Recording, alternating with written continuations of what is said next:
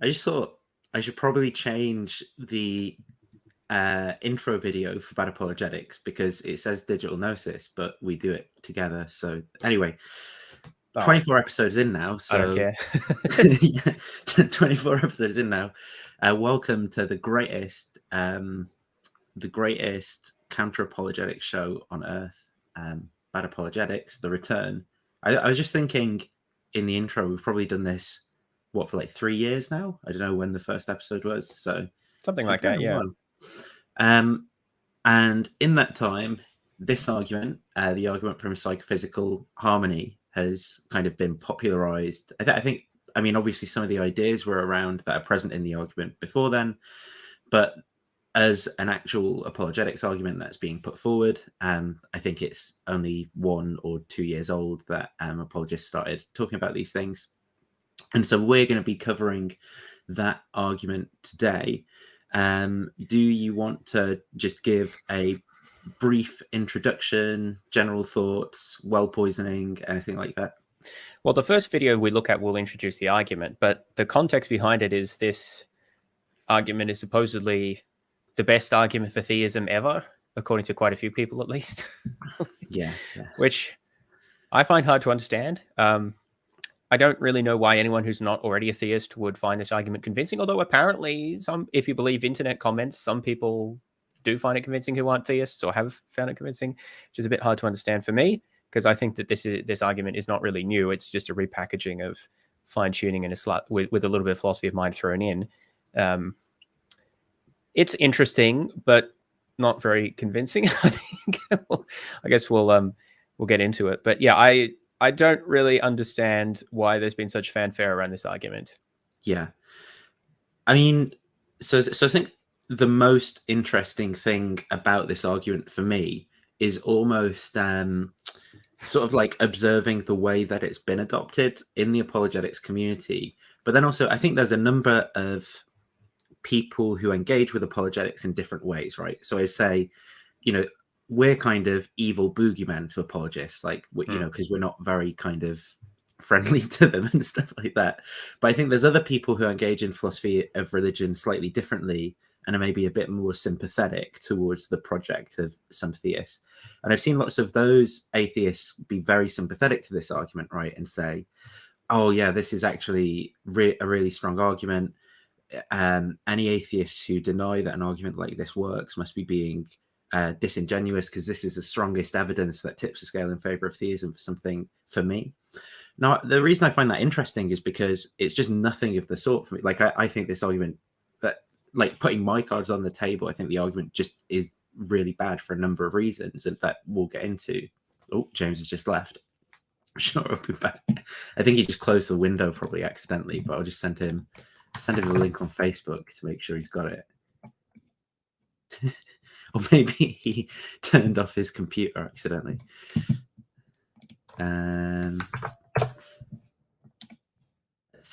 Let's see what James does. If he's going to come back. Here he is. I don't know if you just closed the window. Sorry. I wasn't logged into to StreamYard, and I thought, I'll just log in. I didn't realize that would kick me out of the video. Look, I know I'm boring, but you don't have to leave every time. No, the apologetics demons got to me. So I was just saying, like, I find it interesting that so many atheists have sort of been being so, I don't know, excessively charitable, or I don't know if it's that they're trying to, like, build their credibility with apologists to get them to actually talk to them or something like that by saying that this argument's good. But I think this argument has sort of gone through a kind of hype cycle, right?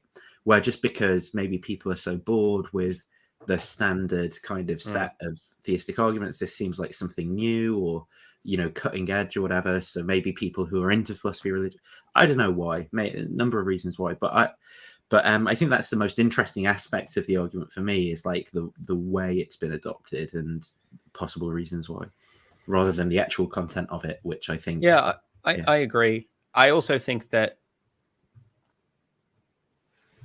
philosophy of mind is not an area that's often appealed to directly in apologetics. I think it actually is relevant to a lot of areas, but more tangentially. Yeah. This argument appeals to it more directly, so maybe it's just something people haven't thought about as much. I just don't see how someone who is a naturalist and who has, you know, a naturalistic perspective about philosophy of mind would find this argument at all convincing. Yeah. But yeah, maybe if you're just used to the stock standard, and then the stock standard, you know, cosmological and moral arguments, and you hear this, you're like, oh, well, that. Yeah, and I think we see a bit of that convincing. with I think we see a bit of that in Cameron's interview right at the start. So maybe we'll comment on that at that point. Okay, so the first video then is this overview of the argument by Apologetics Squared. I think some sort of like commentary just on what this is. Obviously, this is an interpretation of the argument, right? So it's not gonna. It doesn't match exactly the way that people like Dustin Crummett, for example, might talk about it, though it's like, I think, a pretty good representation. I think there are some slight differences, but I think the reason that this is a good one to start with is because of the visuals that Apologetics Squared puts in for people in our audience who are not familiar with the argument and are trying to familiarize themselves with it. I think the visuals can help to understand certain concepts and things. Obviously, like, part of my criticism is also going to be that, you know, the visuals can kind of be misleading, right? Because they can prime you to think that there's only a certain set of possibilities available. You know, like for example, drawing, you know, if you draw two squares and one of them's theism and one of them's atheism, and then you go after psychophysical harmony, look, all the atheism gets scribbled out or something. Right? Yes, I remember. Well, that part I thought was a bit. But actually, I thought this was quite a good video overall, in terms of the clarity of the explanation and the visuals, although there are some arguments I think are not, I don't agree with, but yeah, it's not a bad video to get started with. Cool. Okay, let me just pop this window out so I can see both of our thingies. You know what SCCC is, by the way? No, actually, I don't know. Maybe someone in chat will tell us. Okay. Hello. Something I'm thinking like case for Christianity or something like that, but I don't know. Yeah. Ooh. Remember when I said in part 4 of this series that I was going to argue for theism cumulatively rather than in one fell swoop? Cumulative case Christianity? I don't know. Maybe strongest cumulative case of Christianity? Maybe. Yeah, that might. Well, that was a lie. In this video, I'm going to present the argument from Psychophysical Harmony, which I would venture to say is a proof of theism, stronger than all other arguments for God. That's a very bold claim. And especially, I think this is, so that social kind of thing that I was mentioning at the start, right? This is the first example we're presenting to our audience of that. But like, you know, I think just because of the novelty of it, maybe, or the hype they went through, where it's like, yeah, stronger than all other arguments combined. It's like, that's a really big claim for how there's not that much to. I mean, we've not made that case yet, right? Fair, but like, we will make that case. There's just not that much to the argument to say this seems so kind of like bizarre. But yeah, I don't know. Maybe it's just trying to hype it up to get you to watch the video. That's a charitable interpretation of this. Yeah, fair enough. Mind. Now, even though I've gone over I guess words just don't mean anything to apologists because their psychology is so disharmonious. Yeah, maybe. Well, we'll get to that. Yeah. epistemology a lot in this series, I'm going to start with a bit of a refresher because I think that half the difficulty of this argument is getting the epistemology straight. So let's jump into that. The main thing that you need to be comfortable with for this argument to make any sense is using probabilistic reasoning in scenarios where the outcome had to turn out the way it actually does turn out. An example I've used a lot is the probability that, say, the Googleeth digit of pi is 7. You might say, this probability is either 100% or 0%, but since no one has calculated that far, we don't know which it is. I understand what this answer is getting at, but a better answer is to say, hey, each digit is as probable as any other, as far as I can tell. So even though the digits of pi are dictated by mathematics, from my perspective, the probability is 1 in 10. All this is totally valid probabilistic reasoning, even though the digits of pi have to have the values that they do have.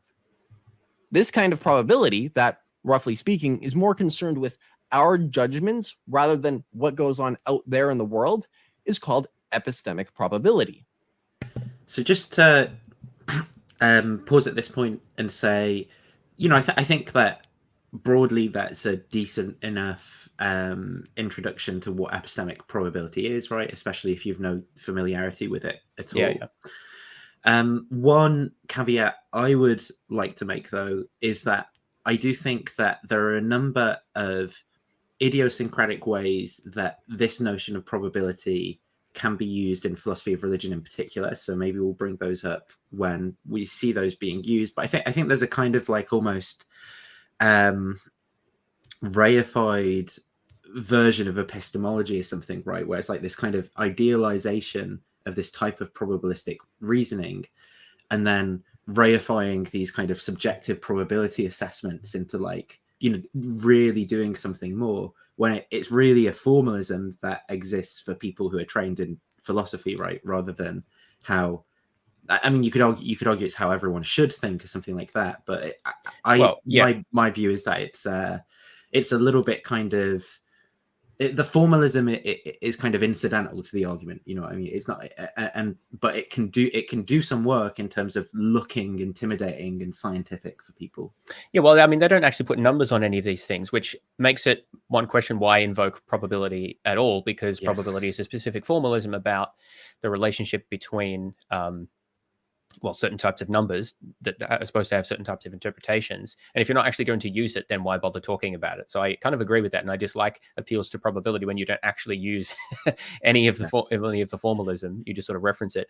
But the other thing is that, I mean, it's not as if it's established that this is the right way to think about belief or justification for claims. Like the idea that this is a very Bayesian way of representing like how epistemologies should work, like that you can have distributions of beliefs about any type of claim, including claims about necessary truths, and that those are fundamentally subjective. If you're a frequentist about probability, you're fundamentally going to reject the idea that it makes any sense to say that there's any probability of what the Googolith digit of pi being 7 is other than 0 or 1, right? Now, he said here, well, no, we can say it's 1 in 10 because we don't know what it is. And as far as we can tell, it's, equally probable. But that's just the Bayesian perspective. So you don't have to agree with that. Like, I mean, that will take us well beyond what we're going to talk about here, I imagine. But I think that's important, that you kind of have to buy into this broadly Bayesian kind of approach to probability for this to make a lot of sense. And that's an open question, right? I mean, I find it sort of plausible myself. I often talk about epistemic probabilities, but I don't want to apply this reasoning uncritically. And I do think because it's fairly important to the argument that's made here, it is sort of thrown out as if it can just be accepted when, it can certainly be challenged. Yeah. We can use this epistemic probability stuff in other contexts as well, like science stuff. For example, what's the and this is where, as well, like science, right? And it's kind of like it's trying to draw that parity between, the kind of things that people are doing in science and what's being done in apologetics or theology. And I think that's... Well, Cameron just posted about this maybe a couple of weeks ago. Do you remember that? He said something about the epistemic methods of science and natural theology are identical, something to that effect. Yeah, and I think it's just it's this attempt to kind of like, dress your apologetics up in the garb of science or something like that, to try and borrow some of the credibility or something like that people would give to those endeavors. Which, I mean, I understand why you do that. If I put myself in the mindset of an apologist or whatever, you want to believe that that's what you're doing, but there's some serious relevant differences between the two.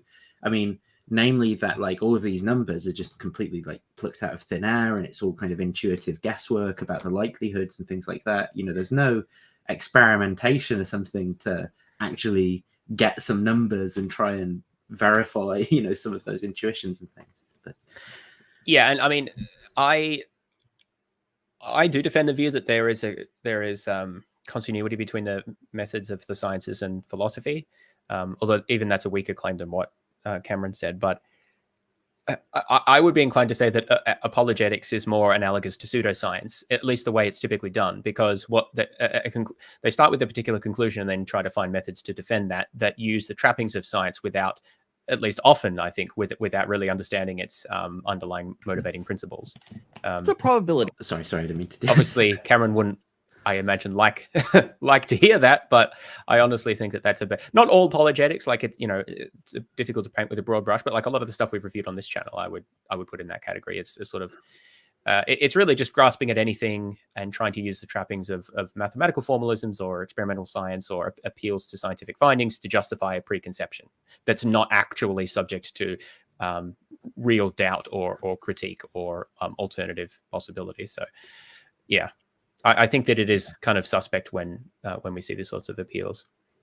And I think that's a better way of putting what I was trying to get at, right? Like it's not that I'm not saying there isn't a continuity. It's not that I'm saying there isn't a continuity between some of the things that we want to do in good philosophy and some of the things that we do in science. But I think in this case, it's kind of like trying to make it just look that way. But it's not really exactly doing the same thing. Yeah. And that's why I say it's more like pseudoscience, because it's about using the superficial trappings without actually the underlying methodology. That water is H2O. Well, it's actually 100% because water just is H2O. However, we didn't always know this fact. Scientists discovered this through experimentation. If we were to imagine ourselves in the place of these scientists, we would say the epistemic probability of the claim that water is H2O would be low prior to any experimentation. Then, after some experiments on water are performed that reveal it is H2O, the epistemic probability goes up. Okay, now that we have a handle on epistemic probability, okay, so I want to ask, if we can pause here for a second, there's an important aspect which I don't think is really discussed in this video much, and honestly, it's mentioned in the paper but not really addressed. And I actually think that this is a huge weakness, or it's a huge problem with the argument. Maybe there's a way around it, but and this relates to, because we're using epistemic probabilities, one of the issues with those is that they're fundamentally subjective. Although I've heard people try to say that there's objective versions of that, but I actually have no, like objective Bayesianism, I have no idea how that's supposed to work. But anyway, I mean, that's not really discussed here, so I'll leave that aside. Epistemic probabilities are fundamentally subjective in that the probability depends on your background knowledge. So what are you conditioning on? What beliefs are you including in your set of background that's you're making this judgment with respect to? So he, in this video here, explicitly just said that if we didn't know what water was, then we might say our epistemic probability of water being H2O was low, which is fair enough. But that's the whole issue, is based on what we know. And I think this is going to be relevant for when this comes to the psychophysical harmony argument, because I think what the claim is going to be that the observation of psychophysical harmony is very low under atheism. But I think that's going to be entirely contingent on what background beliefs you put in with your atheism. And sometimes in the paper, they just talk about a priori without really specifying what that's supposed to be prior to. That's one of the problems I have with a priori language in philosophy, is that I don't know what it's prior to and what it's posterior to. So I might bring this up again when this becomes relevant, because essentially often what I'm going to want to do is put in a prior belief that involves a theory about why I would expect to see whatever types of observations that they expect that they want to say can't be explained. I'd say, well, that's part of the belief set that I'm conditioning on. And then maybe they'd say, well, you shouldn't condition on that. And then the question is going to be, well, what are we allowed to condition on? So anyway, I'm bringing this up here because this presentation of epistemic probability should really include a conditioning, like a vertical bar, and then have like background beliefs there. And those are going to be relative to each person. And there's going to be a lot of room for maneuver about exactly what should be put in there. So I don't think that it's just an open and shut case as to what any particular epistemic probability should be, because you need to specify who's making the judgment and what they're conditioning on. So I think one problem here is going to be that this kind of formalism is a kind of idealized type of rationality, right? Yes. But the problem is that it's going to rely on these kind of like claims about what people would have, what we would have believed before any data that are, in my opinion, fairly kind of dubious, right? So one thing is that when we now consider what we would have believed before any data, there's all sorts of problems with hindsight bias that are going to come into that. And I think we'll see some specific examples of those.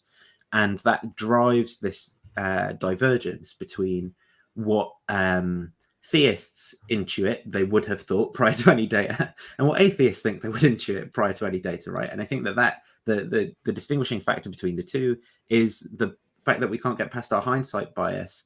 And the other thing I want to establish is that when we try to use this idealized version of rationality in this way and talk about what our priors would have been, I actually I understand what's trying to be got at, right? But I actually don't think there's any such thing at all, and that the notion kind of falls apart, because prior to, any experiences, you don't have any language or concepts, and so this kind of undermines the reification of this whole thing, which is the attempt to make it something, to make the argument more universal or something, in the sense, because there's talk as if the prior is this kind of like pure thing that everyone will share, and that's the reason that the argument works the way it does, right? Is because it's like, well, anyone would think prior to that water could be this probability or that probability. It's like, well, it's fundamentally underspecified if you're using this formalism of Bayesian reasoning, because prior really just means prior to whatever observation you're about to condition on in the calculation you're going to do.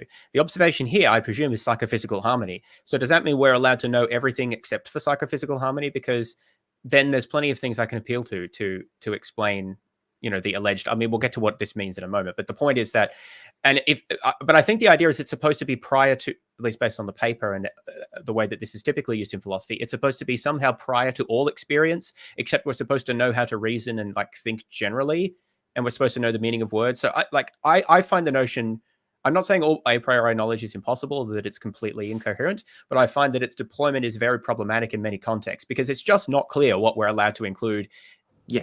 What it's prior to, in other words. And that's going to be really, really important, I think, for this, particularly when we start talking about the concordances and harmonies between experiences and physical states and things like that. It's like, well, what are we conditioning on here? Like, what are we allowed to say that we already know, and what are we not allowed to say that we know yet? And I just don't think that's made clear enough for me to make sense of these epistemic probability statements. And I think that the proponent of the argument kind of switches between the two types of probability when it's convenient, right? So when talking about epistemic or subjective probability, almost like weakens what's being said in the argument, then that's appealed to. But when the argument can be kind of like universalized by talking about these like priors and how anyone would think this or whatever, to make the argument sound stronger, then that's appealed to, as if these are like objective statements, right? And I don't think you can have it both ways. Yes, and if they are, by the way, if they are true epistemic priors in the Bayesian sense, then there's actually no constraints. There's no probabilistic constraints on what those can be. So to take the Googler's digit of pi, for example, suppose that I have literally no evidence about that. It's just a pure prior distribution. Your price could be anything, as long as they obey the, they have to sum to 1, right? But you could have arbitrarily higher priors on some numbers than others for no reason. That's entirely consistent with the formalism. Now, you might say, well, we have to appeal to other reasons to justify these priors, but that's actually not part of the formalism of like Bayesian epistemology. That there's not general constraints on what the priors are. You'd have to make further arguments about what those should be. And I think it is an issue that if you're then going to sort of subtly appeal to that, but then not really explain it, it becomes an issue. And again, if it seems like we're talking too much about this, I think it's important, because that's why the video started about this. The whole argument is contingent on this appeal to epistemic probabilities, because it can't appeal to like metaphysical possibility, because the atheist will just readily, or the naturalist will just readily say, well, there's only one metaphysically possible set of psychophysical laws, so what's the issue here? So that's why they're appealing to epistemic probabilities, is because those aren't constrained by metaphysical possibility. But then the issue is that they're quite squishy and sort of hard to constrain. As I've just said, you can have any set of epistemically, sorry, you can have any set of epistemic priors that you like, as long as they're consistent with, the mathematical formalism. And if you're going to argue there needs to be extra rational constraints on those, aside from those present in the formalism, then you need to make the case as to what those are. And, as I said, what are we allowed to condition on, and what are we not allowed to condition on, and what is it prior to, and all of that stuff.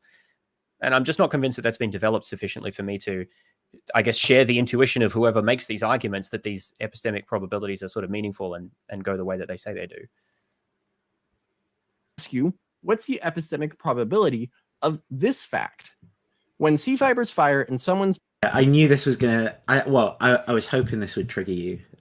Look, I'm just used to it in philosophical writing. It's just a what's the word I'm looking for? A stock example, right? It's not a real. Yeah. This isn't a real fact, by the way, scientifically. It's almost like C fiber is a term of the trade in philosophy. It just means the physical state that corresponds. But I think this does actually highlight.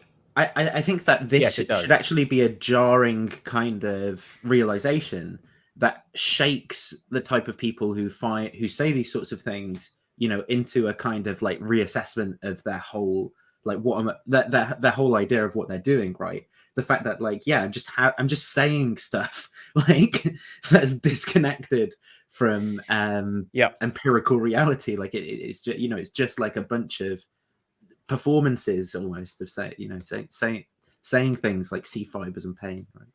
Yeah, that's one of my criticisms of many of these arguments, is that they don't sufficiently attend to the details that they're supposed to be addressing. Like the challenge that I always give in the case of interactionist substance dualism is for the proponent of this to explain how the immaterial soul can cause ion channels to open and close across the membranes of neurons in different ways than they do by physical means, so as to bring about changes in the action potentials in neurons, which then changes, the thoughts that we have.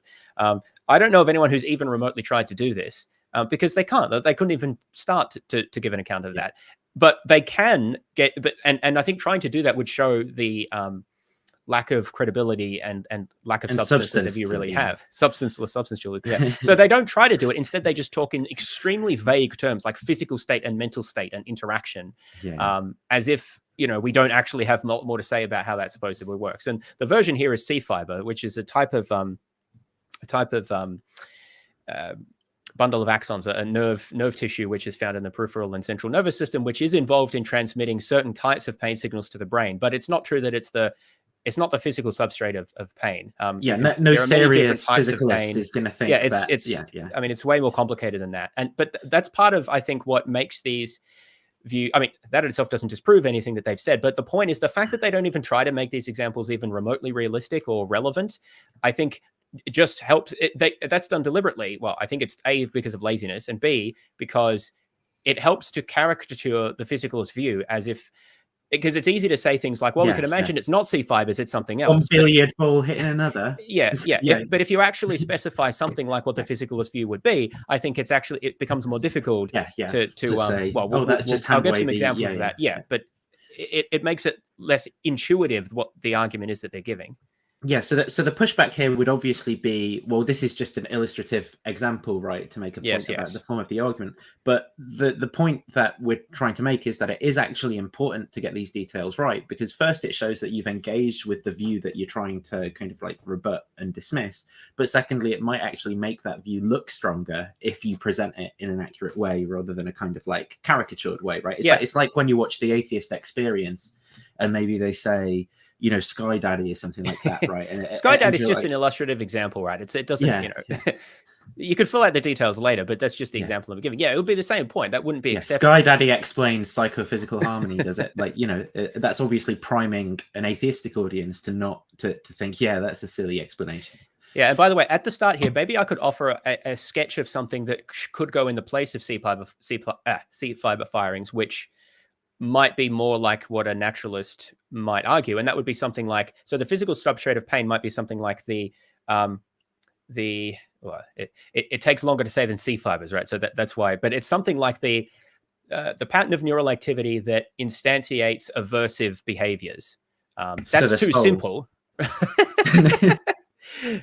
That's too simple, but it's much better than C fibers, right? So the point is, if you think about, there's some sort of regularities in patterns of neural activities that instantiate behaviors that lead us to avoid certain situations, which includes the learning and the actual withdrawal and the emotional resonance to that and things like that. Now, if you replace that in this case of C fibers, see how, that's not a perfect caricature of what it would be, but it's like, replace C fiber firings with that and see if the things that he's going to say about epistemic possibility are as intuitive. And I would suggest they're not as intuitive. And I would further suggest that the more we flesh out the C fiber with something that's actually physically plausible, the less intuitive some of these statements gets. I mean, maybe not for everyone, right? Intuitiveness isn't the guide to everything, but I think the point is that the example actually does matter. And that's like a low resolution. The lower resolution you make it, the sillier it sounds for most physicalist views. Brain, they feel pain. Now, the epistemic probability of this is actually about 100%, since C fibers have been shown through experimentation to be the nerves responsible for pain. But I want to know, prior to these experiments, what epistemic probability should we have assigned to this proposition? If you didn't know any neuroscience and were just shown the physical structure of the C fiber... I just heard what he said. He said, what epistemic probability should we have assigned that prior to experiment? So I'm not sure that there's an answer to that. I don't has any answer in typical Bayesian epistemology. Unless you sort of like detail a person's entire belief system, right? Well, then you have enough information. Well, he just said we. He didn't say anyone being particular. Yeah, and when he uses that collective pronoun or whatever, like to like that, well, there just isn't an answer for everyone, right? Because I would say it's built into the formalism that there isn't an answer. That's sort of the point. Now, I know people have tried to then add extra stuff onto it, which I think is what I was saying before. You have to add extra constraints onto what the priors, rational constraints on the priors, which, is fine. You can argue for that. But I do think it's pretty important here to understand what those constraints might be. Because, I would say that the way I understand this sort of epistemology, there aren't any, there is no fact of the matter about what prior probability you should assign to that, absent any further information about your other commitments. Right. And that loops back to the point, though, of where, like, well, when we can use epistemic possibility to get away from metaphysical or physical possibility, because that would give the physicalist too much, we'll do so. But then when we want to kind of like universalize our arguments, we'll talk about our subjective probabilities as if there's kind of like a fact of the matter for any individual person. Yes, exactly. It's a fine rope to walk, and I don't know that it's done very effectively. Would be the epistemic probability that its firing would be connected to the experience, or if you want to be fancy, the qualia of pain, rather than, say, the experience of... And I wanted to comment on this as well, just because using specific theory-laden language like qualia definitely does exclude a number of physicalist views, like qualia quietism or illusionism, which many... Well, I don't know. I should caveat, I don't know many because I don't actually have any survey data on specifically those views, but which at least some well-considered naturalists who I take seriously, and I'd consider myself a qualia quietist, to be honest, are gonna say. So by talking in these kind of like terms, right, you're not using neutral language, and you're kind of like you're almost constraining your argument to only work on people who think about philosophy of mind in that sense. Yeah, I think qualia is not used much in the paper. Yeah, they don't use it at all in the paper. So this could be an artifact of Apologetics Squared providing a presentation, trying to make it accessible to his audience. But I think it shows a disconnect between sort of like the headspace you have to be in to be finding some of these like apologetics presentations of these arguments viable, right? And maybe like where a completely neutral inquirer would be on these topics. So the thing I'm trying to say is that I think it kind of like there's kind of like a way of thinking about philosophy that you have to be in for some of the kind of presentations of these arguments to work, and that's because the apologetic space is kind of like a thin slice of philosophy, rather than like just this kind of like rich, diverse field of thought where everyone's just really engaging with everything naturalists think, or something like that. Yeah, agreed. Or the experience of seeing red. Now, there are a lot of theories in the philosophy of mind about the nature of the connection between physical C fibers and the mental experience of pain. Some people think that we have a material body and an immaterial soul, and these are interacting. Some people think we're purely physical, and the connection between pain and C fibers firing is the same connection between water and H2O, just two sides of the same coin. Some people think that minds are fundamental and the material world is all reducible to consciousness. I will say as well, just one thing I thought, and this is like going to highlight like my biases and stereotyping and stuff of people I disagree with, but I did kind of, I kind of found it almost like a Freudian slip, you know, like looking at the images. I was like, yeah, which of these do you think that like a normal person thinks? We've just got the stick man, that you know, the person exists, the person and secret source, or just secret source. Yeah, the depiction of an immaterial mind is interesting. It's sort of, I mean, I guess by nature it doesn't actually look like anything, but no, but I just thought it was like funny from a, you know, like it's not conclusive, but it's just like if you're just a normal person being indoctrinated into philosophy, right? And it's like, well, you can have the normal stuff you believe in plus, or you can just have like weird stuff and make everything dependent on that, or you could just have the normal stuff, like. But that's a biased claim. I will say that. I like what generic username said, by the way. If you can show that. Oh wait, I can show it, can't I? This one. Oh yeah. You unshowed it. Yeah, sorry. Disassembling flies at an atomic level and sorting the remains by element. I think that's a pretty accurate description of what we do here. So thanks for that. And so on. Now, it may seem like we need to figure out which of these theories is true before we can answer my original question, but we don't. Nothing within the tenets of any of these theories would affect our judgment about whether the particular mental experience of pain would be connected to the particular physical. Well, I don't think that's true. I mean, prior to having a theory of mind, it would. This is what I mean. This is exactly what I meant. Like if we're saying I'm not allowed to have a theory of mind before I think about the C-fiber question, well then yeah, I guess it can't, right? Because I haven't thought about it yet. But I don't really understand why I think about the relationship between mind and brain, right? Let's just assume this is a priori. I mean, I don't think this is how it works, but hypothetically, right? I come up with a theory, and then I think about the question of C-fiber firing. Someone points to C-fiber. What is the relationship between this and pain? Now, of course, your philosophy of mind is going to have something to say about that probability. It may not be definitive, but it may rule things out. It may make certain things more likely. And of course, it depends on what other things we're allowed to include. I mean, this is why it gets a bit silly, because what else do you have to know in order to even understand what a C-fiber is? Or for that matter, what the experience of pain is? I mean, you have to know some things to even make sense of that. So I think it becomes a bit woolly here about what exactly we're trying to define. And I think like if I genuinely try to give an honest assessment of that for myself, right? So I can think back to maybe like my 13-year-old self was super into science, and I probably would have had some cookie cutter, you know, like I would have probably just gone, if you'd asked me at that time, I would have just trusted some kind of cookie cutter version of physicalism, right, at that point, and probably said, and this is before I had a real theory of mind, but I think I would have just assumed science explains everything and just gone, oh yeah, if there's like if that's some sciencey thing, I'm probably like 80-90% confident, right? So that would have been my prior to having a theory of mind at that point.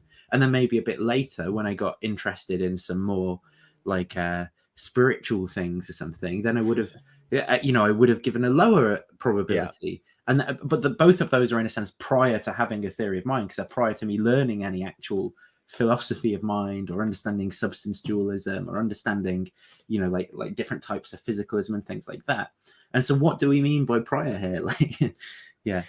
And I don't think the paper really clarifies this. It talks about a priori, which is, again, I mean, I know this is widely used in philosophy, but it's my criticism more generally as well. Sometimes it may be clear what we're talking about specifically prior to, but in contexts like this, I don't know why we're not allowed to include our theory of mind as something that's going to change my assessment of this epistemic possibility. So I just think this is wrong, that they're always going to be low, and it doesn't matter what your theory of mind is. Well, why do I get to know what like nerves are? Abstract having any idea, you know, sans having any ideas about the connection between nerves and mental states, like that seems like a kind of nonsense. Like who is this person that has some idea of what nerves are, but doesn't have any opinions about the connection between nerves and the feelings we have, you know? Yeah, it's just I just don't know how that it actually helps us to resolve anything by thinking about that. Structure of a C-fiber. If some philosopher had never studied any neuroscience, no amount of pondering these theories on his armchair, but just happens to, have detailed ideas about what nerves are, like. Yeah, I mean, and he could, right? Depending on what he thinks about philosophy of mind, he might think that C fibers have nothing to do with causing pain. In principle, it's obviously possible, but I just think. Well, even if he somehow knows what is, I'm just not convinced that the case has been made that it has no effect, regardless of. No, go ahead. Oh, well, just the point is, like, we're talking about some kind of like idealized nobody, and then for the argument to work, like, okay, it's literally nobody from nowhere. Like that's what we're talking about. Well, closer to realizing that pain, rather than some other experience, is connected to C fibers. You would need to do some experiments to figure that out. So whatever answer we give to and I know I'm going, like, I'm not playing the video, so this is stupid, but the point is, like, so the argument, like, okay, the argument works for nobody from nowhere, and then what happens is apologists who already have it, like, they tell themselves that this is what they would have thought, and so, like, oh, okay, I've given myself a really strong reason to believe in God now. It's like, what are you doing? Like, you didn't start in an idealized state and then just figure out instead. Original question here, it's going to be completely independent of your views on the nature of mind and the nature of the physical world. Now, your theory may end up affecting the actual or metaphysical probability, so to speak, that C fibers are connected to pain, but it won't affect the epistemic probability at all. And that's what matters. So now that I've hopefully convinced you that we can set aside all these controversies in the philosophy of mind, let's actually get to answering my question. It seems that prior to experimentation, nothing in our knowledge of the world, nor even in our intuitions, would lead us to expect that the experience of pain would be connected to C fibers rather than any other experience. I just don't know what like, people have all sorts of intuitions. Again, like, maybe someone just would have a really strong intuition. I don't know. Well, prior to anything, I don't know you'd have any intuitions. I have no idea who's this nobody from nowhere who has intuitions about these things. I don't know. I have no idea. Well, you have to, and that's the thing. You have to have just the right amount of knowledge to get the argument to work, but just not enough knowledge that it could potentially affect the argument. I just don't find it helpful for these sorts of things for this reason. It's so under-constrained. If we made a big list of statements like C fibers are connected with the experience of pain, and C fibers are connected with the experience of pleasure, and C fibers are connected with the experience of seeing red, and C fibers are connected with the experience of feeling warm bath water, and so on, none of these statements. And again, so the example that's given, right, is basically this analogy where you're just given a 6-sided dice and told to roll it, and you go, oh, it might land on any of those sides. But who knows if that's actually what this a priori state is like? Like, so the kind of, like, your intuitions are being pumped in a very specific biased direction that's completely disconnected from the reality of what someone might be like in this complete a priori state. Yeah, so by the way, and by the way, again, remember my counter offer of, instead of C fibers and pain, replace that with patterns of neural activity associated with aversive behavior or something like that. Quite plausibly, that has a much higher probability, epistemic probability. Depending on what we're allowed to condition on, I don't know, but these sort of arbitrary associations of basically just some structure with some type of experience. I mean, there's a reason why they seem kind of arbitrary and don't really make a lot of sense, is because they're not real. Like, there really aren't any examples of this that I'm aware of. So I'm gonna, just to make your point in a stronger way, right? I'm gonna provide a tiny bit of pushback on that, which is just to say, suppose that we did have patterns of neural activity that are associated with behavior. Well, I can still put that next to the word cheese. I can still put that next to the word purple. Like, I can imagine that being associated with all these different.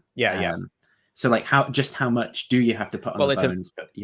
So it's aversive withdrawal behavior, right? So if we think about, again, the question is what we're allowed to condition on. But I guess if you're thinking about the nature of pain, I think plausibly it has some sort of conceptual connection to withdrawal and aversive behavior. And so if we're going to ask, well, what's the epistemic, prior probability that physical states related to withdrawal and aversive behavior and learning about situations to avoid and things like that is associated with pain? Like plausibly, there's some connection there, whereas that's not really true with like warm bath water.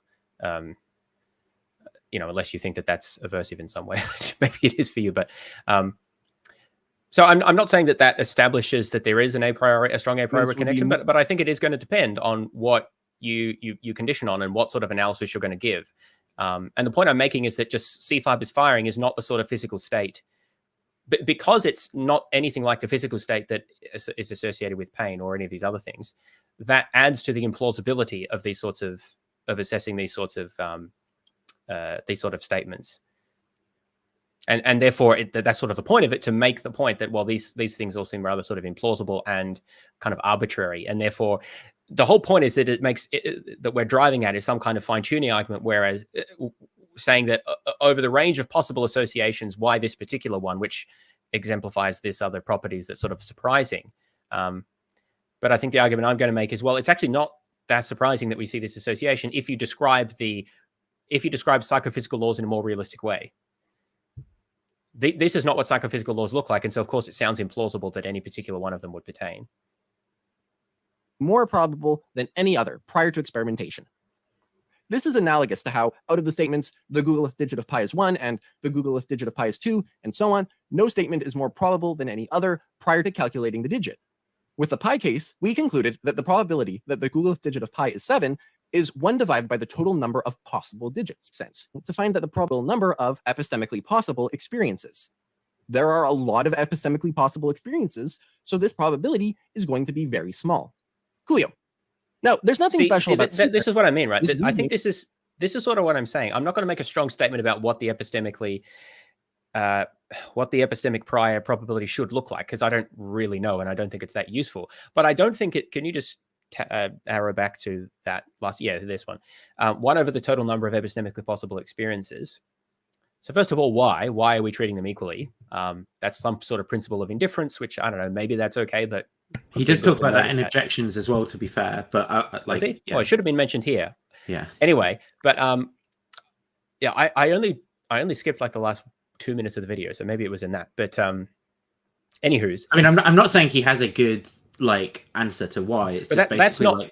If you're going to make this argument work, you've got to. That's an addendum to epistemic subjective basiness, and that's not part of the theory. But whatever, that's not really the most important point. The most important point is that I just think it's false to say that in some sort of a priori view, all of these associations are as equally plausible as each other. If you do a conceptual analysis of pain, I think that certain types of physical associations are going to be more reasonable than others. Especially I think once you know what the word pain is. Yeah, well, that's what I'm saying. I think we have to know what it means. That's why I'm saying that's going to bias you. Yeah, as long as you know what it means, that's probably actually going to bias you to think about associating it with certain even if I try and imagine myself in some a priori sense where I know what the word pain means, the fact that I know what it means that, for example, I associate it with like scalding of the skin or something like that, right? Rather than like eating cake or something because that's just what pain means as a word. Like, it would be hard. Yeah, well, there's a connection there. Yeah. And so the point from my point of view is that a plausible physicalist view is going to give a functional description of pain in terms of the role it plays in our psychology. And that's going to be linked to, physiological and behavioral and emotional states as well. I don't think you can get all of this a priori, but at least plausibly, if you're allowed to know what the word pain means and how it's used, you're going to get some of these connections and associations, and therefore you're going to rate certain of these laws as more probable than others, like pain being associated with behaviors of eating cheese or of riding a I can't think of the word riding a. What are things that go up and down? Roller coaster. I don't know why I can't think of it. Riding a roller coaster. So I'm just not convinced that this is true either. It seems like you would have differentiated probabilities. I mean, I don't really know what they would be because again, it might not be C fibers. It wouldn't be. That's what I'm saying. But combining a plausible functionalism with a conceptual analysis, and then I think you will have associations. Yeah. And then if you want to get down to the level of C fibers, you could potentially do that, but you would need to pull in more specific more specific knowledge, some of it probably a posteriori. But the point here is, again, I think physicalism is least plausible when you jump from a high level of abstraction to a low level of abstraction without trying to do the intermediary steps. Or what, you're telling me that the economy is all just atoms moving? That's stupid. Obviously, there's nothing to do. Like, well, when you say it that way, of course, it sounds dumb, but there's a few levels you've missed there. And I would say, yes, C fibers firing doesn't seem to have anything to do with pain, but functional states associated with aversive behavior, I would say, does seem to have something to do with pain. And then I can link that to more fine-grained neural states, with a series of reductions. At least that's how I would describe doing it. And the point is that I think that it's really just misleading to present the connection in this way, because the physicalist is probably not going to make such a crude identity claim as pain is just C fibers. Or at least I don't think they should do that. Yeah, that's not what science tells us. It's just like rolling a dice. There's just like these 6 options, and it's like maybe it lands on that one, but maybe it lands on any of the others. You know? Yeah, I mean, yeah. If that's where you think the world works, I don't know. It's silly going to be very small. Coolio. Now, there's nothing special about C fibers here. This reasoning applies to any physical structure that's connected to any mental experience. In fact, let's imagine a big list of all physical structures, like C fibers, dopamine receptors, and so on, and the mental experiences. I didn't notice this before. There's actually a problem with number 3 if you look at that. What's the problem with that? Oh, right. Yeah. Look at number 3 purely conceptually. Yeah. But this actually raises an issue about how we even identify things. Like, those types of receptors are identified on the basis of their responsiveness to heat. And so to even identify them is to know what their function is. What heat is.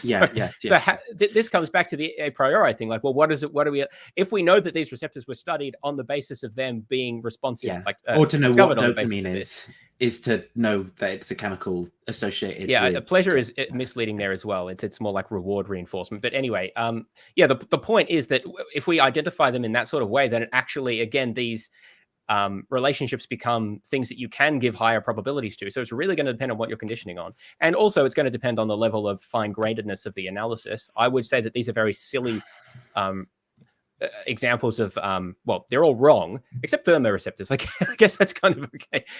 But even there, it's not quite true, because the thermoreceptor is just a part of a very complex chain of physical interactions. The thermoreceptor doesn't feel anything. It's part of the transduction process. But anyway, James debunks physicalism right there. So where does it become physical? Where does it come from? It's like asking where is the US dollar? Like, this is just a stupid question. But anyway, the point is, I really dislike it, not because it's scientifically inaccurate per se. It's because it presents a caricatured view of physicalism, which makes it intuitively implausible. Whereas if you presented a more plausible version, it is intuitively more plausible. I think, like a more realistic version, it's intuitively more plausible. Yeah. It's like this one here is called a set of psychophysical laws. Now, I want to ask another question. What's the epistemic probability that we get the specific set of psychophysical laws that we do in fact have? Well, so for people who are watching, right, just so they can track along with us, though, I want to make the point that even though we've talked a lot about this, because there's that many problems with this stuff that you need to get it to work, this is like the weak source objection to the argument, right? I like the actual meat and gravy of the objection, or that, like, the real problems I think come in these other parts. But that's like how many problems there are with this argument is the fact that there's so many problems with just this like minor point. And so we've been kind of like laboring the point talking about this because, you know, there's so many controversial things that you need to assume or adopt if you want to be a proponent of this argument. But then, you know, this is actually just kind of like the bit around the edge. You know, like this a bunch of little objections that the actual big objections are kind of coming up, right? Yeah, that's fair. It's going to be the probability that C fibers are connected to pain times the probability that pleasure is connected to dopamine receptors firing times the probability that yada yada yada all the way down the list. Each of the probabilities in this long multiplication are going to be ridiculously. I don't know why you would assume they're independent, but we'll let that one slide. That's a nitpick, I guess. Tiny.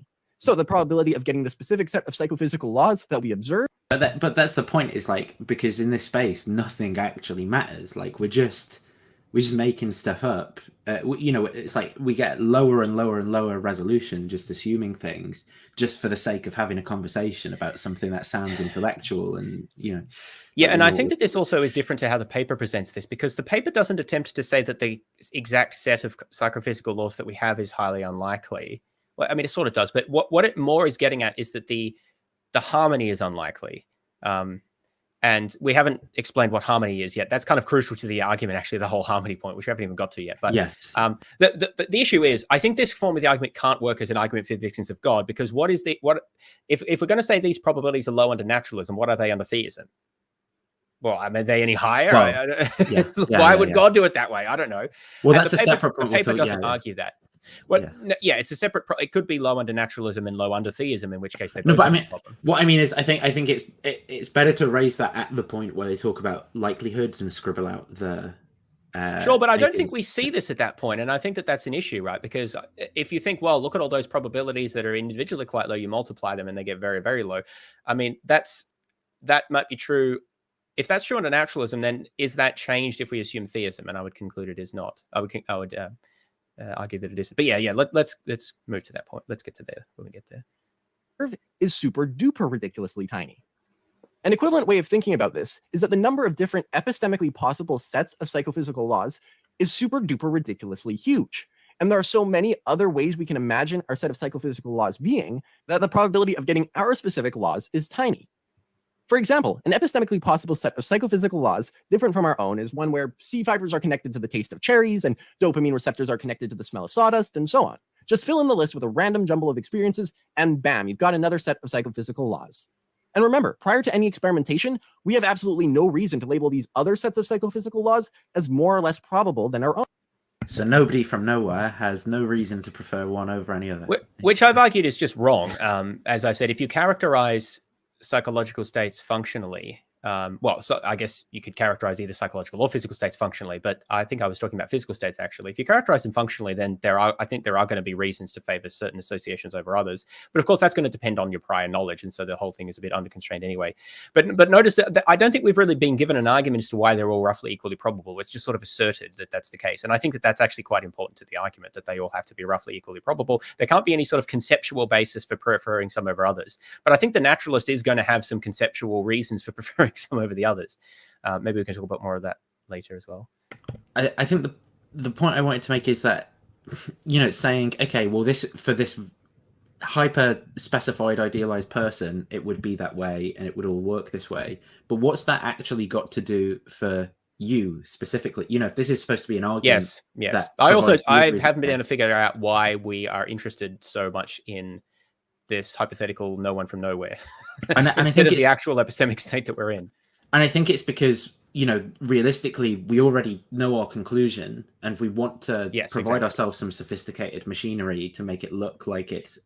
what we're trying to do is turn a retrodiction into a prediction. Exactly. I think that's why we're doing this, which we're hypothesizing after results are known. Yeah, exactly.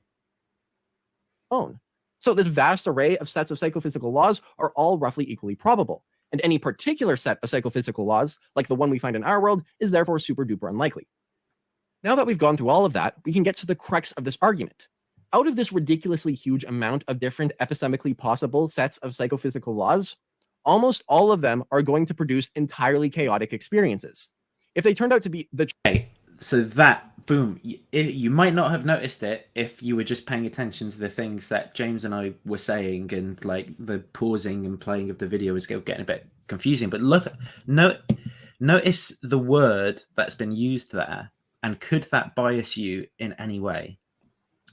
The word that's been used, right, for alternative sets of psychophysical laws is chaotic, right? And obviously chaos is bad, right? But what is supposedly chaotic about, you know, imagine, for example, a different set of psychophysical laws. So a world in which, say everything's physically the same, but my experience of red in that alternative world is the experience I have in this world of the C note on a clarinet. Well, what's chaotic about that? It's different, but that would just be correct for me in that world, right?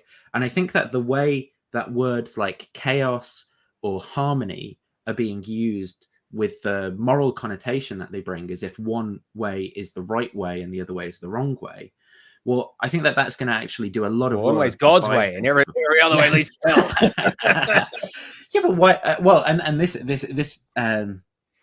brings up another point, right? Why think that that way is God's way as opposed? Well, because that's the way God did in fact do it. Well, how do you know that prior to assuming the conclusion of the argument? The point is that for someone who doesn't already agree with the conclusions, just assessing this, why would they think that God would want to produce agents who experience the color red as I do, rather than just having, like, I don't know, only pleasure experiences at everything, so that so they can still be behaviorally successful in the physical worlds God created, but their mental experience is just far better than mine. In fact, why would God, a certain type of God not do that instead? Well, I've got more to say about that, because I think that if you did believe that God was trying to harmonize psychophysical experiences based on his worthy intentions, his good nature, then he's done a real botch job, as usual, as we find out when we're told that God engineered things in a certain way, and he's always turns out it's trivially easy to think of improvements. But we'll get to that a bit later. But yeah, I think that this is critical here. This is where the harmony comes in. Basically, the argument is that the psychophysical laws that we have are exhibit regularities in our experiences, allow us to make predictions and understand rationally our experiences and stuff like that. They're ordered, whereas almost all of the others are chaotic. And this fact that there's a sort of an alignment, a harmony between the physical states and the psychological states is the psychophysical harmony. And so the question is, why don't we have chaotic experiences fundamentally? Because it seems a priori we would expect to have some. I'm trying to think of a word like racism, right? Like Peter Singer's speciesism.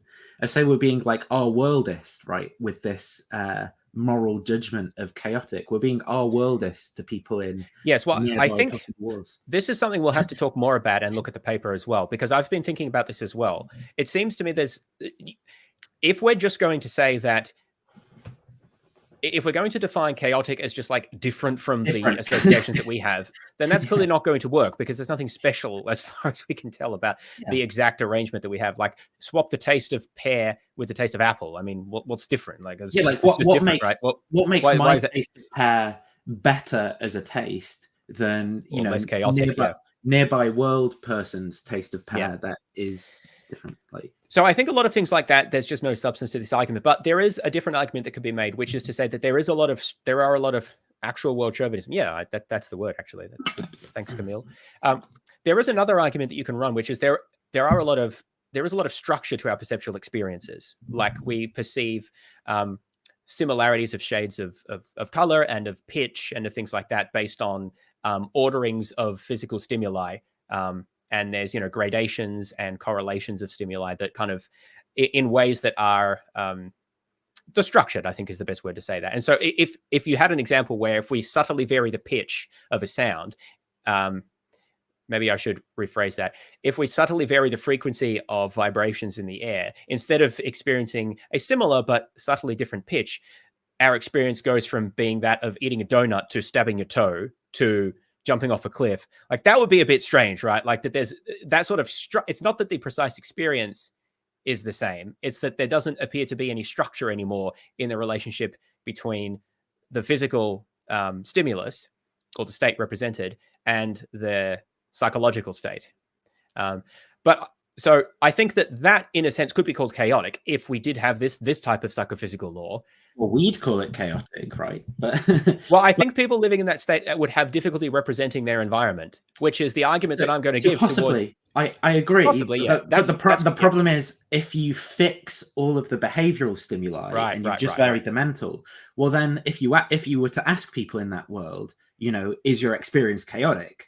Well, I mean, like, people with borderline personality disorder or whatever might say yes, but most normal people are going to just say no. That's right. And this is why I think the whole argument collapses here, because on the one hand, I might say, intuitively, I think that a world with that sort of psychophysical laws, it would be very hard to represent your environment in a coherent way that bounded agents could act in.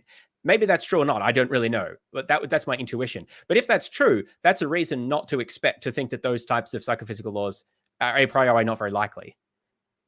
Precisely because I don't think that agents like us could could function in such a world. So I don't think that those laws are very likely. Right. I don't need to know anything about, plausibly, I don't need to know anything about anything other than thinking through the implications. Sorry, you mean that experiencing anything in a world like that is likely because those agents wouldn't be successful in that world, right? Is what you're... Yeah. So I'm saying that if we imagine this type of... So the question here is, are all of these possible psychophysical laws equally likely? And one answer to that, I'm not saying it's the right one, one answer to that is no, because some of them give rise to worlds in which we wouldn't be able to learn about our environment in a coherent way, and we wouldn't be able to act in the way that we do. Because you're also conditioning on the fact that you are having experiences, right? Yes, and I'm helping myself to that. So that's a question of, am I allowed to assume that I have experiences, right? So yeah, it absolutely depends on what you condition on, which is what I was saying before. But I don't think I have to condition on anything very specific to make an inference, if I'm some sort of physicalist, that, well, certain types of psychophysical laws are going to be ruled out based on, some very basic observations about what I take myself to be, right? And nature in the world.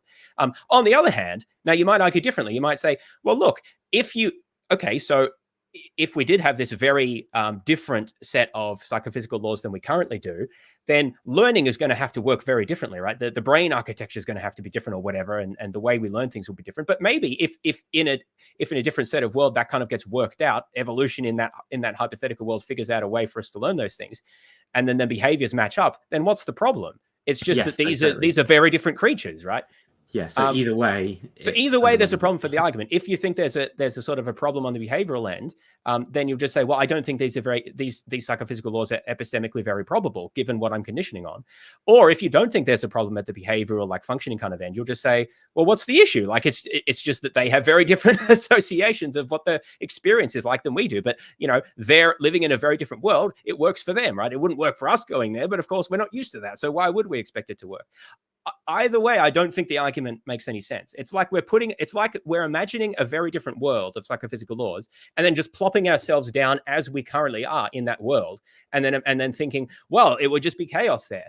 Well, yeah, it would be chaos for us, but we don't actually live in that world. So you've got to imagine, what would it be like for us if we could be in that world? And I'm not sure it would be. It would, like, we would be different, but would it sort of feel different? I don't know. It presumably would just have, either there's ways around it or there's not. If there's not, then plausibly it's not epistemically possible.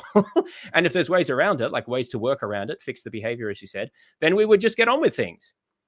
So this is what I found wasn't addressed in the paper or in this video, is this idea that, like, are we allowed to condition on the idea that it doesn't work? If so, then there's no problem. Or if it does work, then there's also no problem. It just seems like we're making a weird hybrid of putting ourselves in a very different world and then complaining that the experiences are chaotic. Yeah, so it doesn't make sense to me. It's something like either experience is genuinely chaotic or it's not, right? If it's genuinely chaotic, then built into our background knowledge is the fact that we're experiencing, and the fact that we're experiencing means that I butchered the way of articulating this. The fact that we're experiencing those means that there's a selection effects for worlds that are not disharmonious, right? And that's gonna bias the assessment. And you don't have to phrase it as a selection effect. You could just say, I assign low probability to those worlds. Yes, yeah, that's what I mean. Which is going to undermine prior experience, which undermines the argument. Or along the other horn, right? Disharmony just doesn't exist, and so there's it's just a different world. It might look disharmonious to us if we don't understand it well, but it's not like underlying disharmony. Well, if we're in our current context, if we're in our exactly. Yeah, but if we're in that context, it would it would just be different. So the point I wanted to make about chaotic, right, and words like harmony and disharmony, is that when it comes to our likelihood assessment, this is going to do so much work in biasing people towards theism when they're presented with this argument as well, right? Because the moral connotation of a word like chaos or harmony is then going to do all this work. And when you go, well, what would a god do, right? Well, God's not going to do bad thing. And then you can still question that. You say, well, why not? If we're kind of like considering theism as this kind of like pure hypothesis, but not even. I just want to highlight the way that kind of like certain word. You might as well, rather than chaotic, right? You might as well use the adjective godly, like people have godly experience or godright experiences or something like that, because that's what it's doing. It's just reaching for a description which you think will cohere nicely with, you know, like the kind of theism that you're going to be kind of like arguing under. And I think that's what's gone on with the selection of word, because if you use a kind of if you use a more neutral term like different, for example, well then all of a sudden I think I don't have data on this again, but my guess is that people's intuitions will be very different about what kind of world God would create. If you just say, well, would God create a world where people have different experiences? People are probably going to be less sure than if you say, would God create a world where people have chaotic experiences, right? Yes. Yeah. And I think if you look at we'll get to this a bit later. If you look at the paper, I think they are relying on what we might call genuinely chaotic experiences, which is some sort of experience set where we actually can't function as agents. This relates to how they then explain why God would make a world that isn't like that. But yeah, I think we've already seen from this video that it's sort of, we can get around that just by saying, but we're already conditioning on the fact that we don't live in a chaotic universe. And so we're not going to consider that epistemic probability, because a priori I don't think that's the only response to it, but that's at least a response, which is an issue with the way they've structured the argument. Because basically they're trying to say that the physicalist has to consider these possibilities, even if they're metaphysically impossible according to them, because they're epistemically possible. But the physicalist can just say, well, they're not epistemically impossible to me, because just even thinking about it, I mean, if I think there was no possibility of an agent to arise in such a world, what biases the distribution? Possible. The fact that you're having an experience biases the fact that the very fact that that's the point is that could still be considered a priori reasoning. I don't need to condition on any specific findings of science. So if you think that's important, and I'm not sure why that's given so much importance, as we've said, but if you think it is important to stick a priori, then I think it's perfectly reasonable for the physicalist just to say, well, no, I don't give the chaotic ones, the truly chaotic ones equal, because I'm conditioning on the experience, which says that reality ain't like that. Yeah, instead of this looking like this circle with all these dots in, instead maybe you have like a distribution, and then under the peak of the distribution, there's kind of like harmonious worlds. And there might be different harmonious sets of laws, by the way, additional to ours. You might extend the argument and say the set of harmonious laws is very small compared to the set of laws that yields truly chaotic experiences in which it would be impossible to act as an agent. And at that point, it really is a fine-tuning argument, I think. It's just basically saying life would be impossible, or agentic life would be impossible in most possible sets of universes. And we're very explicitly at a fine-tuning argument, I think. It doesn't have anything directly to do with the nature of our experience. It's really just saying certain laws allow life, but those laws are not. But I don't think anyone actually knows what the. Well, I think on that point though, that's probably where the argument takes on a bit of a life of its own, and like different people, almost there's room for interpretation, right? In where people put the emphasis in how they present this. Yeah, absolutely. So anyway, I just wanted to caveat that there are other aspects to this, which maybe we'll discuss those a bit more later. But let's continue on the video from now, I think. True set of psychophysical laws, it would be impossible to have any coherent understanding of the world whatsoever.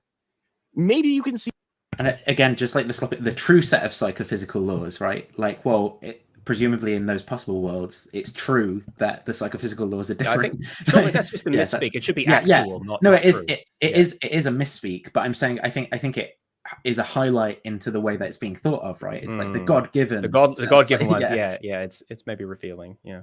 See some intuition behind this, but how do I demonstrate that this is true? Well, now we come to a fork in the road. Basically, everyone agrees that the physical stuff in the world affects the mental stuff, like experiences. For example, if you stub your toe, you feel pain. However, there's disagreement on whether the reverse is true. Does the experience of pain affect the physical world? Like, do molecules actually move, not because of any physical force, but because some mental thing caused them to move? On some theories in the philosophy of mind, the answer is yes. And that is a very... So saying that there's dispute about whether mental phenomena cause physical effects is fine. It's an understatement. A dispute. Yes. It's kind of true. Well, we could discuss that. That's fair. But the point I wanted to make is the way he then phrased it, which was to say, what was it that molecules? Can you just rewind a bit? I want to get that wording again. Do molecules actually move, not because of any physical force, but because some mental thing caused them to move? Yeah, right. So very few people would agree that molecules can move only because a mental thing caused them to move. Most of the people who are substance dualists and who... So let me take a step back. There's a view called the causal closure of the physical. in my opinion, science operates under the assumption that this is true, which means that every physical effect has a physical cause and only a physical cause, or if it has a cause, that cause will be physical, and it doesn't have any other does this causes. argument.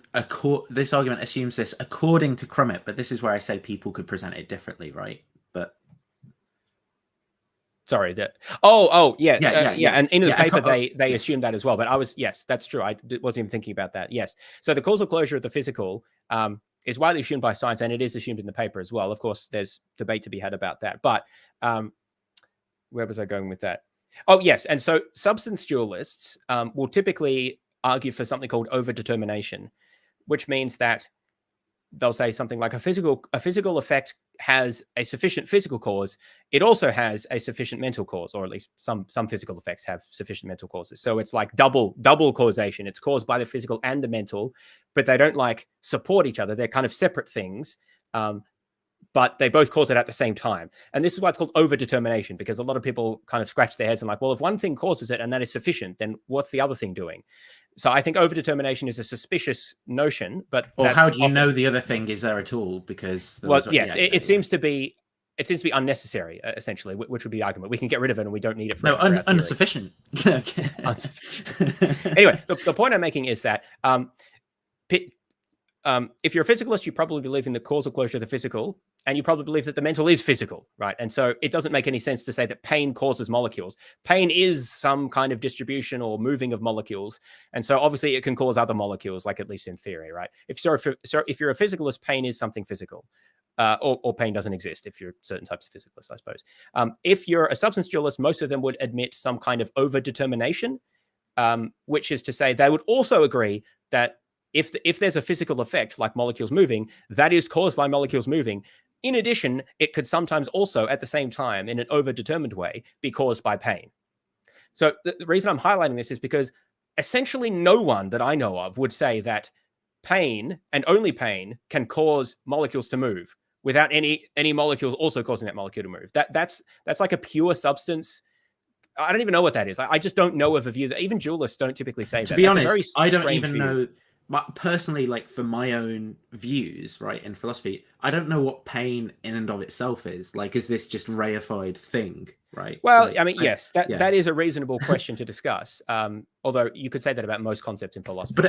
But no, I agree. But I know it sounds kind of, but it's like that's really important to this argument, that you can think of pain as almost like just a thing that you can then conceptually detach from anything. Well, especially detaching it to the degree that it can exist sort of outside of any physical substrate, and imagine it causing molecules to move. Yeah, at that point, I would say we've reified too much here. Let's go back. Like, I don't mind the concept of pain, but we need to be careful how we deploy it. And when we're at that level, this is sort of the point I was making, but in different words, I suppose. Like, no, I just don't know of anyone or any position who's going to say that pain causes molecules to move that are not caused by anything else. That's just a really very strange way to describe this. And I think that's important because it sort of highlights what the issue actually is, because pretty much everyone agrees that physical effects have sufficient physical causes. The argument is whether there's also something extra that's doing stuff as well. That's mainly what the argument is in philosophy.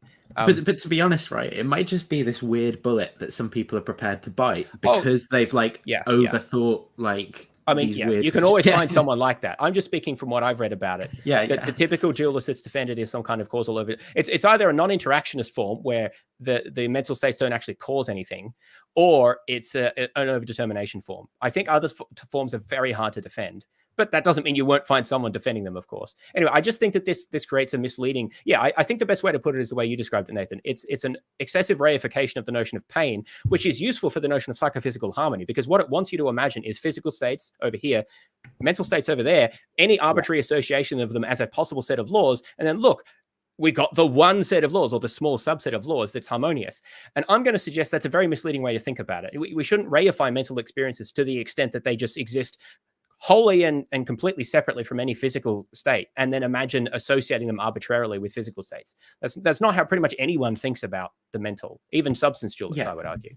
And I think that this is where, to me, it becomes transparent that what's going on here is kind of like a philosophical game, right? Where we're just being encouraged to think about things in this very unnatural, this very kind of like artificial and detached from what we how we might ordinarily think about these concepts way, in order to, alongside this very specific weird epistemic machinery, in order to reach this conclusion that we want to reach, right? So we need both things to work. We need it to be true that this kind of like statement about the machinery that's needed for the formalism to work, and this stuff about like pumping our intuitions by thinking about the way that concepts work in this way that we wouldn't ordinarily. And both of those combined, right, make the argument very suspect. On some theories in the philosophy of mind, the answer is yes, and on other theories, the answer is no. The argument from psychophysical harmony works no matter what you answer, but your answer will affect the structure of the argument. Let's first see how the argument would work if the mental world does not affect the physical world. On a view like this, when you stub your toe, it wouldn't. and then begin to nurse it, your entire mental life, including your pain, doesn't play any role in what your body is doing. That department is entirely controlled by physical processes, including C fibers firing. Experiences are just a fifth wheel. So what would happen if the psychophysical laws were different? Let's choose a set of psychophysical laws where C fibers are connected to pleasure, for example. If this set of laws were actual, then when you stub your toe, you'd feel pleasure. However, all the same physical processes would happen, with all the same nerves firing, and your body would react the same way, nursing your hurt toe. There would be a total mismatch between what you experienced and what was going on. Again, like it would, for us, we'd think that's weird, but it wouldn't be a mismatch, right? In the sense that, well, that would be the appropriate feeling that accompanies, stubbing your toe, and you behave in this, and that would just be what pain is. I think it depends entirely what you're going to kind of condition on here. So one of the things that I would say is that the way pain, pleasure, and other emotions are typically thought of is that they have behavioral correlates. And particularly, we imagine that people seek out pleasure. It's sort of hard for me to imagine a world in which people experience pleasure but avoid it. Is that even pleasure at that point? I mean, this is more of a conceptual point. I don't pretend to have the precise answer to this, but it does seem very odd to me to say that imagine a world where people, stubbing their toe feel pleasure, but people still avoid stubbing toes. Well, surely they would like that, right? If it feels like pleasure and they do more of it, and then that's a behavioral effect. But then that undermines the idea that it didn't have any effect, right? So there's some incongruency here, I think. I think that incongruency, right, is that when it's convenient, we're being asked to detach our concepts from anything physical, right? In one set. So when we need to get these a priori assessments about what these mental states like pain or whatever mean, we're being encouraged to detach the notion of there being any behavior or physical thing that like is an attachment to that concept. Yeah. But then when it comes to imagining like a world like this where pleasure is linked up with the physical, all of a sudden our concept of pain is tied up with behaviors such that we're told to think that's inappropriate. Do you know what I mean? Like, so it's like you've got to have it both ways. You've got to imagine that the concept of pain is not attached to any behaviors to get those like priors that you want.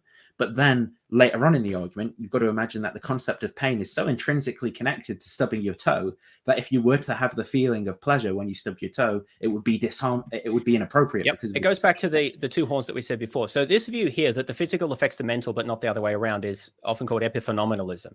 And this is the view that they mostly assume in the paper, and then they go on to say that you don't actually need to assume this. I kind of think that the argument makes a lot more sense if you do assume epiphenomenalism, which is, I think, a problem for the argument. But anyway, I think it's bizarre that they've constructed the argument this way, because epiphenomenalism is, as far as I know, not a very popular position. I'm quite suspicious about it myself. Contrary to what they say, though, about like what people think, and but sorry to interrupt, but just like there'll be a lot of this lazy talk of like here's the options for physicalists, and then. Yeah, because I mean, most physicalists aren't going to be epiphenomenalists. I've seen a few people defend this, but yeah, as I said, it's not a very popular view. One of the main problems is because it means that mental states can't have physical effects, just like the example we're talking about here. So the way that you might try to get around this is to say, well, look, of course, when you stub your toe, there are aversive behaviors that happen after that. But what you're going to say is the aversive behaviors are caused by something physical that happens in your brain. The pleasure itself is somehow separate from that. It's a different thing. It may be caused by the brain, but it itself doesn't cause anything. So it's like this kind of extra, sort of how it's depicted in this diagram, I suppose. So everything that you do, including all of your behaviors, are physically caused, including all the aversive behaviors. The phenomenal experience, if you like, or the psychological experience, is caused by the the physical behavior, or is caused by the physical state, but doesn't cause anything. It's like extra. Now, if you understand it like that, then it would be theoretically possible to take pain and replace it with pleasure or eating donuts or any experience you can imagine, and all of the physical behavior would be the same, because those physical behaviors are caused by physical states which haven't changed. And so in this understanding, the epiphenomenalist understanding, there's the psychological state, like pleasure, pain, whatever, that doesn't do anything. It doesn't serve any purpose, which is one reason is to ask, well, why does it exist then? But I mean, that's a separate question, I suppose. Now, the issue here is that the problem that underlies that is, what's the problem supposed to be?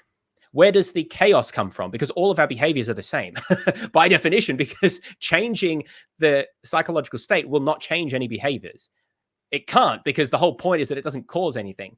And they're not conceptually connected. C fibers are not conceptually connected to pain. So why would I think that's wrong to connect it to pleasure? Yeah. Yes. And so the point here is going to be that you need some other reason to tell us that there's something wrong with C fibers, like, well, let's say stubbing your toe causing pleasure, where we understand pleasure purely as the experiential side of it.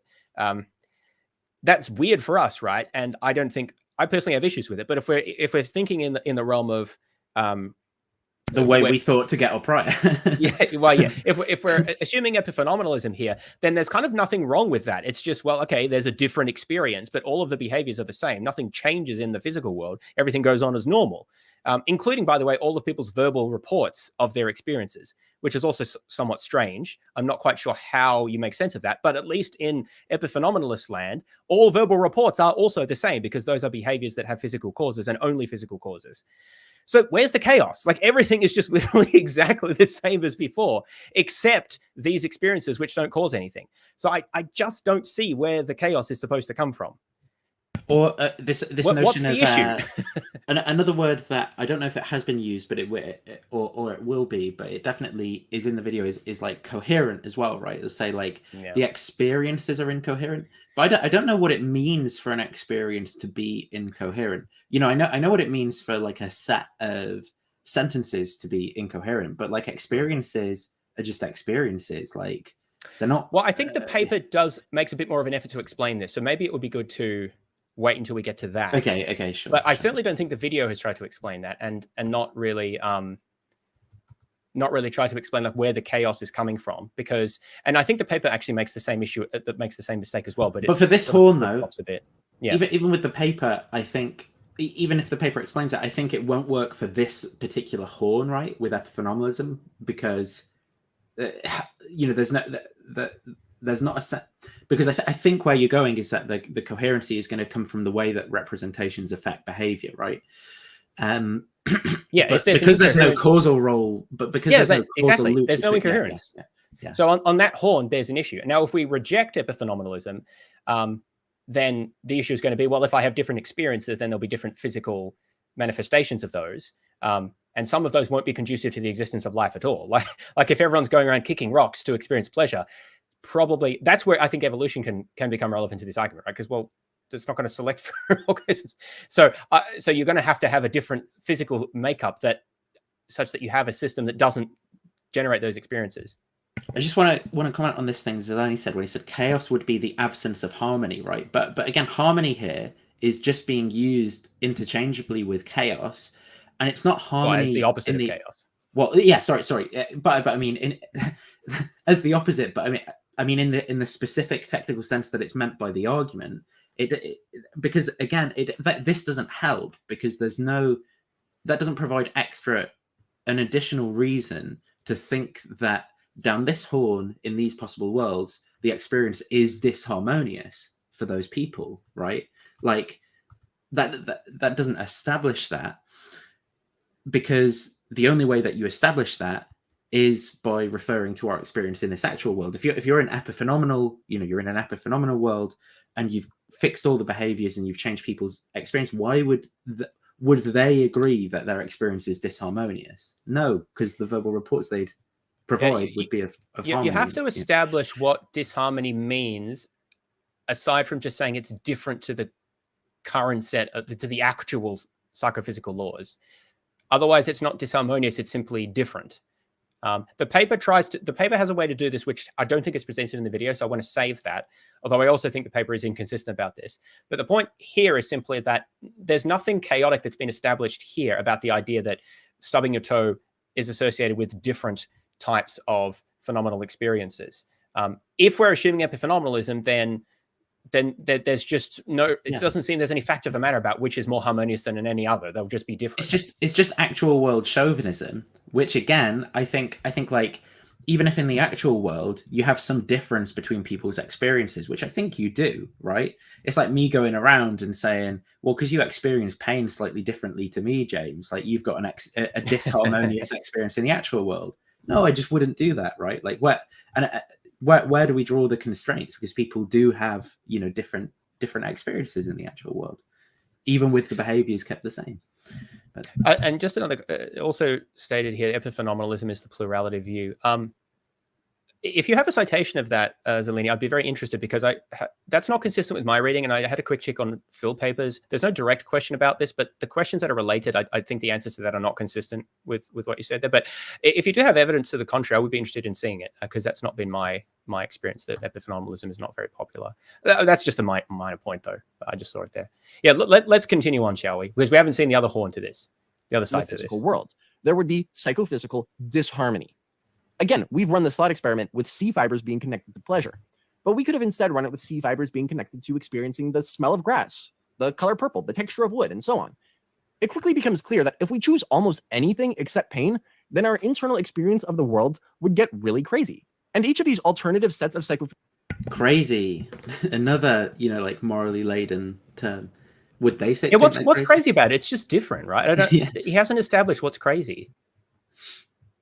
Like, I think he could maybe get a bit more off the ground if he said, well, because in our world, with the taste of cheese, we go and eat more cheese or something, so we do more of it. So the person who stubs their toe in this world is going to stub their toe more because they like eating cheese. But no, they're not going to do that, are they? They're just going to... Because we're assuming epiphenomenalism, right? There can't be any effect. Right? It's only if you think about it in this kind of like sloppy way where you like dip in and out of the actual world. Yeah, exactly.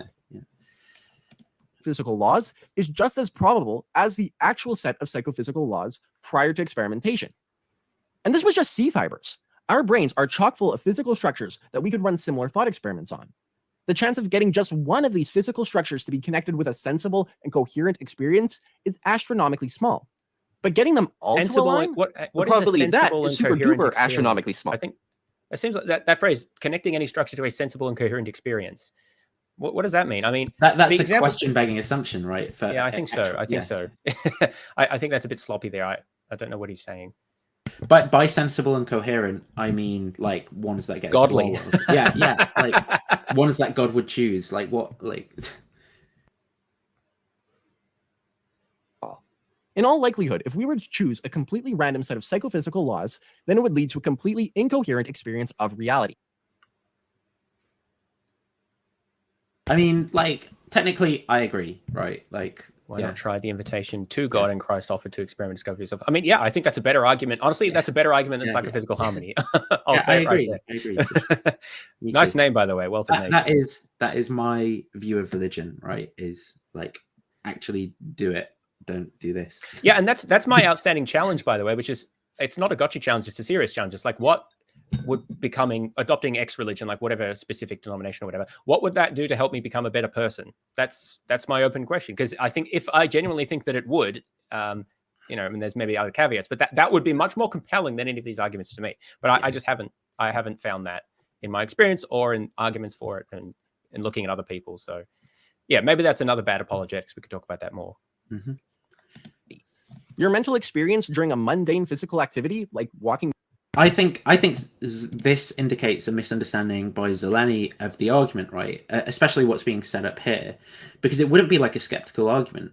This epiphenomenal person in an adjacent possible world, right, doesn't stub their toe and have this experience of eating cheese for us, and think, oh, that's wrong. Therefore, and if who knows what's right. For them. Yeah, that's normal. What's the issue?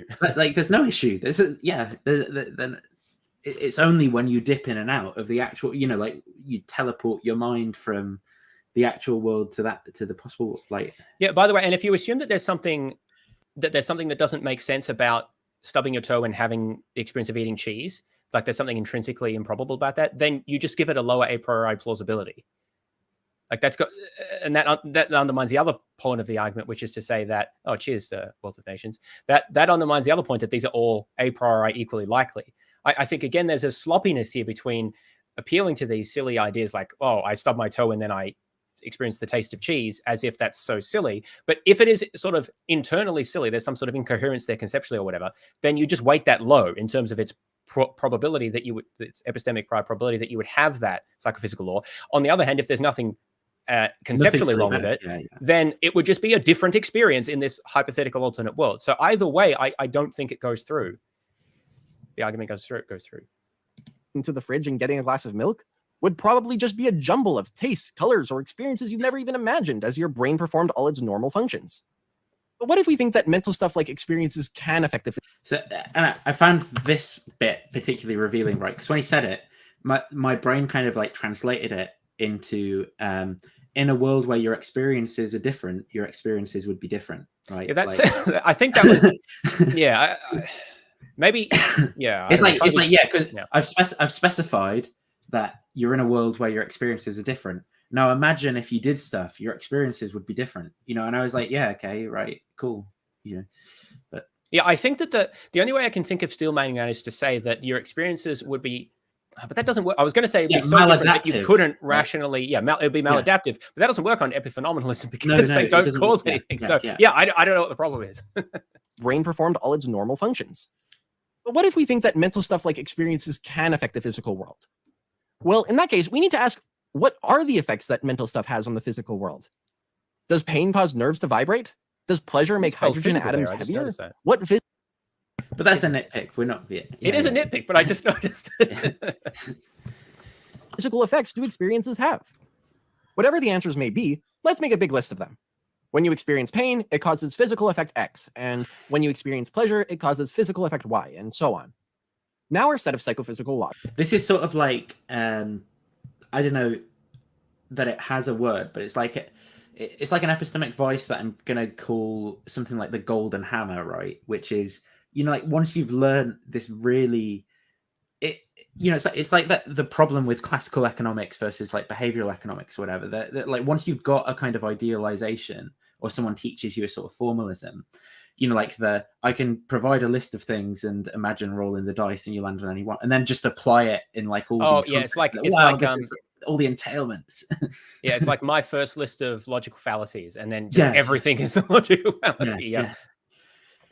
So how does that look what we can do? We can list out. We can have different lists of words, draw arrows between them, and then roll the dice and land on one. And whoa, it's like one in a lot. Has two components. First, the connections that we already looked at between physical structures and experiences. And now a second component with how these experiences in turn affect the physical world. This changes the thought experiment.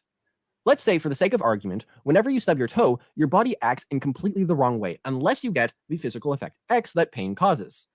Then one could argue, hey, even if some entirely different physical structure was connected with pain, evolution would actively seek out that physical structure so that we could behave in a survival-promoting way. So we are guaranteed to feel pain when we stub our toes, and we are guaranteed to have psychophysical harmony. The problem with this response is that we can use all the same reasoning employed on the first component of the laws on the second component as well.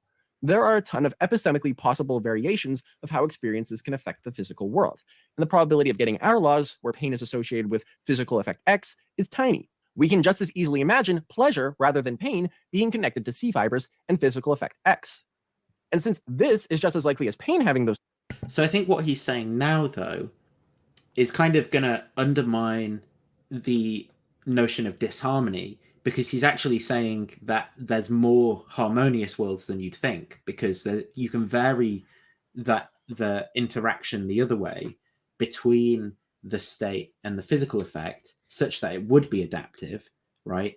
Yeah, and then, there seems to be no problem here, because effect X is the same. So what's the issue? Yes. He's actually not changed anything. So I think so the other way to make the argument is to say, if you change the psychophysical laws, or let me rephrase that. It would be something like most sets of psychophysical laws don't allow for sort of coherent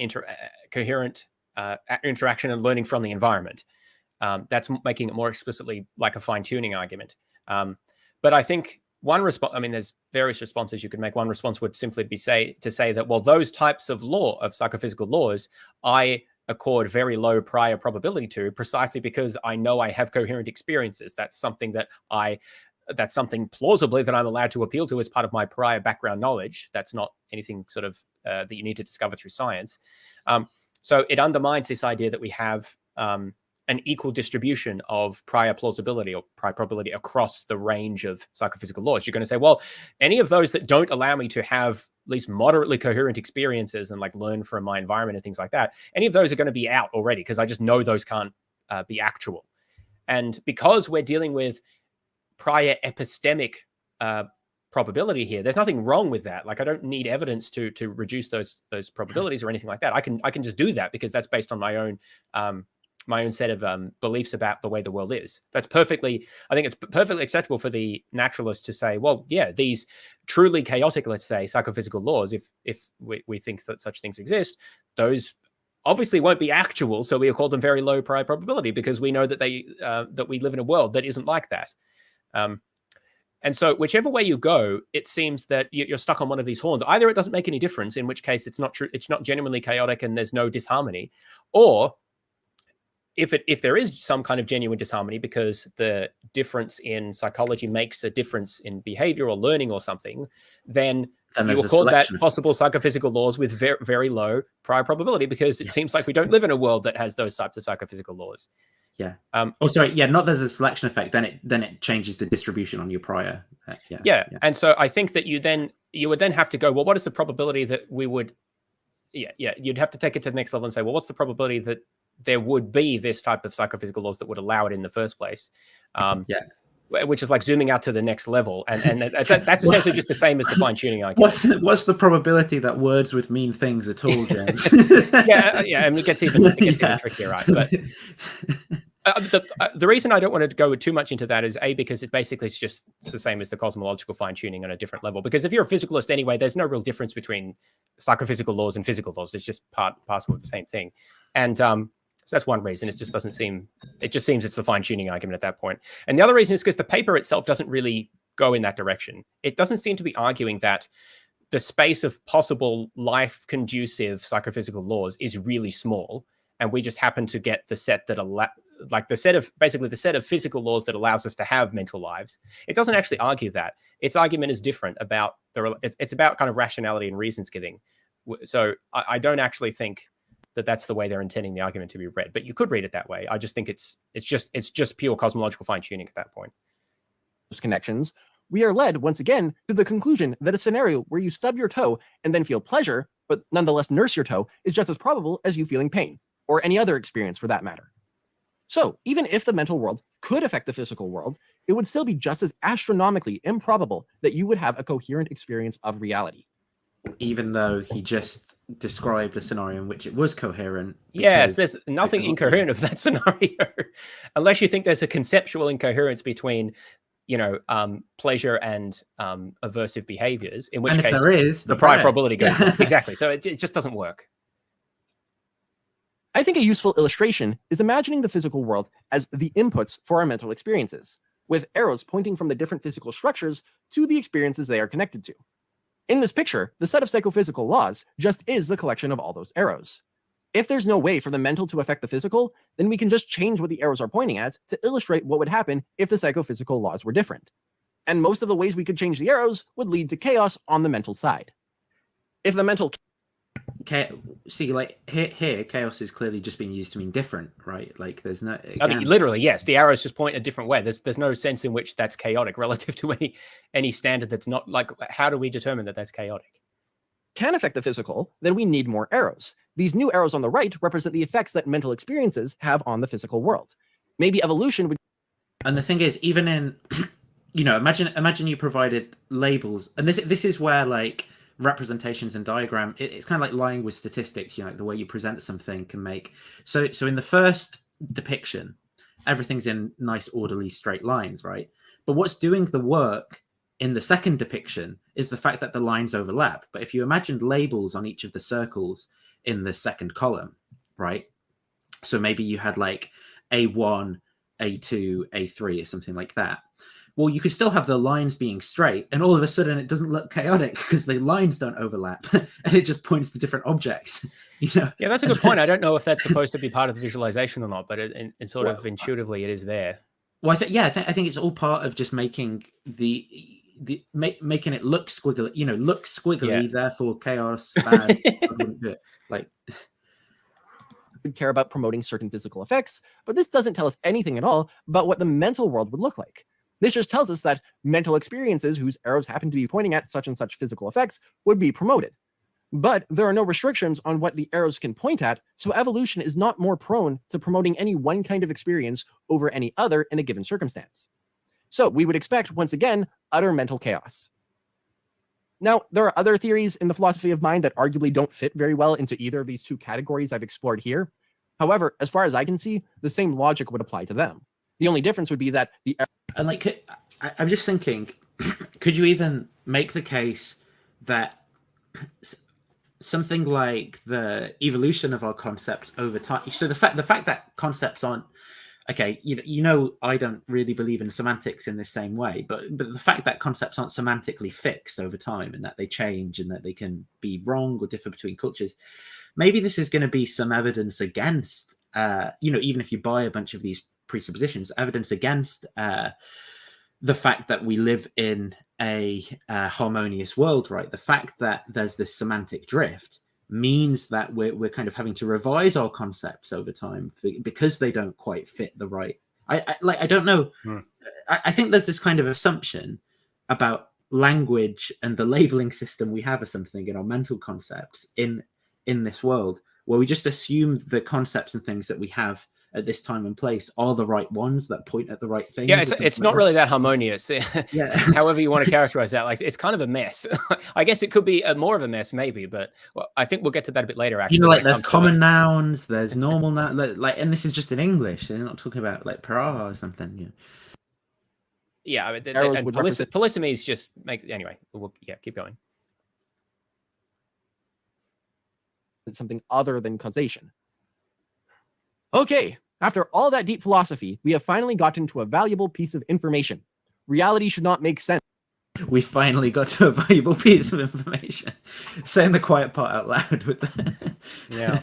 And this is a fundamental point that, based on some highly dubious set of assumptions about what our prior probabilities would look like, most sets of psychophysical laws would lead to chaotic experiences. But the actual set of psychophysical laws don't. This is something that requires explanation. That's the structure of the argument, right? Expect chaos in experiences. Don't get chaos. Why? Well, you know why. It's the three-letter word that answers everything in apologetics land. But yeah, that's the structure of the argument fundamentally. So that's where we're going here.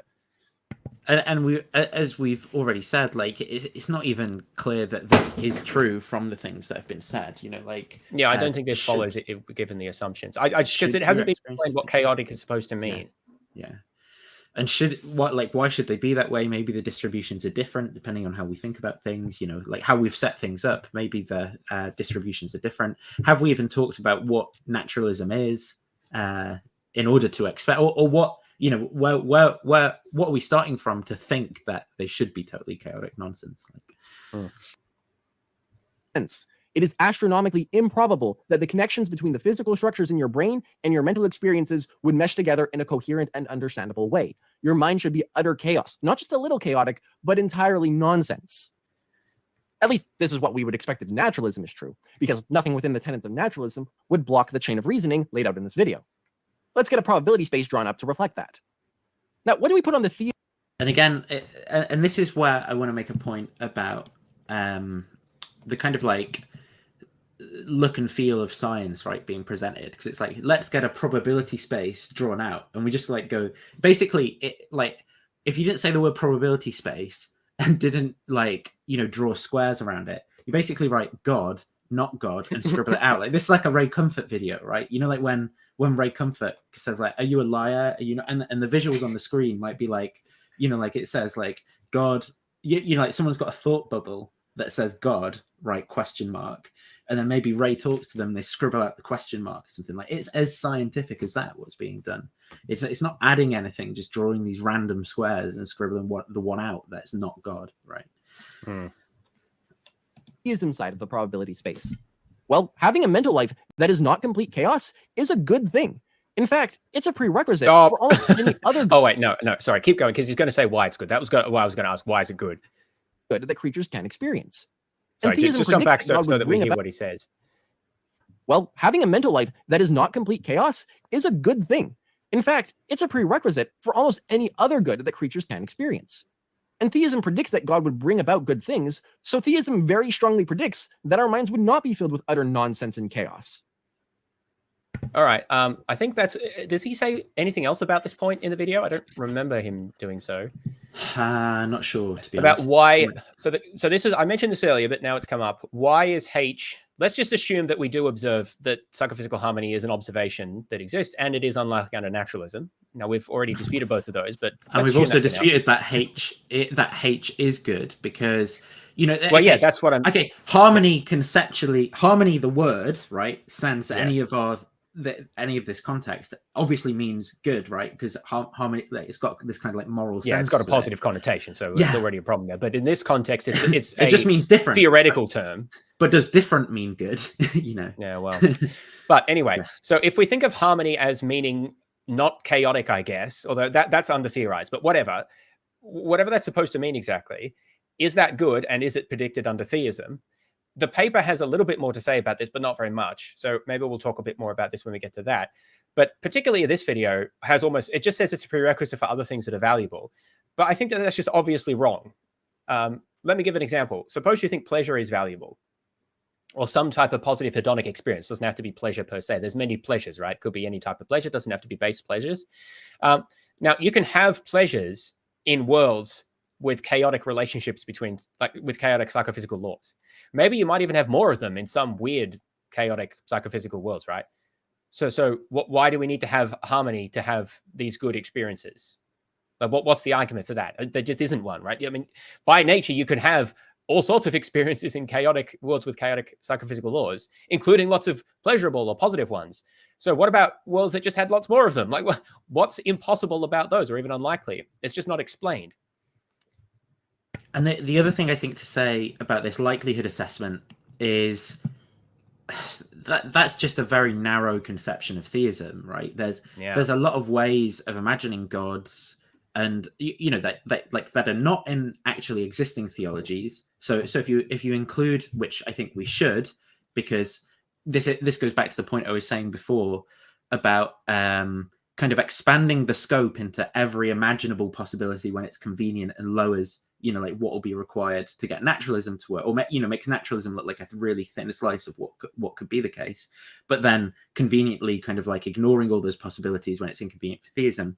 So if we imagine all the ways that God could be, right, I have no idea that it looks exactly like this. But even just thinking about, you know, some popular religions, like that little one, Hinduism, I think it's called, where, you know, like if you just listen to some Western popularizer, like an Alan Watts talk or something like that, and he'll say, you know, God's kind of just doing everything that's possible just to entertain himself.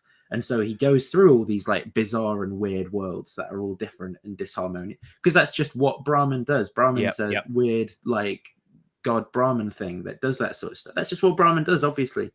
And so you know, if you were to just replace theism here with like Brahman or whatever, but like it looks exactly like naturalism in that case, right? The probability assessment of there being this tiny dot versus all these other dots.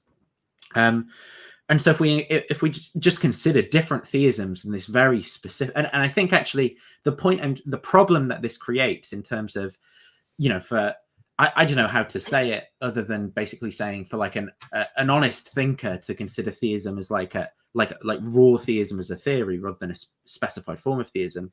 I think the problem that this creates for the probability assessment is ironically articulated really well by Dustin Crummett in the interview that we're going to look at with Capturing Christianity, where he talks about ways that naturalists might respond with a multiverse objection to to this kind of argument, right? Because he'll say, well, you might, naturalists might respond with metaphysical necessity, because as he'll say, you can specify a specific theory, right? But then what you're doing by choosing that specific theory is you're lowering the prior of that theory, which is then going to not overcome I think that's what's going on with assuming theism. Exactly. Yes. Yeah. I mean, the idea that God even acts in accordance with the moral reasons that he has is highly suspect, I think, from a theistic point of view. I don't think God can have reason to do anything, actually. And I think if he does, it inhibits his ultimate freedom and self-sufficiency if somehow there's reasons that he has. But in terms of epistemic possibility, right, when you say ultimate freedom and stuff, it's well, there's some epistemic possibilities of God. Exactly. You can vary, and it's anything. It's so unconstrained that saying that theism predicts anything without making it more specific is highly problematic. And then, of course, there's the question as well: if you specify a particular form of theism, what's the prior probability of that? And good luck convincing me that you can. I mean, I know people like Swinburne try to do this, but I just have never found even remotely convincing these ideas that you can come up with all of these Christian, like the Trinity is the classic example. What was it that what do they say? Three is the uncountable number or something. Yeah, something is from a priori reasons you could work out that the Trinity would be come on, no one's taking this seriously. This is. But the thing is, right, that what we're not doing here, we're not doing this Matt Dillahunty thing of well, that wouldn't convince me as an argument. I just imploring you. I don't think that convinces anyone. Yeah, that's obviously loose speak, because that these apologists and theists will say what convinces me. Imploring you to introspect, please, just honestly, can you not consistently talk about a God being slightly different than the God you imagine who acts in this way? Can you honestly not imagine that? Is that not a part of this probability space? I know you've been thinking about it this way within this argument and saying, well, the way I think of God, but we're talking about epistemic possibility. Can you not imagine, when you first started reading philosophy of religion textbooks and you read different conceptual analyses of God, where omnipotence is cashed out in this way versus this way. Did you just read those definitions of omnipotence or whatever and go, oh no, that one's just, that's just completely incoherent. I can just see that intuitively. Is that honestly how, or are these all possibilities that are on the table for us to actually include in our theism assessment, Yeah, I think there's way too much loose talk about what God would and would not predict and could not be like that is not justified enough.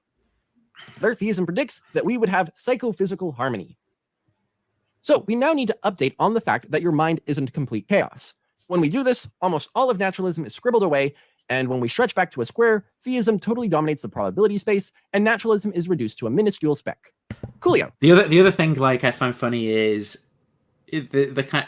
I don't know that it's deliberate, but it's kind of the completely dominates the probability. It's like Ben Shapiro destroys liberal with facts and logic. Theism now, after our facts and logic, theism dominates the probability space, and naturalism has been reduced to a tiny speck of irrational. It's not being done deliberately, but I think it. And I'm not. I don't know Apologetics Squared well enough to psychologize whether that's going on for them, but I do know that for some people in the audience, these arguments function this way, as this talk of domination and stuff like that. There's a lot of work for some people to make them think it's about intellectually destroying the atheist. Let's now go through some objections to this argument. The most common objection is that naturalism predicts that we could get psychophysical harmony via evolution. I've already addressed this objection earlier in the video, so we can move on to the next one.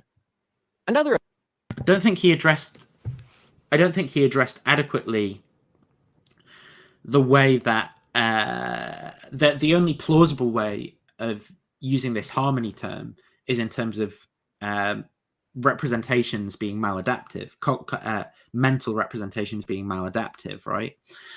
And I don't think he has adequately addressed either the way that is going to change your prior distribution or the way that renders the claim that things are disharmonious in nearby possible worlds completely trivial. They're not disharmonious because, in fact, it's adaptive. So, yeah, I don't think that was adequately dealt with. Is that since this is sort of like a fine-tuning argument, maybe we can posit a multiverse to diffuse it. This won't work. In your standard fine-tuning argument, a multiverse works by positing a bunch of universes that are physically different from each other, and you would only get observers in universes that exhibit fine-tuning, so it would be unsurprising that we as observers would witness fine-tuning. But if we posited a multiverse for this argument, the universes would have to be psychophysically different from each other. That is, a different set of psychophysical laws would obtain in every universe. Now, in all these universes, we would find observers. The universes that don't have fine-tuned psychophysical laws have chaotic experiences of reality rather than no experience at all.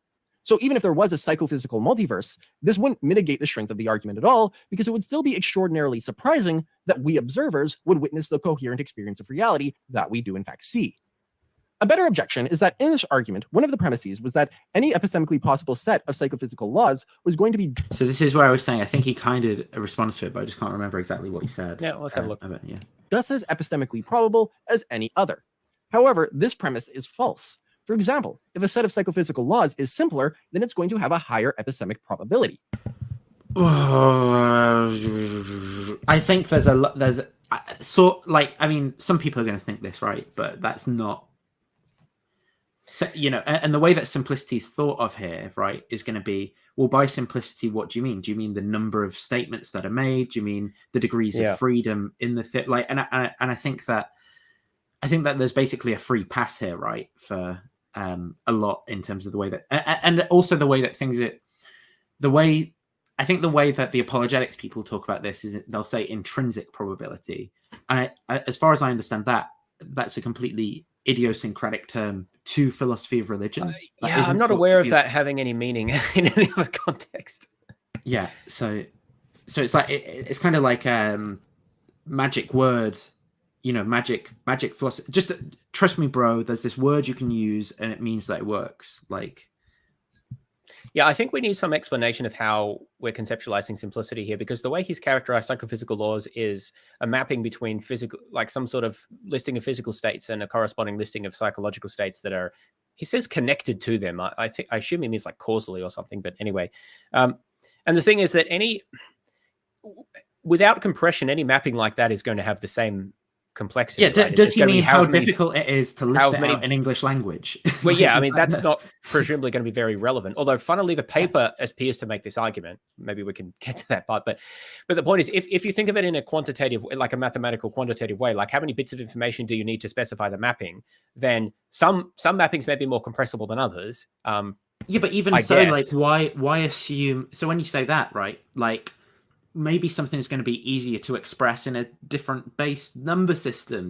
Maybe there's a different. Well, that's what I was going to say. A notation you can invent. It may depend there on how you're going to describe the states, and then the mapping between them, because mappings like functions can be compressed like more or less depending on the nature of the relationship.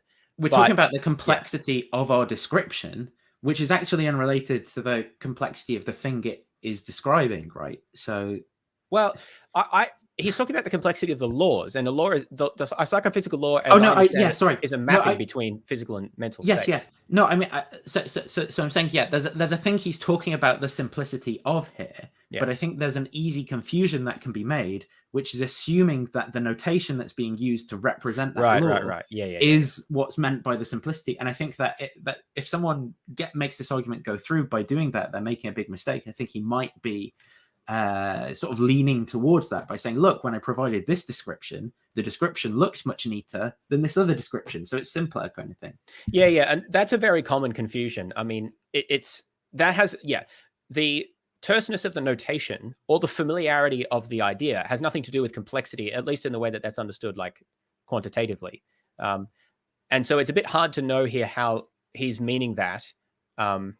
So I just don't know that that's doing very much. But you'll sort of see what he says about this, I suppose. My response to this objection is correct. We should give a simpler set of psychophysical laws a higher probability. However, our set of psychophysical laws that we actually see is not simple. I asked you to imagine listing them out as an illustration, but good grief, if you actually had to list out our best understanding of our set of psychophysical laws, that would be insanely complex. If you want to hear a simple set of psychophysical laws, here's one. Every physical structure is connected with the experience of feel. Like, why is that actually simple? So this is that exact mistake, right? This is one sentence, But how is what it refers to in fact simple? Like how are we? So this is interesting, right? Because I think that in terms of a pure mapping, this is going to be simpler. Because if there's just one, well, to view it that way, but what about what's actually required in the world? Yes, right. That's what I would say, right? Because the actual underlying physical state is still going to be very complicated for that to happen, and probably more complicated because you're going to have to transduce very different types of physical experiences into the same mental experience. And well, why not provide all of these descriptions? You still have and the point, you're still going to need to explain how that happens. Yes, that's right. So this is one of the reasons why talking about, well, we've said this before, wrong level of abstraction means that you have misleading intuitions. But the other thing is that the underlying, the full set, I guess it depends what level of granularity you're looking at, right? The full set of psychophysical laws, which goes right from the base level to the mental state, like right from chemistry to the mental state, is not obviously going to be simpler in the bathwater case. It may be more complex. I really don't know. If I had to guess, it's probably more complex because somehow we then have to get higher order representations that are similar across the different modalities. But, that's just speculation. The point is, it's not at all obvious because you have to have a lot of lower order causes that all connect in the same way. Just because you can express it in a simple English sentence doesn't mean that the underlying physical set of causal steps, the mechanisms, is actually simpler. Feeling warm. And so I think that's a real issue with things like that. I keep playing the video when I mean to unmute my mic. Like I'm properly stupid today. I'm psychologically disharmonious. Yeah, well, clearly, the point. I think there's this weird thing going on when we think about simplicity in this sense, where we are like just confusing however we represent it. So you might think of like, even if you think of like a geometric representation somehow, right, as mapping to the territory, the territory being actual mental states and stuff happening in the world, right? So I don't know how those things, like what a link consists of in reality, because that's the thing wherein we're saying it's complex or not. And because I don't understand what that link consists of, I don't understand how to actually say whether it's complex or simple. But if you were to say, okay, I don't mean the English language, but look, I can have a list of words on this side, a list, for all the mental states, and a list of words on this side, and I just draw the arrows. And in this list, because there's more, that's more complex. But like, imagine you just represent it as one word. Well, I can look at the representation and go, there's just as many arrows pointing to that one thing, and that's very complex to have arrows. But because actually, what we're doing is we're just talking about descriptions of the way we're linguistically representing what we're trying to describe. We don't have a good method here for actually constraining simplicity of psychophysical laws. Like, I just don't think we know what we mean by simplicity of psychophysical laws. Because I don't understand the relation between the psychic and the physical. That's not been cashed. That has to be cashed out in a very precise way. Here's one. Every physical structure is connected with the experience of feeling warm bathwater.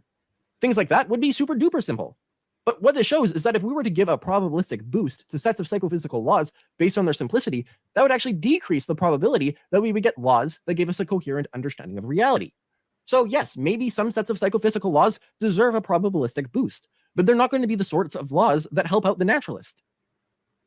The final and most powerful objection I'd like to cover in this video is what I like to call the argument from psycho-divine harmony. The basic idea here is that there are laws governing God's mind, and they're going to be pretty complicated laws because God's mind is infinite. And if we're positing a being with complicated laws governing his mind in order to explain the complicated laws governing our own minds, then it seems like we're just kicking the can up the road. Or to put it why do the concepts or the mental states that God has map to the things that they do? Why is God's mind harmonious, right? Now, I think that this objection is partially confused, and I have a hunch to where this confusion came from. When proponents of this argument, like Dustin and Crummett, present an intuitive summary of the argument, they say something along the lines of, the physical world and our mental experiences line up in a really fortunate way. When I have the experience of moving my arm is actually moving. Isn't that lucky? Now, you can parody this to say, God's mental experiences line up in a really fortunate way. When God has the experience of turning water into wine, water is actually turning into wine. Isn't that lucky? Now, the former summary is actually hiding a Bayesian argument behind it, based on a verified prediction. The probability that we'd have psychophysical harmony, given theism, is high.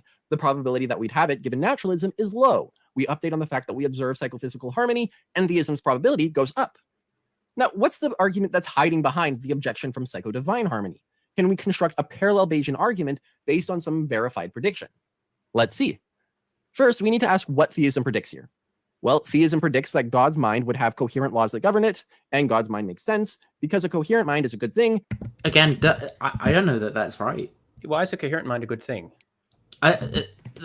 For God, least especially of all. Can't he have whatever mental states he likes? Like, I don't. Why does he have to have any particular set of mental states? So God is omnipotent. Does that require him to have certain sets of mental states? I think the problem here is that for Apologetics Squared, D and T are actually the same claim. Yeah, which one's which? So D, is God's mind has harmony. Yeah, and T is theism. T is bare theism. Yeah, but yeah. I actually think for him, he God just means a mind that's harmonious. So you can't even ask the question, right? And yeah, well, I take bare theism as being something like the omnis, and I don't see how that implies any particular connection between God's mind and anything that happens. So yeah, I think the problem is when we're talking about epistemic probability, right? I don't see any.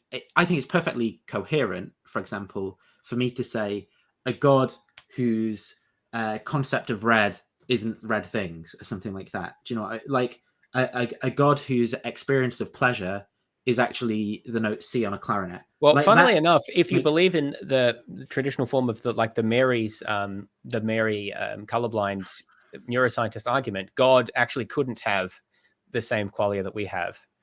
Now, maybe Jesus could, like, through the incarnation, but at least God sans that couldn't. So that's an interesting connection there. But what I mean is just in the sense that the form of the sentence, right? It makes the epistemic possibility work. And can you imagine a person for whom stubbing their toe causes the taste of cheese, right?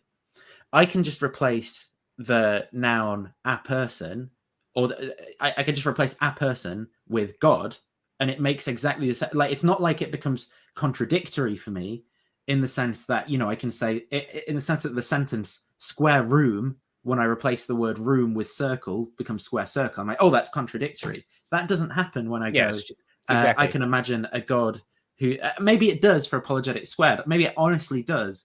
But for me, this isn't going to work because it's not contradictory in that sense. And I don't think that theism entails harmony in this way. Like, it's just the probability landscape is. I think the idea is probably something like what Delaney's saying here. Omniscience would entail correct perception, i.e. harmony. But omniscience is just one model of theism. Like, theism doesn't mean omniscience, right? Like, well, I don't think omniscience entails anything about perception. Since when does God even have perception? So there's two things there, right? So there's one of them is that omniscience is the same as correct perception, right? And the second one is that theism is omniscience. Yeah. And we're talking about epistemic probability, it's all different. There's an the epistemic probability makes that even more difficult. But actually, Apologetics Squared goes on to say what maybe he already did, but I think it's coming up, what he takes theism to entail. And that's something like, or at least the omniscience part, he says, for every true proposition, God believes it, and for every false proposition, God believes that it is false, or like God does believe it, or something like that. That's very bloody convenient, isn't it? But it doesn't have anything to do with perception.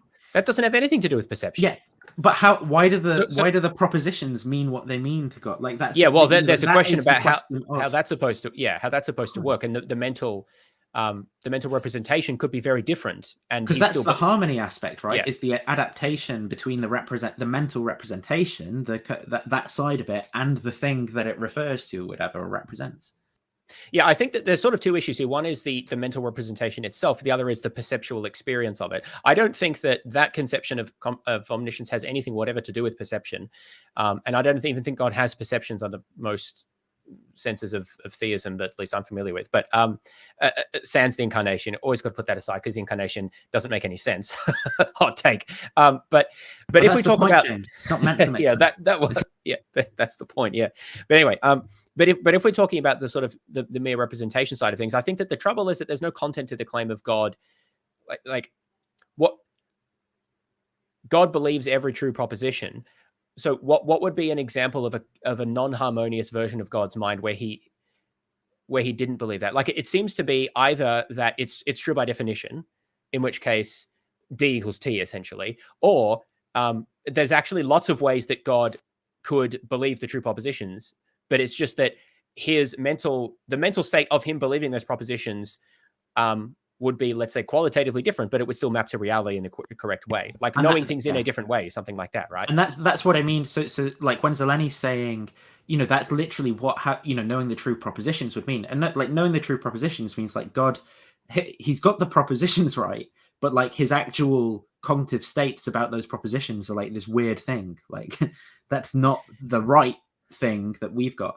And I agree, there's weird assumptions built into that, because I don't think I don't think there's any such thing as propositions like that, or that's the way that minds work and stuff.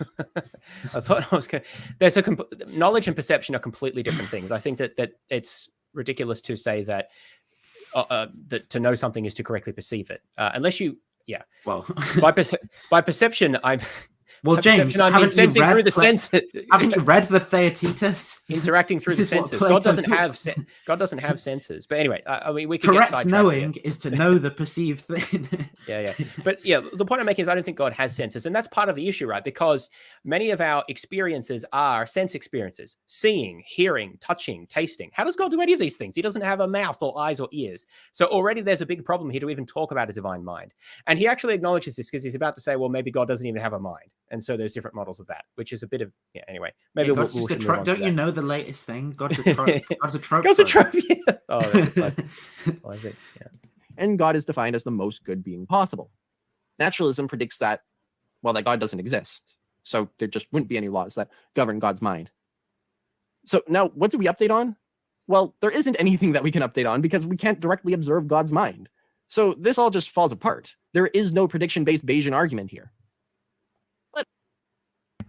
I just don't think that is an accurate reflection of the objection here, right? The objection is that there's God's mind being harmonious, and then there's a number of different ways that theism can be.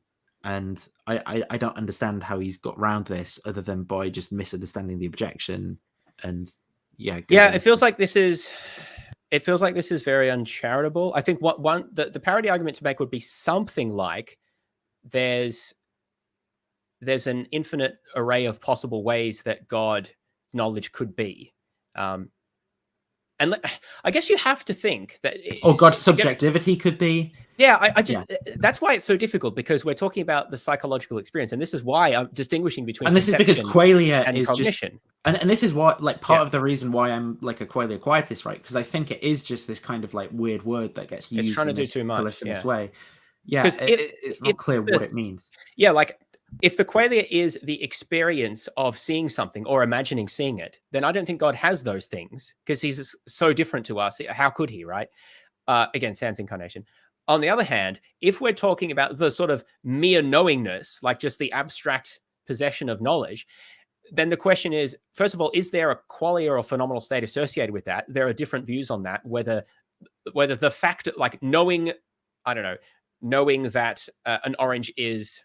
That's a bad example. Knowing that a rose is red, does that, like the fact that you possess that knowledge, or does the possessing of that knowledge have a phenomenal state to it? Well, not imagining it, right? Not remembering a specific state, but just the knowing itself. Does that have the experience associated with it? So on my point of view, right, the knowing it is like a skill, so it's this disposition to behave and stuff in certain ways. But I think the view that has to be assumed for this argument to make any sense of this argument is that having a proposition is a kind of mental representation. Yeah, I agree. So it has so knowing a rose is red, like, is kind of imagining it, like in a way, it's having the correct picture in mind. But if that's true, then there is some even faint phenomenology to it. Yes, and then there's a sense in which God's mind is harmonious if he's got the right. Yeah, except that there may be many different ways that it could be. Because if he had, you could represent, plausibly, this was the other thing I was going to say, are there different ways of representing reality, like, correctly? Or is there only one true way in God's mind? Well, but that seems... I don't know. Like, why would we think that? Couldn't there be lots of ways that God's mind is ordered such that he still knows the correct things? But maybe they're all harmonious by definition. I just feel like it's really underspecified. I'm losing track of how we're specifying that, because the whole, to take it back, the appeal in the case of people is a distinction between physical and mental in some way. And in God, that just goes out the window because there's just the mental. So what am I associating? I'm losing track of what that means in God's case. Well, I think it would be to the physical in the actual world. So it would be like, for example, when God... So suppose, God knows Nathan's in his chair right now or whatever. Well, then that's like... There's a phenomenal aspect to that representation. And so God, in God's mind, right, when he imagines that representation... he has the right thing. He has the right image of chair. I guess the question. So I mean, that's confused because it's coming back to it depends what you think. Well, I think it's confused as well. Like, this is why the argument actually for me can't do any work, because I just think about the way that words and philosophy of mind works so differently to For me, if you're an epiphenomenalist about the phenomenal side of it, the experiential side of a thought or knowledge, then that experience doesn't do anything. And then so plausibly, even for God, there's lots of different ways it could be. As in, he could know everything, but then he could have different phenomenological associations with those. And which are harmonious. You can't say the ones that are true are harmonious, because it's not the phenomenology that's harmonious. It's the knowledge. The ones we have are harmonious. The ones because that's how we've defined harmonious. Well, this is what I'm saying. Yeah, but then God the harmony the harmony earlier in this video was justified on the basis of it's what God would pick. Avoiding pain or something like that. But in the case of God, that doesn't seem to have any purchase. And so I don't buy the idea that it's harmonious for God if it correctly represents reality, because that seems to be anything is correct. Identifying the representation with the phenomenal aspect of the association, of the representation, rather. And it seems to me that if it's epiphenomenal, then whatever representation he has could have all sorts of different phenomena. And are they harmonious? Like, how do you... No, but it is harmonious. I guess by definition, whatever it has is the harmonious one. Yeah, it seems that that's what you're going to have to say, in which case... But then harmony doesn't mean anything good. It just means whatever there is. It just means this is the one that God has. And that raises the question, are our experiences harmonious? How do we know that not in that sense, right? Because presumably they're not the same ones that God has, yes. But if the ones that God has are different, then that I just don't. I think if you're going to say that the phenomenal aspects of knowledge are epiphenomenal, so maybe ours are harmonious, because I don't know that mine are the ones that God has. On the other hand, if they're not epiphenomenal, then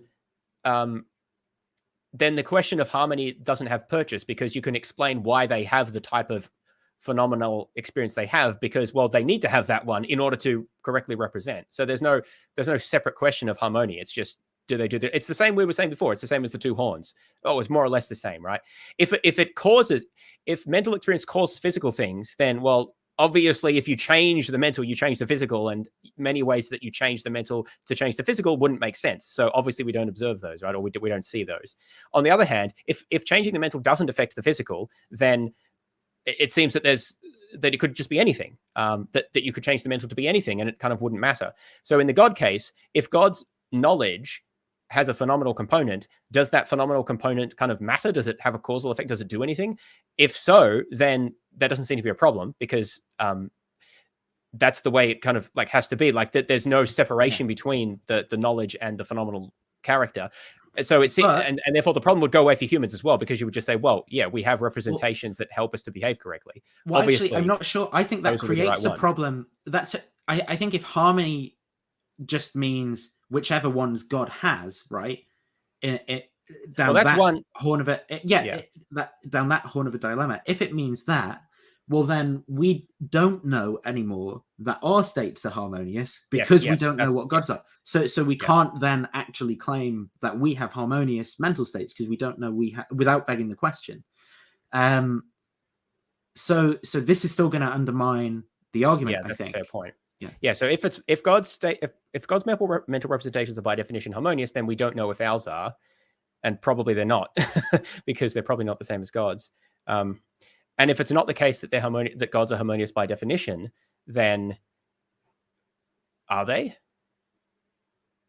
And if exactly. they're not, then the argument goes then through. you have that. Then you have the this problem argument. of why are gods harmonious? Is It's a bit of a tangle, which is why I think this is. If there is a so if harmonious means what it means for us, right? Then the question is legitimate of whether or not God's mental states are harmonious. But if it means harmony in this special sense, where basically whatever God thinks is harmonious, well, then we've undermined our ability to know if our own mental states are harmonious. I think it's a bit of a poor form to deflect any criticism as nitpicking. Come up with an example of something that I said and why it doesn't matter for the argument. And if you can't say that, then I don't see the point of comments like this. I just find that frustrating when I'm trying to understand how the argument is supposed to work by understanding like what is harmony and how does that relate to God's mental representations, things like that. And you're just nitpicking. You just need to get the gist of it and then move on or something. I don't know how you're supposed to. Nitpick is where you identify something. Nitpick would be saying he misspelt physical. Okay, that's a nitpick, and we identified it as such, right? Trying to understand how the argument is supposed to work and what the terms mean in it isn't nitpicking. That's called doing philosophy. No, I think you're wrong, James, because he's got a good point. I'm right. Well, yeah. James is nitpicking, but Nathan got it. So I agree. Senate. Shut down. Okay, let's move on from this one, though. This was hard. Confusing. I still think that there may be another sort of objection here. Again, less simple theories are less probable. So, since the laws that govern God's mind are super complicated, one could argue that this makes theism super improbable. Now, I have 4 objections to this argument.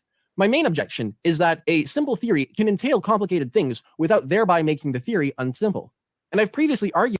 Can I be I'm kind of having a problem tracking what apologetics squared means at this point because I just don't understand what he means by simple here.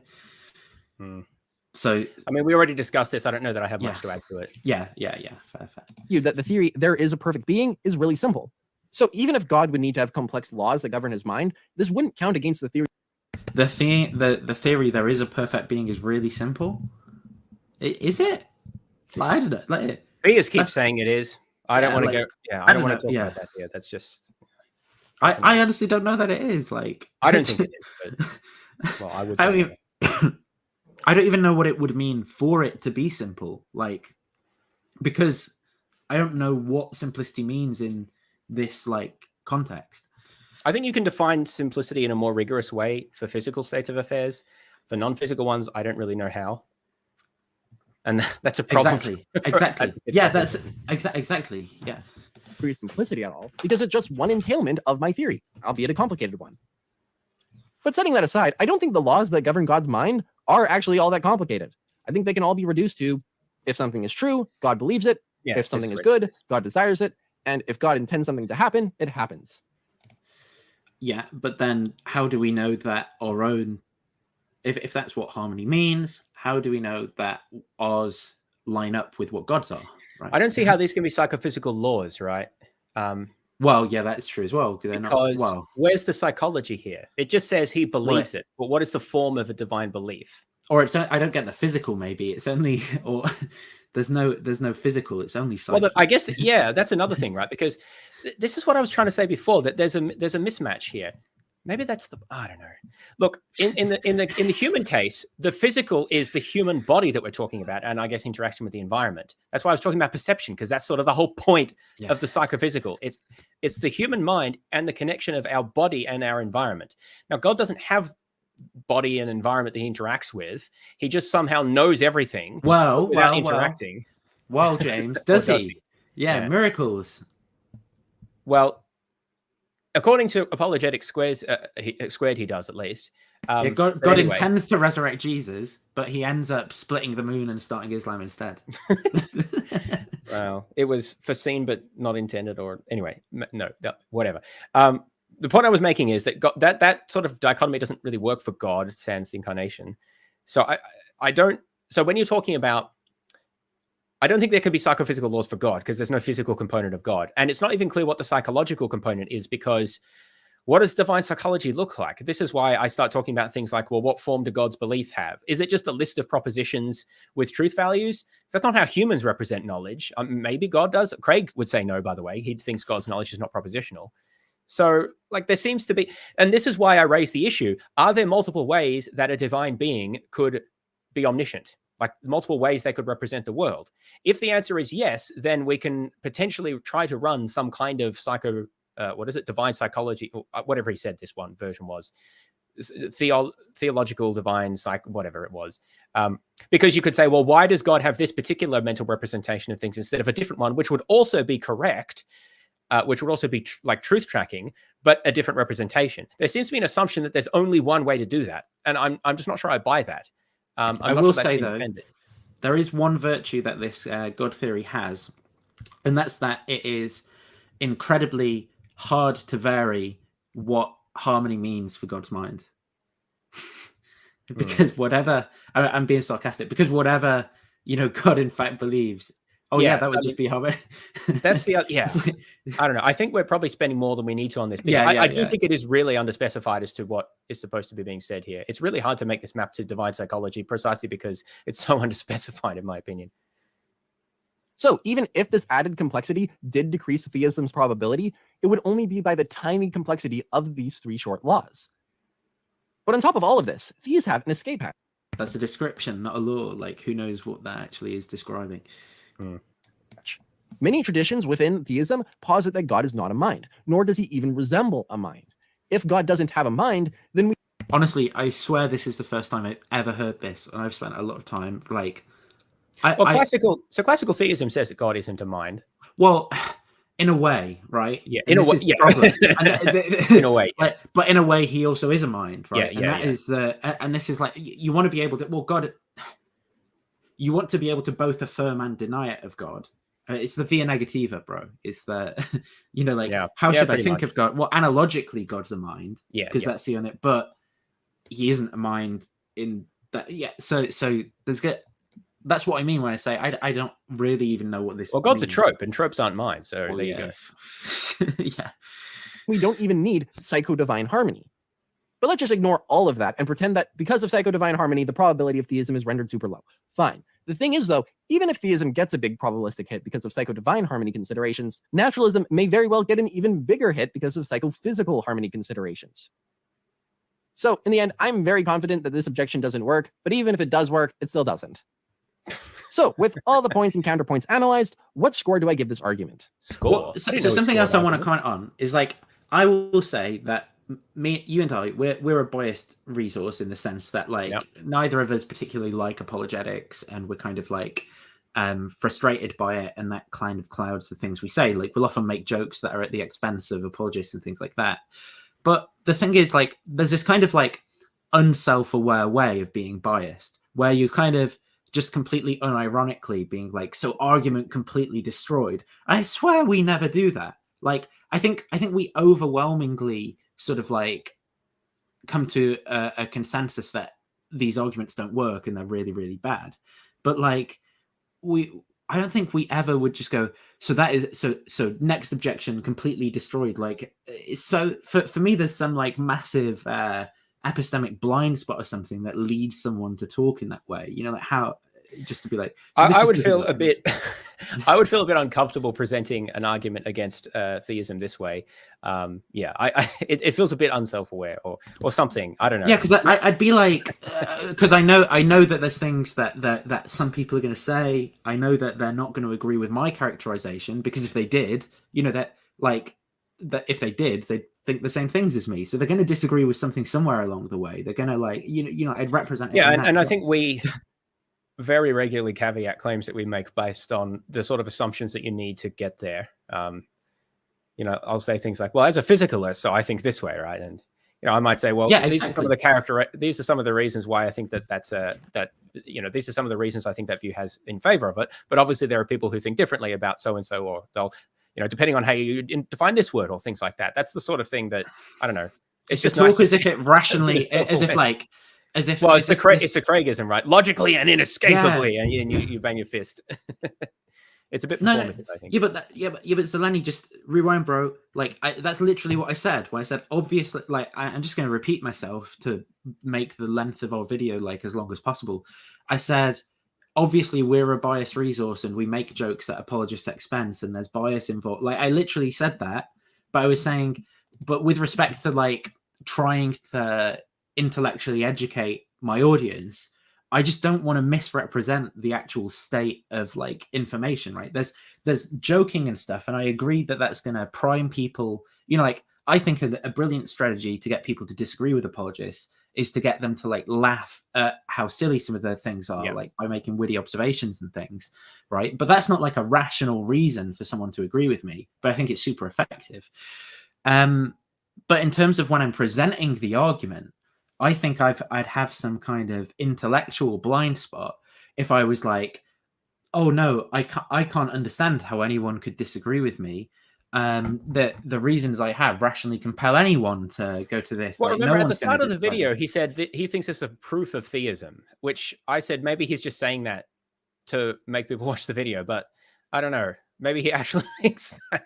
That's the sort of thing that comes across as like either you're not self-aware or you're deliberately being you're self-aware of how kind of obnoxious you're being about saying this is a proof of God. Like, I don't know. I don't know if I want to read too much into that, but I do find it a bit grating sometimes. But like Craig is the classic one for this. He does this all the time. It just wound me up the like, so knocking all of those objections to the side when they weren't even given a fair chance in the first place. Like I still dominating the objections. I feel like Apologetics Squared doesn't even understand. Not even to mention that the objections that he thinks are objections are not even the go-to that like either of us as objectors came up with. Independent, well, I mean, somewhat independently. Obviously, we influence each other's ideas to some degree. Watching these videos, it's like they can't even relate to what someone who disagrees with them, how they would approach the argument, disagree with them, and think about it. But instead, it's like you get these like straw man weak source objections, and it's like now they're destroyed. Like, just like no, like you're like you're playing in the ball pit, like the intellectual ball pit at this point. Well, if we have two sets A and B, the number of possible relations between sets A and B is 2 to the power of the product of the size of set A and the size of set B. We can use this to deduce that the number of epistemically possible sets of psychophysical laws is 2 to the power of... And like, again, is it like it's all this mathematical dressing? Like, is that the way the relations work? Seriously, like, are they all just these one-to-one relationships? Is that how they work? Right? Like, why doesn't one mental state map to multiple physical states? Like, why, and vice versa? Well, he said before that some of them are simpler than others, so we shouldn't just be counting them. Yeah, I don't know. I just, whatever at this point. Product of the size of the set of all physical structures, which I'll denote P, and the size of the set of all mental experiences, which I'll denote M. This is an insanely large number. The sheer number of physical structures possible with our physics alone is massive, but P here includes all epistemically possible physical structures as well. And the sheer number of experiences humans can undergo is massive, but M here includes of the number of epistemically possible sets of... Now, the score of this argument is going to be the probability of getting psychophysical harmony given... Wait, hang on. Play, I didn't watch this last couple of minutes. Play this out. This has got to be satire, what he's doing here. Like, that can't be the actual score he's giving the argument. I swear, they like... That's so silly. They fool themselves into thinking that like they've done something like they've mathematically got to... I just want to see that, like, I feel like he's just sort of tongue-in-cheek there. If people don't know why I'm laughing here, because... Where did I saw this somewhere else as well. The probability that you get with doing these calculations will only be related to the strength of the argument if you accept all of the assumptions necessary to get here. And there were many of them that we've just discussed and that were highlighted in the article, but the thing is, video as well. So you can't just present this probability as if it's just the strength of the argument. But the thing is that even all of that, right? That only applies to nobody from nowhere. It doesn't actually. That's also true. That's the none of this applies. That's not the a posteriori. Yeah, because Apologetics Squared himself wasn't starting from that position and then like updating on something that he found out and coming to this conclusion. Instead, he's telling us a story about how nobody from nowhere should update. But what he's found out, so this is the Bayesianism. What he's found out is how nobody from nowhere should update. But what does Apologetics Squared finding out how nobody from nowhere should update their beliefs on psychophysical harmony do for his beliefs? I don't know. Like, why would that increase his confidence in theism? The fact that's a strange way to weight the strength of an argument. Like, I can tell a story. This is supposed to be convincing too. I can tell a story about how someone from somewhere should be rationally compelled to become an atheist, right? And then upon finding that out, why would I find that really convincing proof of atheism? Like, because that's the actual evidence we have, right? Is like a story about how someone would become convinced of something. It's like a weird testimony or something. Together and then exponentiated. Saying that the result is super duper ridiculously huge is an understatement. Now, the probability of getting psychophysical harmony, given naturalism, is going to be roughly in the ballpark of the number of epistemically possible sets of psychophysical laws that produce psychophysical harmony, divided by the total number of epistemically possible sets of psychophysical laws. But that bottom number is going to be so insanely massive that it's not even worth considering the top number. We could basically just ignore it. As an analogy, Okay. a million divided by a Okay, Googleplex bro. is going to be That's a bit dodgy there, like, but all right, let's just go with it. Sure, whatever. practically equivalent to 1 divided by a Googleplex in most scenarios, so we could just ignore the million. Yeah, because a Googleplex is like the number of psychophysical laws. Didn't you know that? I just figured it out. The numerator. Now, the score of this argument is going to be the probability of getting psychophysical harmony given theism divided by the probability of getting psychophysical harmony given naturalism. Doing some rearranging, we find that the score of this argument is roughly in the ballpark of 2 to the power of p times m. If I had to actually put a value to that, I think that a Googleplex would be a conservative estimate. Did he get two? This is a joke. Like, Did saying he- the score is a Googleplex. Okay. Is 2 the representation of the relation as well? Is that where that's coming from? Oh, I think it was just because Okay. if you're looking at, where did I mean, two is the like binary. Yeah, that's of associating or not associating a given mental state with. yeah, and that's what I mean. Like, but that's why I'm saying, why is 2 the right number? Because the relation. I don't know. you He you can didn't draw really relations. explain how to count physical or psychological states. So, but I mean, look, who really? Yeah, you he's choose a just different making number. shit up. Anyway, Yeah, it doesn't make any It doesn't difference. really matter. Yeah. It doesn't. Yeah. I'm still not sure if I'm supposed to take this even slightly, like the So- score bit, very seriously at all, given what he said here. You know, to articulate to maybe someone who's sympathetic to this, who might be watching, if they've not tuned out already, like how this looks to me.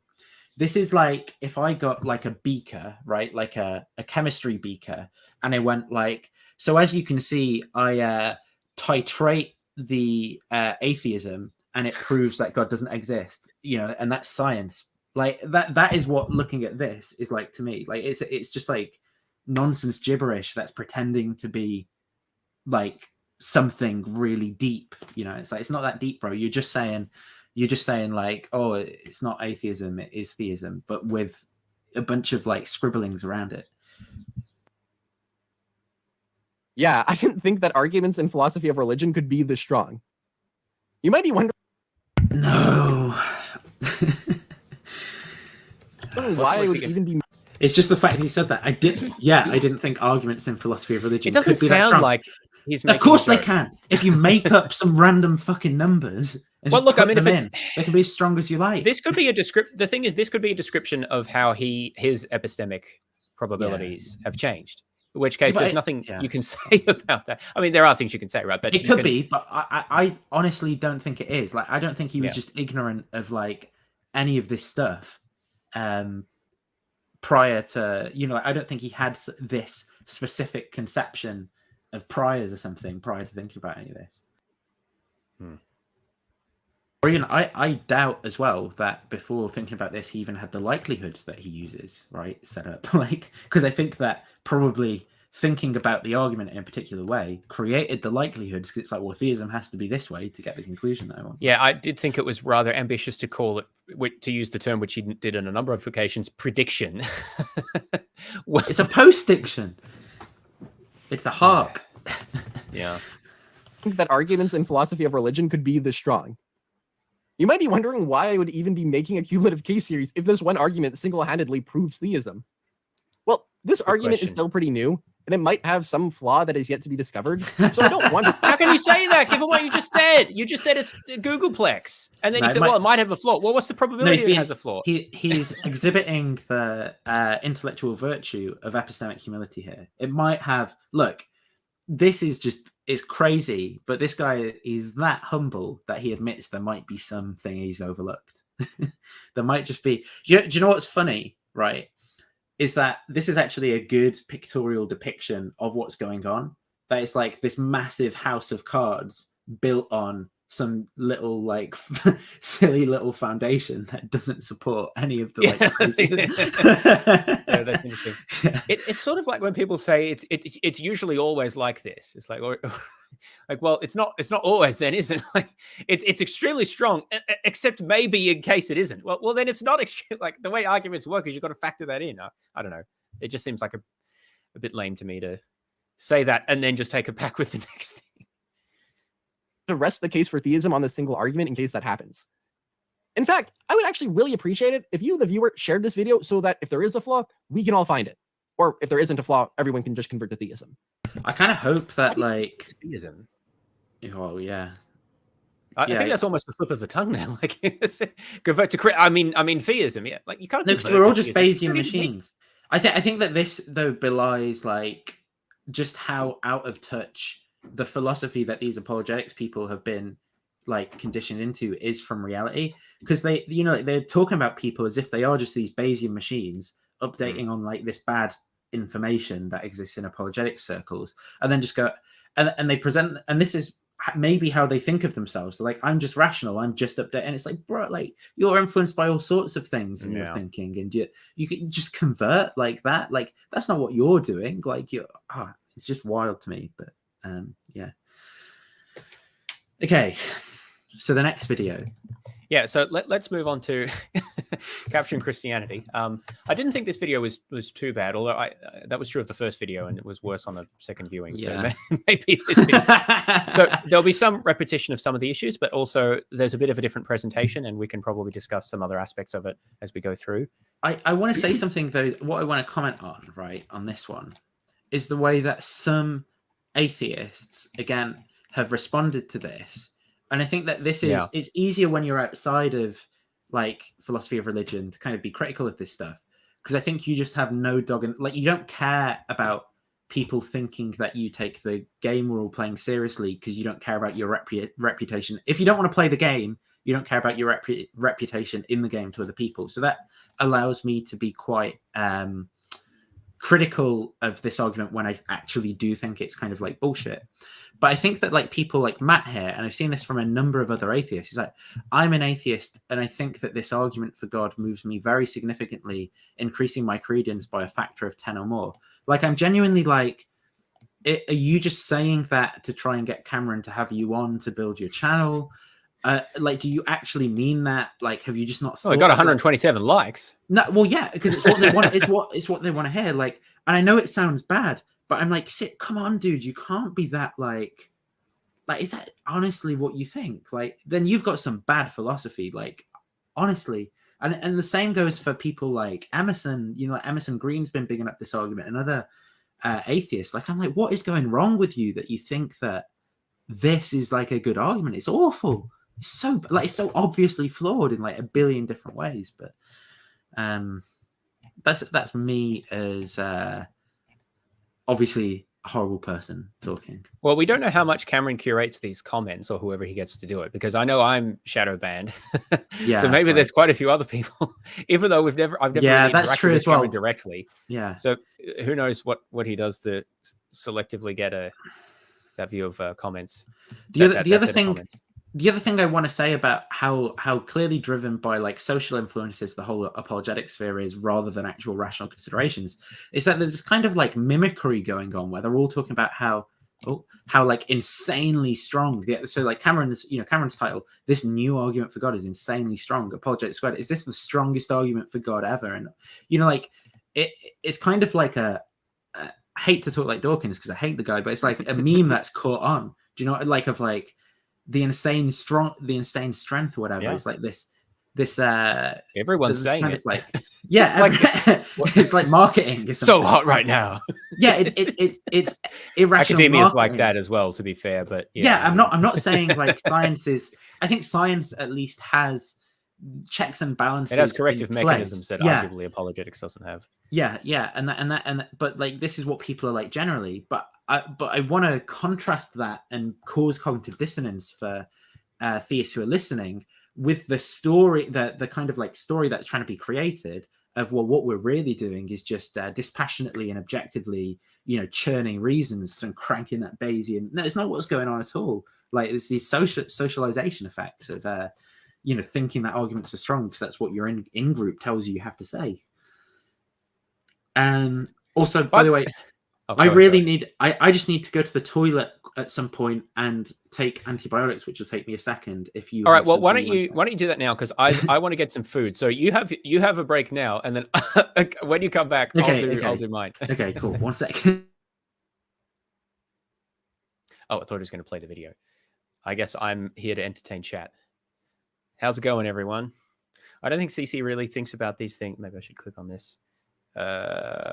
He's found a profitable job and he just needs to keep the dosh rolling in, so he keeps repeating nonsense without thinking. Is it that profitable though? I don't know how he's going lately, but he's had issues in the recent past with getting enough support. I think it's a shame. I don't think Cameron is a very good apologist or an apologetics popularizer, I guess. But I think he's a great photographer. I think he should just go back to doing that. I think that's what he's really good at doing. His production value is always top notch, and the presentation of the mise en scene and everything is just great. Anyway, I mean, I think he does think about these things. I just think he's not very good at thinking about them. Anyway, yeah. So this video will have some overlap with what we just did, maybe a fair bit. We'll try to focus on the things that are different, and then I think after we've got through this, we'll look at the paper itself and maybe just touch on a few points that are presented differently. As Nathan said, each presentation is a little bit different, and people highlight different things. There's one aspect that we haven't. The Apologetics Square didn't really talk about at all, which is the reasons giving in nature of certain types of experiences, which is how they establish the harmony, which Apologetics Square just really brushed over. The paper talks about that. I don't know if they discuss it in this video. I can't remember, but we'll get to that. I think the underlying issue is that this argument has so many different steps and components to it. It's sort of like the Kalam, that it's kind of superficially appealing, but when you pick apart the different aspects to it and the assumptions needed and the conceptual refinements, there's just so much that you need to assume a certain way to get to the conclusion that it becomes quite weak. And really, it's mostly going to be, well, maybe these comments indicate to the contrary, but I'm a bit suspicious of these comments. But honestly, I think that mostly it'll be people who are already theists or pretty sympathetic to theism who will find this convincing. I don't think that naturalists who sort of thought about philosophy of mind or other issues there's really much of a reason to be convinced by this sort of by this argument. And the notion of establishing what the harmony is supposed to be, I think, is quite difficult. And doing it in a way that the naturalist doesn't have a simple answer to why that harmony exists. Yeah, so Dustin Crummett, he's one of the authors of the paper, right? I'm pretty sure he is. The version I have doesn't actually list the authors on it. So let me just double check that. Yeah, he's one of the co-authors of the paper. Looks like it hasn't been published yet. Oxford Studies in Philosophy of Religion, which is upcoming. But I've got a preprint which I've looked at, so it might be slightly different to the final published version. Wait, you can just download it from here. Why did Nathan say that he doesn't have institutional access and couldn't find it? I don't know why he said that. Anyway. I mean, that's one meta thing that we've talked about before, is that the apologetics industrial complex needs these new papers to be published, because that's sort of how it justifies its existence. So it's not as if that this is some, I don't know, it's not as if this is some kind of noble quest for truth. I mean, maybe they like to think of it that way, but it's, they need to generate new arguments for God and reflections on old arguments. That's how they justify their existence. And, you could say other philosophers do that as well in a different way, but rarely is there such an explicit end goal for that's institutionally supported in quite the same way. Anyway, I'm just sort of rambling, Nathan. Happy for you to start the video, and I'll come back in a few minutes. Okay, cool. Yeah, sure. Hey, so what we're doing on the channel is we're talking about a new argument for the existence of God from something called psychophysical harmony. It's a little bit more on the complex side of things. So what we're going to do today is hopefully break this argument down. I've actually got the paper that this argument comes from. I've got the author of it too, or one of the co-authors here with me to help explain what this argument is all about. It's somewhat related to like a fine-tuning argument for the existence of God, but it's more along the lines of like a consciousness argument. So it's really, really interesting. In the title, I say that this is like a super strong argument. As I've studied this argument more in depth as of late to get prepared for this interview, I think that it is actually. something I find interesting here as well, right, is Cameron's assessment that Cameron is confident in his assessment that it's a super strong argument, despite he's going to make he's going to I hate it when people say the word admit, but he's going to admit or concede, it's like a confession several times, that he doesn't know about this branch of philosophy, that it's new to him, that he doesn't understand it. And like, this is like Dunning-Kruger, right? It's like, if you, so the realization that you don't understand something should undermine your confidence in your assessment of whether or not it's strong. So for example, I know that I'm not brilliant at maths. So if I read like a paper on some controversial mathematical topic, like a proof or something like that, I'm not going to be that confident, even though I might be like, well, it convinced me of the thing, but I'm not super confident that this is an insanely strong proof for something, because I just don't have the relevant knowledge or expertise to be able to make that assessment. And so this is just an indictment of like Cameron's intellectual virtues, because I hate the guy. A really, really good and strong argument for the existence of God. And I think you're actually going to see that through the course of this interview. So as I say, I've got Dr. Dustin Crummett on with me, but before we get to him, I actually want to tell you about a couple of free resources that we have linked in the description of this video. One of them was actually co-authored with Dr. Dustin Crummett, called The Rationality of Christian Theism. Oh, I actually found this funny as well. The ultimate list of apologetics terms for beginners is like how to make yourself incapable of talking to a normal person, the book. Because what I find funny is like with any pseudoscience, right, you have to be, or any cult. Now, cult's obviously a pejorative term, but in the sense that it's used by the linguist Amanda Montreal, I think her name is, the author of the book Cultish. So she's a linguist who studies specifically the way that language is used in cults, and the way that language kind of like shapes and informs people's belief systems. And like you can say the same about corporations and things like that. Like you can call them cults in this sense, but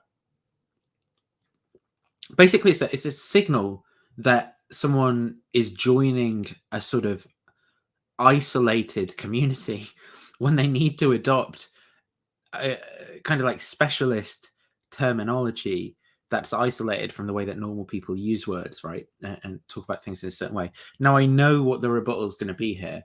It's going to be something like, oh, so you're saying that when physicists learn physics, that's a cult because they learn these precise. So the question is, well, what's the purpose of that precise terminology? Now, in the case of physics, right, what the specialist language allows us to do is to achieve greater experimental success and accuracy. So the actual introduction of the terminology is pragmatically cashed out in terms of some type of activity. But when it comes to theism and apologetics, adopting these terms, it doesn't make people more rational, it doesn't make them have more true beliefs, it doesn't make them better thinkers about it, it doesn't do anything. It's just specialist language for me. And I kind of find it funny that you need to like read, a book of apologetics terms that will, rather than help you as a person, will in fact hinder your chances of ever being a normal human being, able of communicating with people with ordinary words.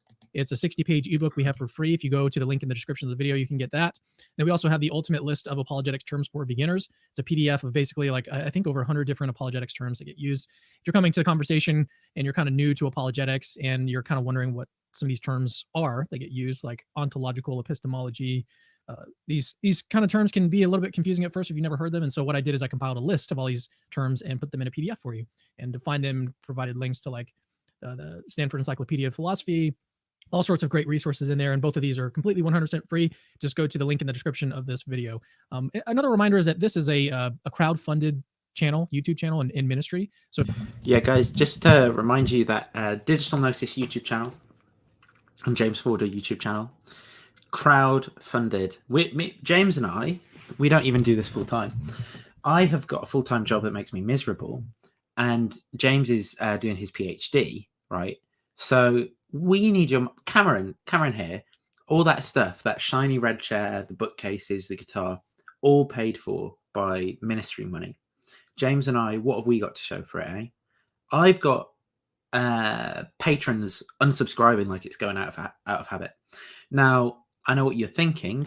You're thinking you didn't put out content for a long time, Nathan, and in order to earn that money, you need to put out content. Now, that's not right.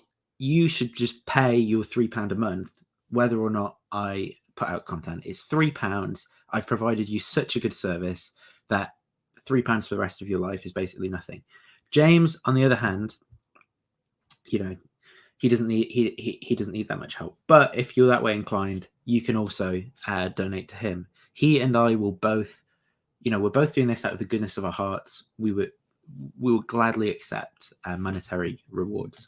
If you find value in the work that I do, consider becoming a patron rather on Patreon, patreon.com/CapturingChristianity. Link to that is in the description of the video. And if you actually go to our Patreon, you can see all the different things that you can get in return for donating and supporting the ministry. You can get t-shirts, you can get one-on-one video chats with me. You can even help me do response videos and stuff. Like there's a lot of different things you can get in return if you do end up supporting the channel. So go check that out if you find value in the work that I do. And with that, let's go ahead and get into the interview with Dr. Dustin Crummett. So Dustin, it's great to have you back. We actually did a show not too long ago where you gave a quote unquote. Oh, something I didn't notice. I bet if James was here, I'd ask him to comment. But is that an effective altruism t-shirt? Proof against Catholicism. So this is a little bit of a different topic, but nevertheless, I'm super excited about it. And what we were saying before we started was that I'm going to need your help because I'm not like a philosophy of mind or a consciousness guy. And this is what I find interesting, right? So Cameron's conceding here at the start. Now you could say part of the reason he's conceding this is for the audience's sake, to kind of like bring them along on this journey, right? But he's conceding here that he basically doesn't have, at least what he's saying indicates that he doesn't actually have a strong grasp of the argument or the way it works. And yet he also thinks that it's a super strong argument for God. How is he in a position to make that evaluation if you don't understand the argument well enough to clearly be able to talk people through it? How on earth are you in a position to evaluate whether it's a strong or weak argument? I'm going to really need your help to kind of break down some of these concepts here because you talked about the hard and easy problem of consciousness.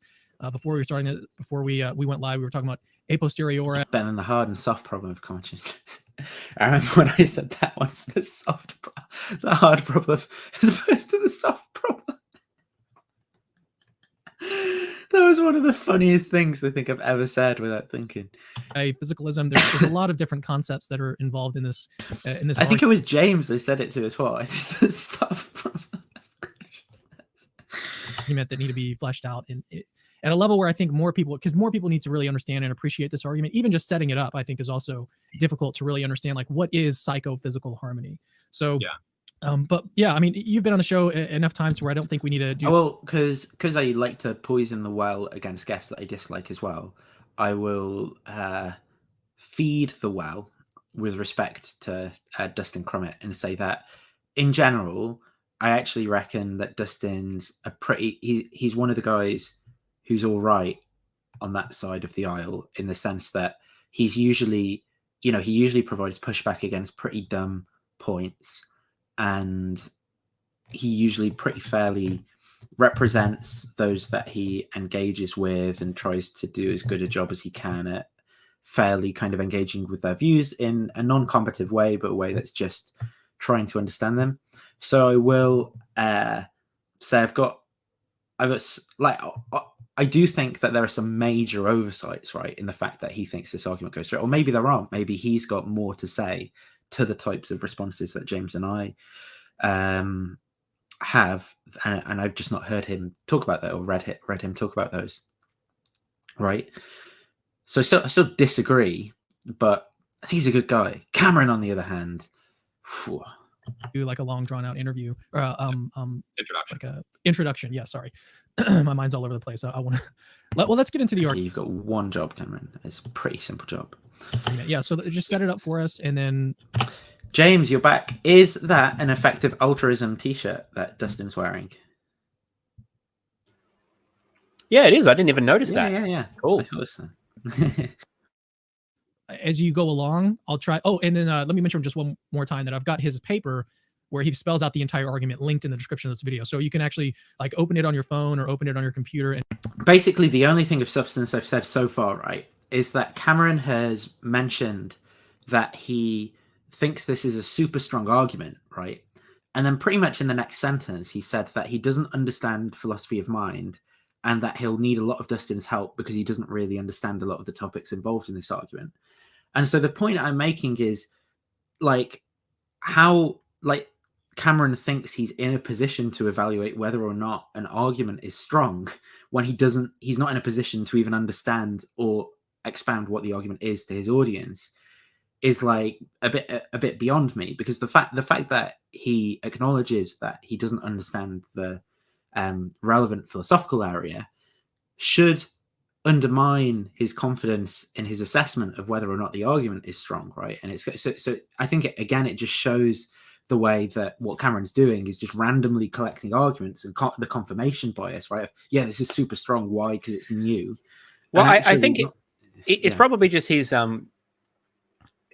conforming his views with what relevant authorities believe. Well, that he trusts, yeah. right? So other smart Christians say it's good. So that's fair enough in a sense. Well, that's sort of fair enough in a sense, but would they say? I don't know if Dustin Crummett would say this is super strong. Like, where's he get it in terms of deferring his cognition to relevant experts? Well, you shouldn't really ask the author of the argument, arguably, or at least not only him. Well, where's he getting the super strong from, right? Like, because that is his personal assessment. Or if he's getting that, I'm not hearing like Dustin Crummett or Brian. Like, they might be saying, yeah, this is like an argument. If you're primarily relying on other people's assessments, you should probably say that. I think is for something like this would be fair. Like, they say it's super strong, yeah, right? Oh, yeah, but I don't think they are saying that. I think Dustin, I don't know, I could be wrong, but I think Dustin would say, well, yeah, it's like it's a good argument, right? But he's not going to be like, oh, this is insanely strong or whatever. And try to follow along as we go through it. There's obviously going to be a whole lot more information in the paper than what we can cover in an interview like this, and it's 100% free. Just go click on it. You don't have to pay anything. There's no paywall or anything to read the paper. So, but yeah, how should we begin? I think the best place to begin would probably be just to help us understand, how to understand the problem of psychophysical harmony. What is that, and how is it a problem for naturalism? Yeah, you're right. Some people, you describe in an immediate. Something I find interesting just in the setup as well is like, the expectation, you're creating an expectation for the audience that it will be like the conclusion, right? That it's a problem for naturalism. You're kind of establishing that in the setup of the argument by presenting it in this way. You don't just go, what is psychophysical harmony? You go, what is psychophysical harmony and how is that a problem for naturalism?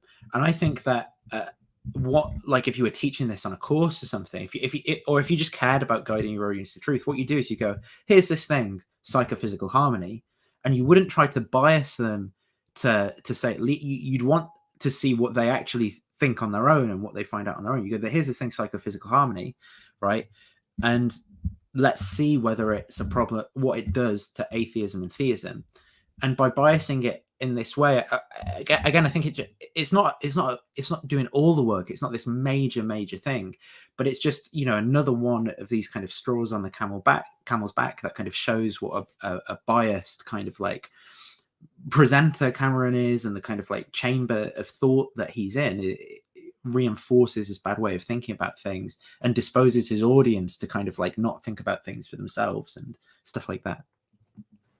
Yeah, honestly, I think a better way to do things like this is to say, look, here's this observation, which we're going to call psychophysical harmony, which, we think we've developed. And here's why we think it supports a theism over naturalism.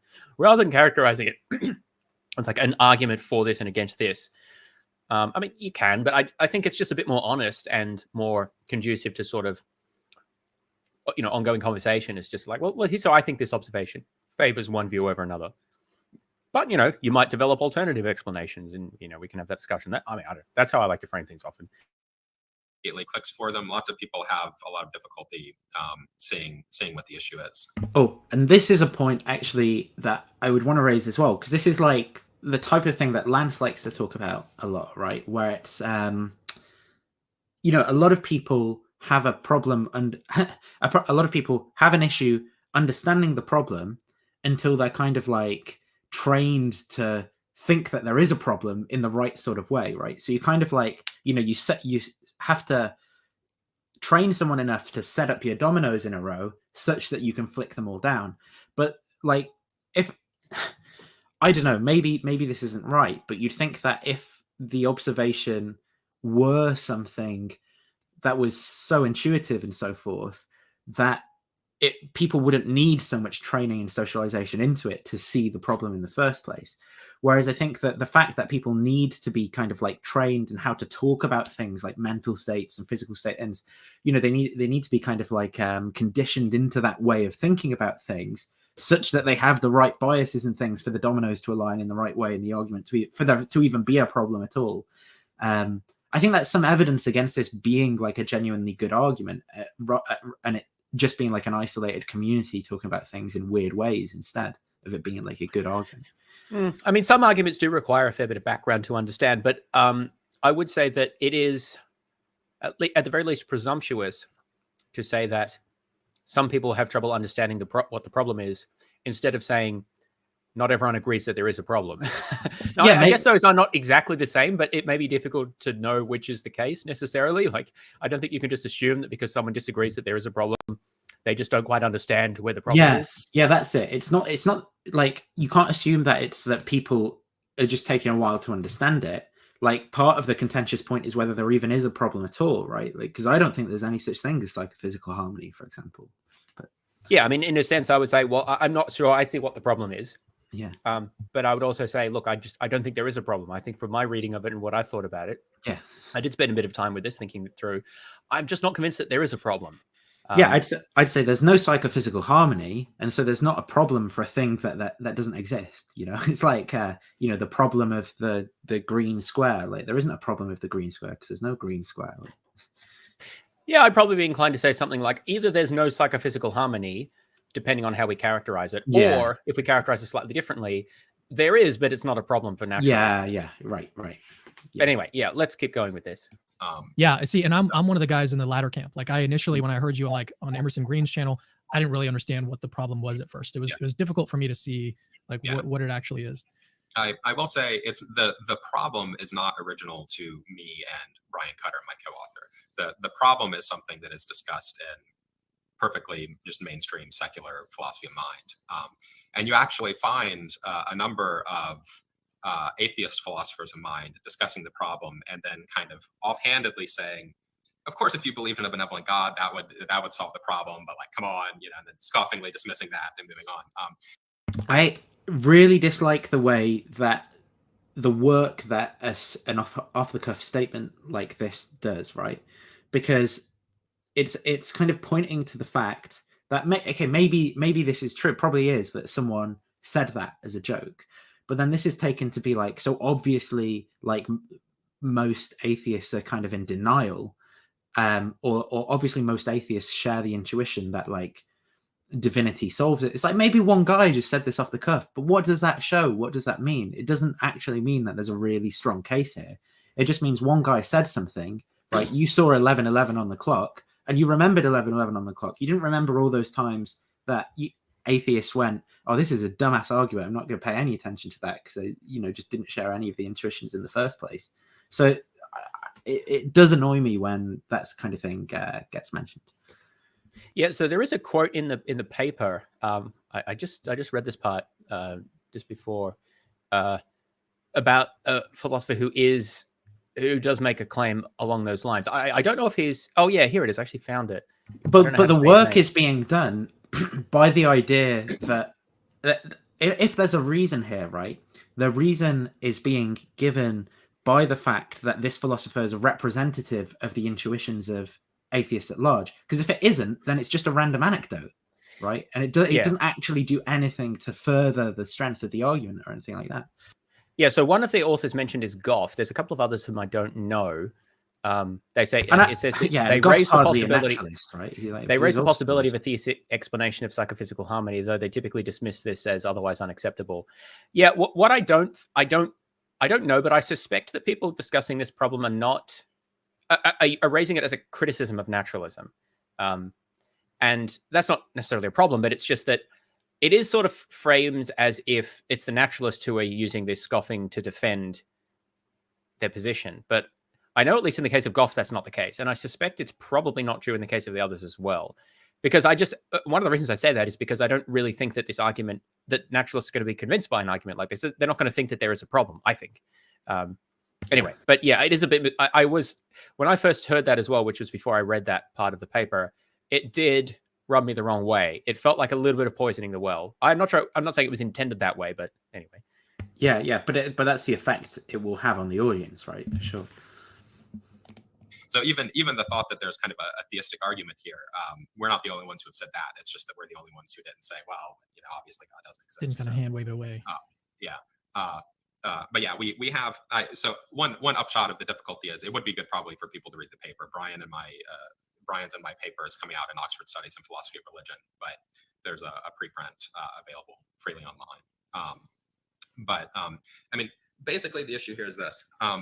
It looks like your conscious states, so your phenomenally conscious states which are such that there's something it's like to be in them, right? The feeling of pain, there's something it's like to feel pain. When you see a patch of red, there's something it's like to see the redness, and so forth. Those are phenomenally conscious states.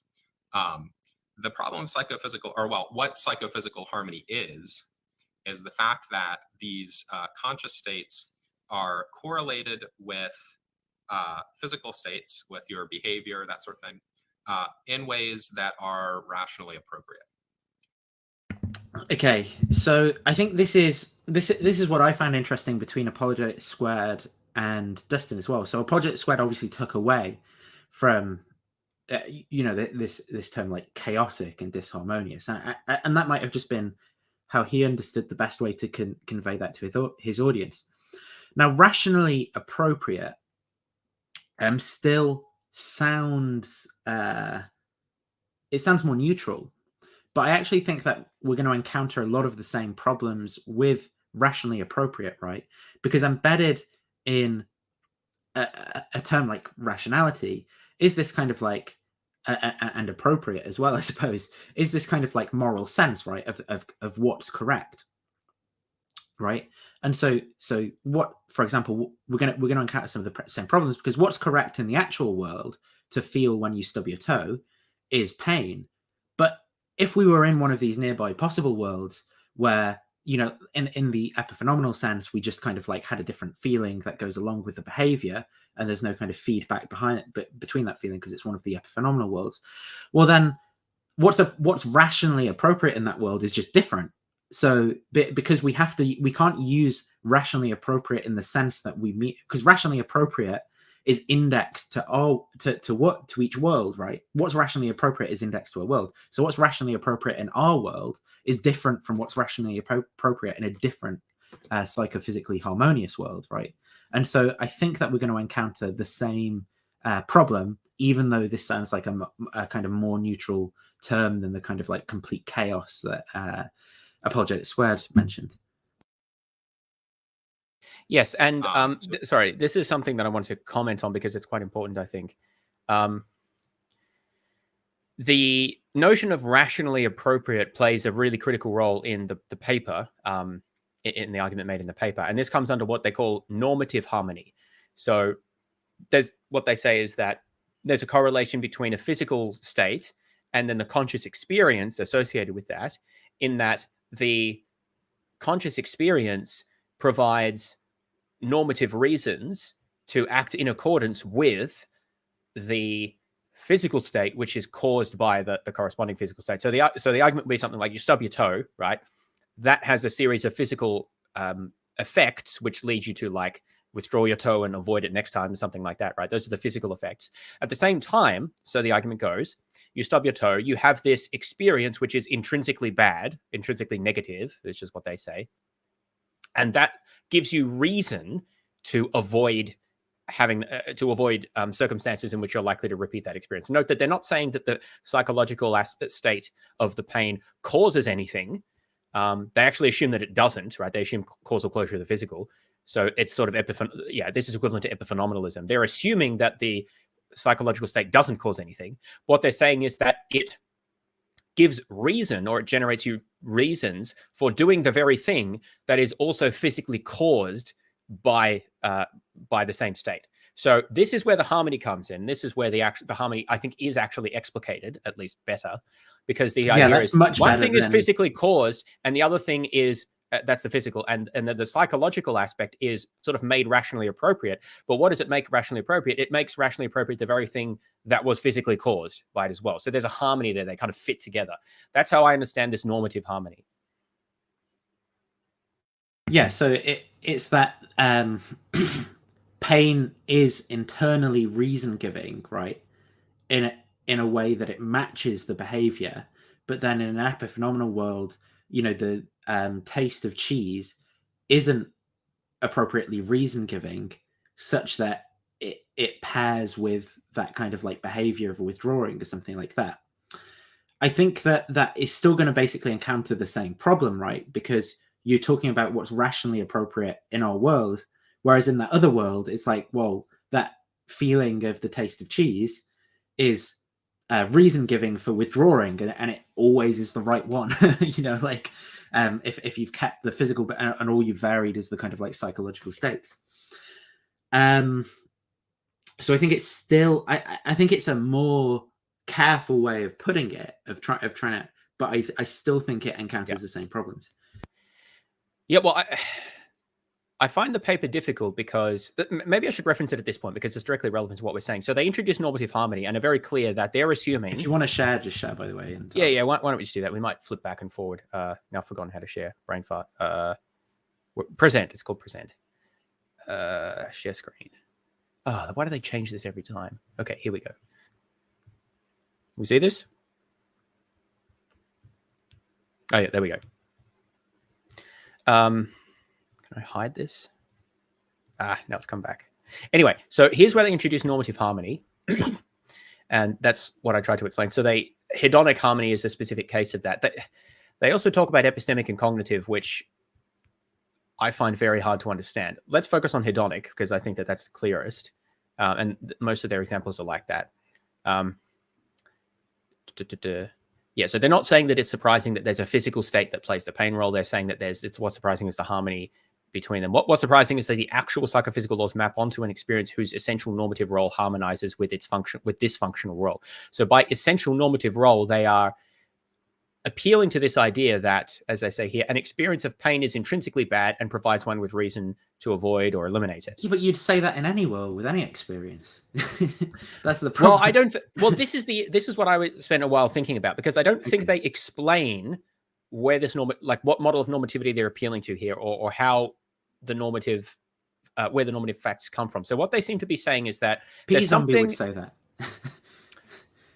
So I think that they're committed to saying no, right? Because maybe this is just what I'm saying, how I understand their claim. They're going to say that there's something let's say qualitative about the experience of pain, which gives you a reason to avoid it, irrespective, and this is the key part, irrespective of any functional or physical like associations that it has, just about the experience itself, the qualitative nature. And if you change the qualitative nature of the experience, then you no longer have that reason, or the reason changes. So a P-zombie doesn't have that qualitative experience, and so they don't have the same reason, according to this argument. And then if you change pain to pleasure, then you would have a different reason because you've changed the experience. So that's assuming that there's some relationship between qualitative experiences and reasons, which, there's some plausibility there. I would have liked to have seen that assumption unpacked a bit because that's a fairly specific assumption about the nature of reasons. And I mean, I'm not even sure if I agree or not. I'd have to unpack more about that. But that's one thing that I felt was a bit lacking, is because they just sort of say that pain is an intrinsically bad experience that gives you reasons to avoid or eliminate it. I mean, does it though? I think they talk about this a little bit later, but they don't say too much about this. So I think I'll add a bit on why I don't think that works. But I think if you do buy that assumption, then I can see how it works, right? If you think that it's intrinsically reason-givingly bad or something like that. So obviously that's going to be the point that someone like me is going to deny, not just to avoid the conclusion, but because I genuinely don't think it's true. So think about a pain reflex, through the central nervous system where you withdraw your hand or something like that. in epiphenomenal world. Like, as an organism, like a human, maybe you have this pleasure experience, right, alongside you have what we would call in our world a pleasure experience, alongside the experience of putting your hand on a hot stove or whatever. Now that's paired with the central nervous system response of like withdrawing the hand that's involuntary or whatever. But I think what happens, like building that into my overall view of like mind and so forth, is that the internal representation I construct of what constitutes a reason is something that's built by the pairing together of the feelings that I have with external stimuli as well. So I don't, it's not that a priori I think pain is associated, that the experience of pain that I have, whatever neural correlates go along with that, and certain stimuli are together. But or maybe it even is to some degree, right? But obviously in a nearby possible world, that feeling would be different, whatever, because we're managing, because that's what the possible world is where I can vary the feeling somehow. But it's that over time, the kind of like pairing of those things together is what creates those associations. and so there's no such thing as intrinsically reason giving in a particular way. Instead, it's sort of like built up, learned reason giving in that sort of way, according to me and my worldview. So the intrinsic reason giving nature of pain just isn't going to work for me. Yeah, I feel like I to have a more clear view, I need to hear unpacked a bit more how they think about the relationship between reasons and like psychological states. But I mean, for a start, remember that this whole argument, until we get to the part of near the end of the paper, so it assumes dualism and causal closure of the physical, so epiphenomenalism. If you don't assume that, you can say that, which is what I would say, that psychological experiences just are physical states. And so there's no harmony here. They're just two sides of the same coin. They're two ways of describing the same thing. So the harmony... there's that. They have an argument around that, which we'll get to. I don't find it very convincing. But at this point, right, they have said at the front that they are assuming those two things. So that's not a rebuttal to what they've said here. But it's just that so far it's only going to appeal to people who like assuming those views. But even assuming those views, I'm still not sure I would agree to say that certain types of qualitative states, just by being that type of qualitative state, is what gives you a reason. Because it seems to me you could say the opposite. You could say, no, it's the physical correlates of that, like the withdrawing of, like the reason is because if you don't withdraw your toe, then you'll damage the tissue or something like that. The physical aspect. It's not the experience at all. That isn't what gives you the reason. Plausibly, I'm not saying I'm committed to. But I don't think it's the point I was making is that I don't think it's that you think about it in that rational way. I think it's that you learn to pair the experience with those. Yeah. But I think that might explain why we have, because it could be that that's actually, I think, possibly a different objection, which would be to say that the reason we have this apparent harmony between reasons and causes, or like physical causes, is because of the repeated pairing of the two. That repeated pairing is what helps us to learn that association, and therefore we have a reason in virtue of experiencing the pain, the pairing, because it's been paired with these experiences. I think they're going to have to reject that and say, no, it doesn't matter how many times it's been paired, or if this is the first time you've experienced anything like this before. They say it's intrinsic to the experience itself. And I'm just not sure I buy that. I think you could say that it's learned from the physical, or it's in fact purely in the physical. The psychological experience itself maybe doesn't give you any sort of reason to do anything. Now, maybe people find that as implausible. I guess you can imagine situations where there's pain with no physical correlate at all. You just sort of experience pain, and presumably you would feel that as bad, like you would want to avoid that. But then you could make your argument, but that's because we're sort of learned association of pairing. I don't know. Yeah, I honestly like putting it into my actual views, because I think people do in fact have very different subjective experiences of pain, and yet we're still able to kind of like, and it's reason giving in different ways for different. And the things, there are situations in which people seek out pain of certain sorts in certain ways. Yeah. So but they're just irrational, like obviously. But this is why I don't buy like there's cases where it's rational to experience pain because of other reasons. There's cases where people actually seek out pain, or other negative experiences in certain forms. So I'm just not sure I buy this argument that the intrinsic qualitative nature of pain is what gives you the reason to avoid it. I'm not saying I'm rejecting that. I'm just not convinced by what they've said, which is basically nothing. They've just asserted that. And I think that's pretty important to the argument they're making here. Because if that's not true, then the whole thing falls apart. There's no harmony anymore because you don't have the kind of parallel of the physical causes plus the normative reasons giving behind it. So I'm just not convinced by that key assumption here. But I wanted to mention something else. Which I mentioned this earlier, that I think there's a confusion here because earlier they're clear, like we're assuming epiphenomenalism and overdeterminist dualism. I mentioned these terms before. So that's what they're assuming at this point in the paper and through most of the paper.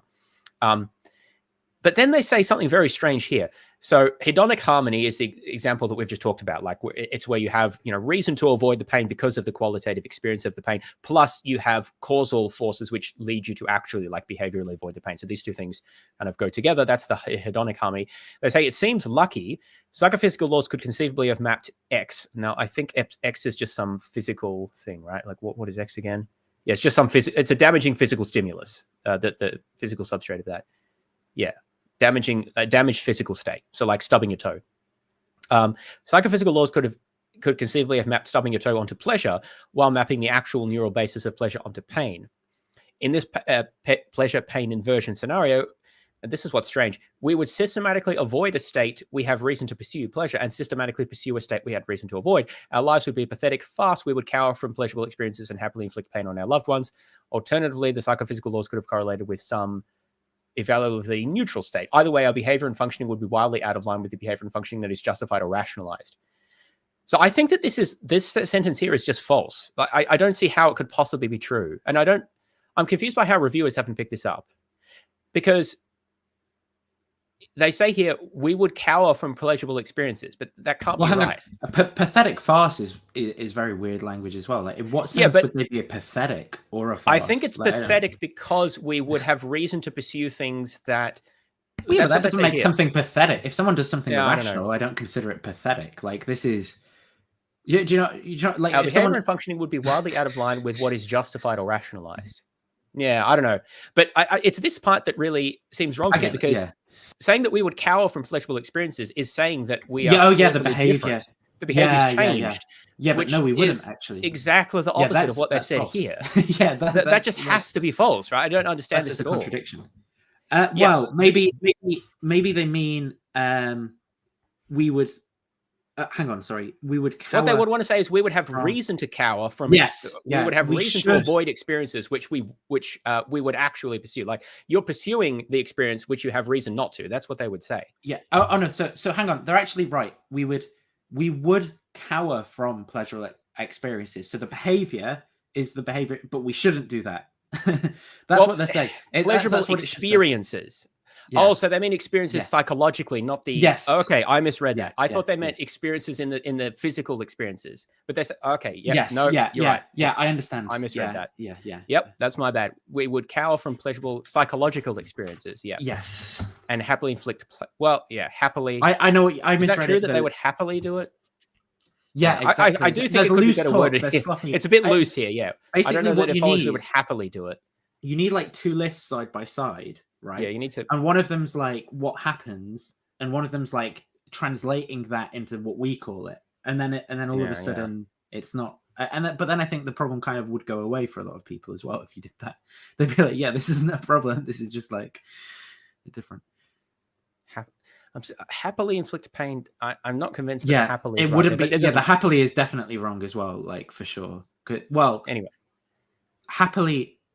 Inflicts pain. What it says is that we would have reason to happily for us, but it wouldn't be happily for them. That's the problem, is that it's like it's flipping between. So it's what we would happily in the sense that psychologically, so they'd be, so I don't know, if they did something to a loved one, right?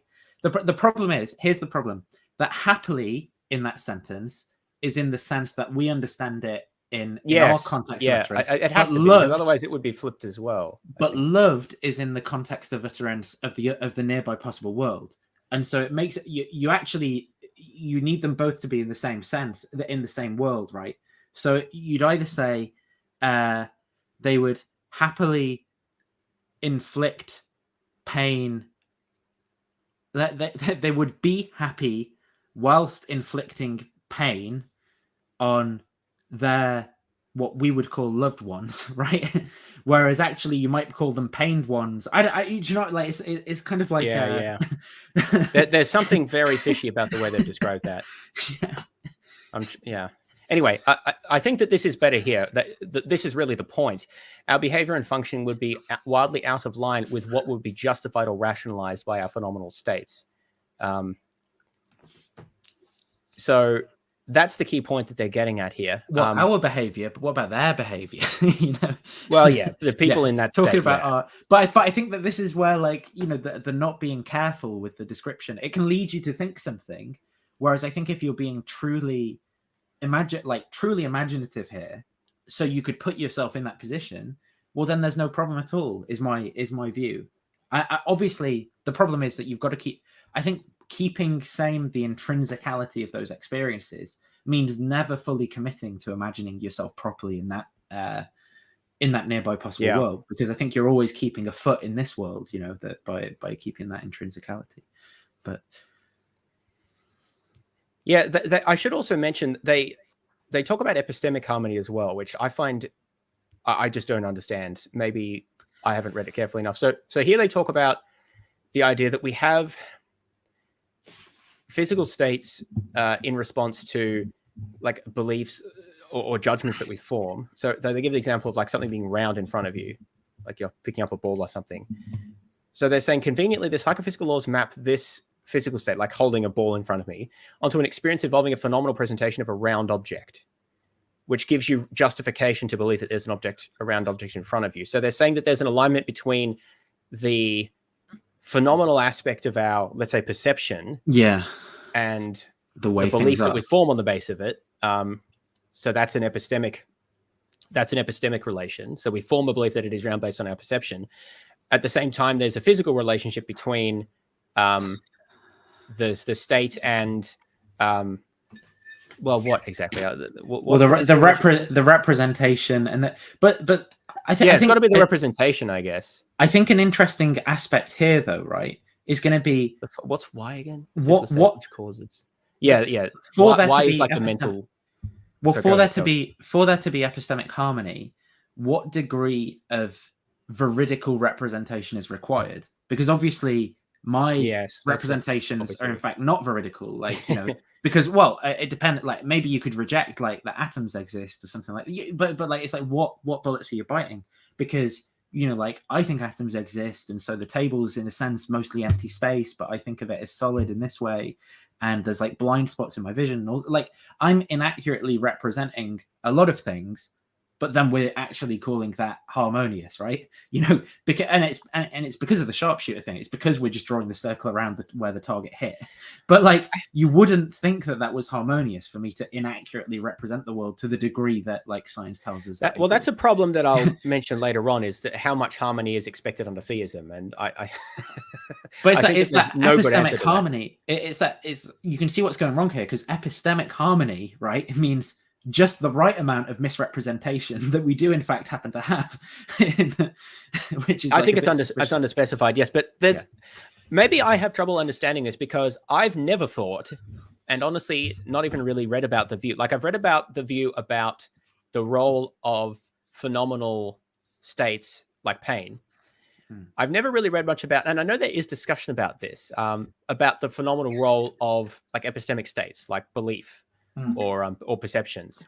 Yeah. And I just have I don't think that the phenomenal aspect of those has anything to do with justification. I don't think you're justified in believing that there's a round object in front of you because of the phenomenal character of your perception of the ball. I think it's got nothing to do with that. I know what you're saying. Although I also think that the phenomenal character is just like it's your representation of it, an aspect of your representation of it. But like if I'm thinking about it in epiphenomenal land, I wouldn't identify the justification with the phenomenal component. I'm not sure why they do either. I don't know if maybe phenomenology here is quite the right word. It's intentionality, I think. Yes, that's right. It's intentionality. Yeah. Yes. But this is like a point I deny, right? Or I don't think about it in anything like the same sense as Yeah, this is a commonly assumed phenomenal. in- Sorry, yeah, Yeah. I'm just situating. This is a phenomenal theory of intentionality. But I do very think that I think there's like a double speak that goes on, right? Where philosophers will talk about propositions as somehow being about states of affairs, and that's how propositions as this special kind of thing can be true or false, right?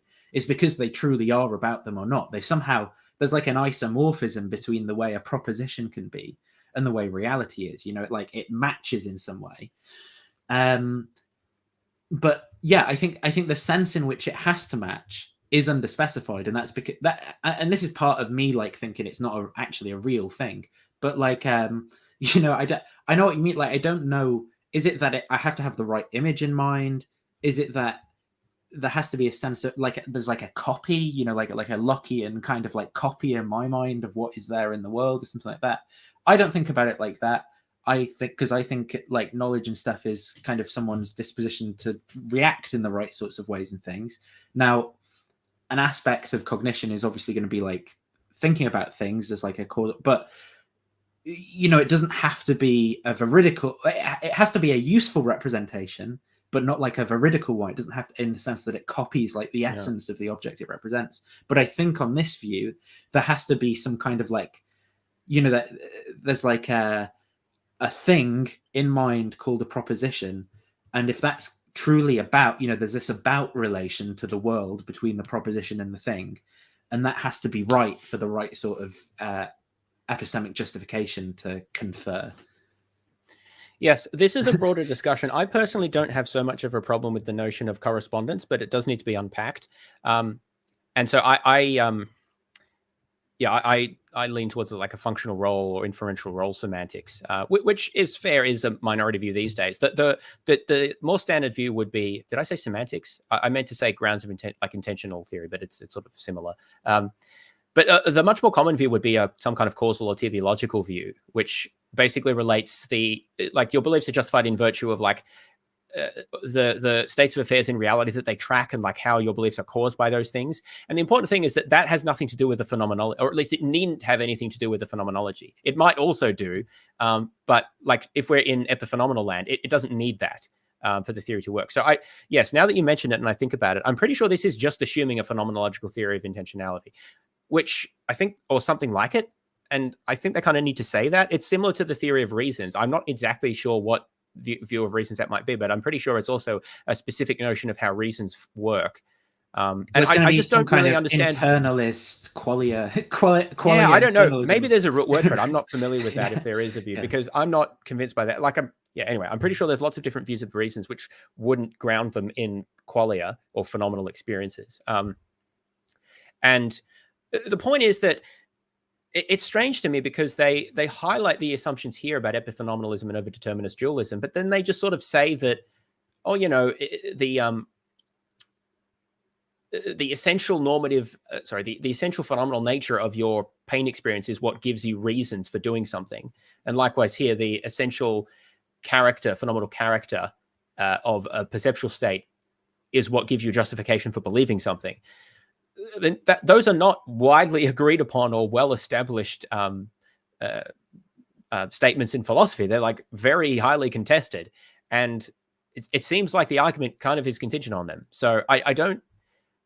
This is what I found unconvincing. Well, one of the things that I found unconvincing is basically to try to summarize this. They're trying to establish that there's this harmony between the physical side of things and the separate, assuming like dualism, the separate mental side of things. And to do that, they're using normative notions like justification, like epistemic justification, and like normativity, like reasons giving normativity in the case of the pain pleasure one. They're establishing that as kind of separate from the physical causal world, but as having a harmony with them, because the same things that are like beliefs that are causally produced by seeing the ball in front of you are also justified by seeing the ball in front of you, and behaviors that are caused by stubbing your toe on the rock are also made justified by the experience that results from stubbing your toe on the rock. So there's this sort of parallel, this harmony that exists between them. But in order to establish that, I think what they've needed to do is make certain assumptions about how the second pillar of that, or the second arm of that, works, that it basically that the Well, epistemic justification or the hedonic justification is like generated by the phenomenal state, the mental state in a particular way, which you can just reject. Like you can just say, So I no, think- it doesn't. That's I not think what does when that.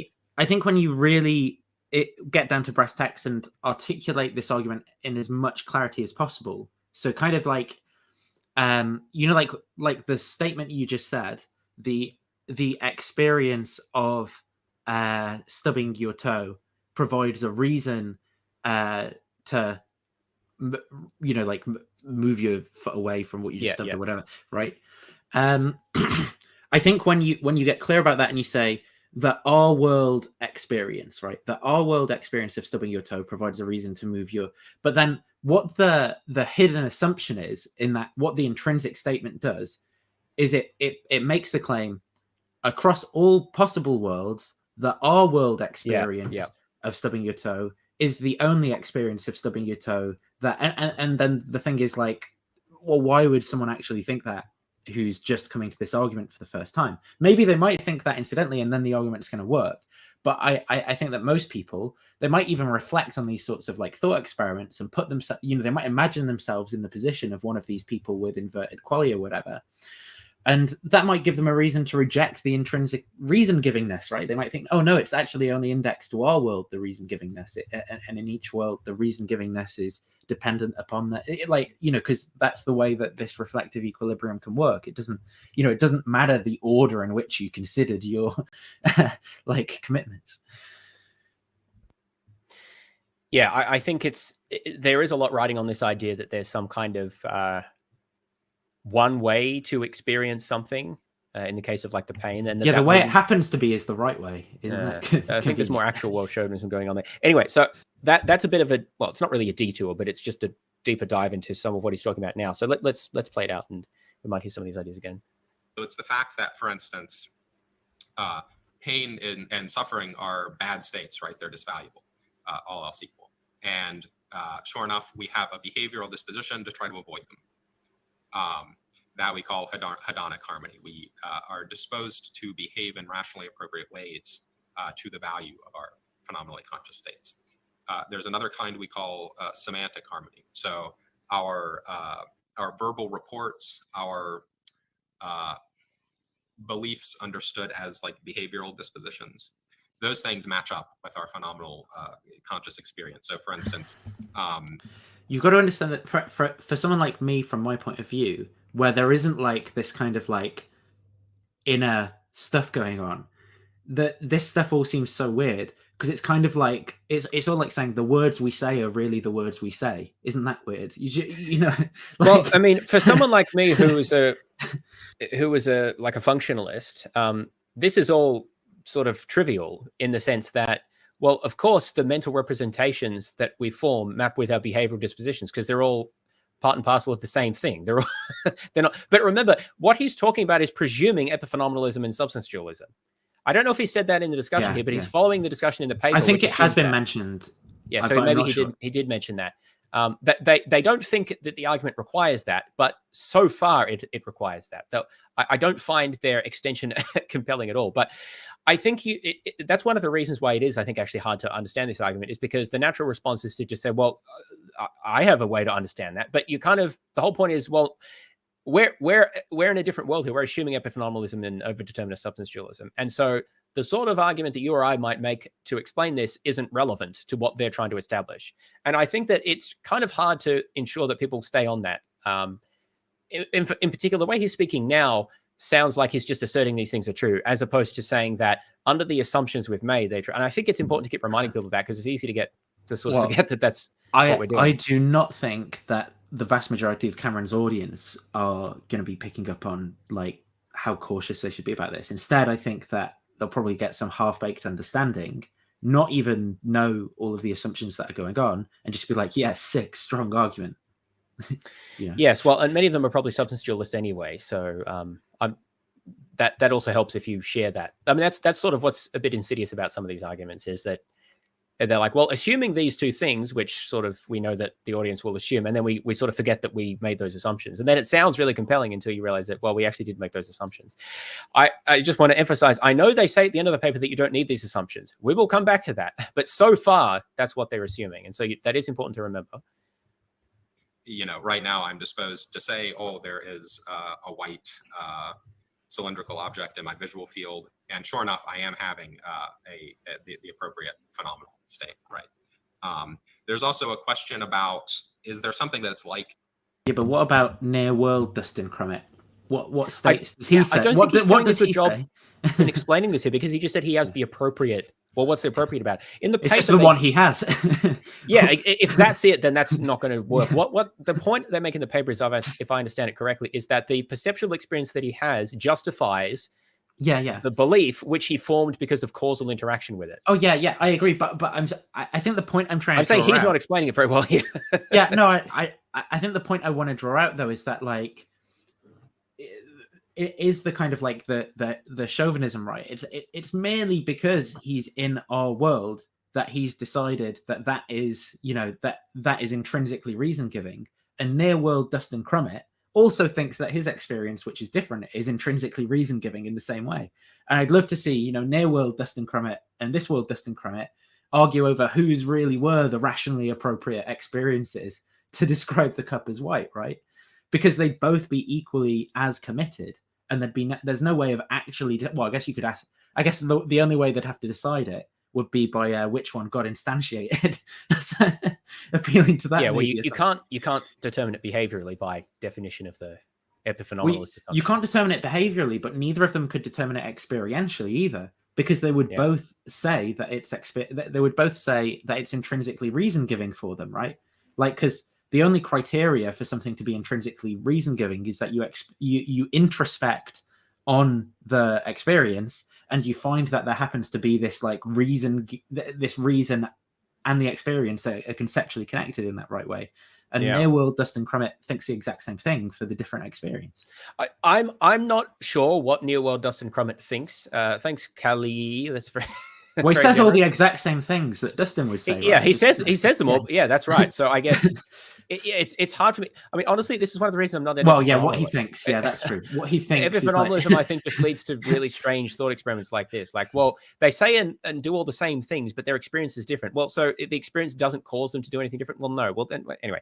If anything, I take this as an argument against epiphenomenalism, to be honest. I just find it very confusing. I think it makes much more sense to say that they're two aspects, the mental and physical are two aspects of the same underlying state, which is why you see these correlations. But anyway, we'll get to that.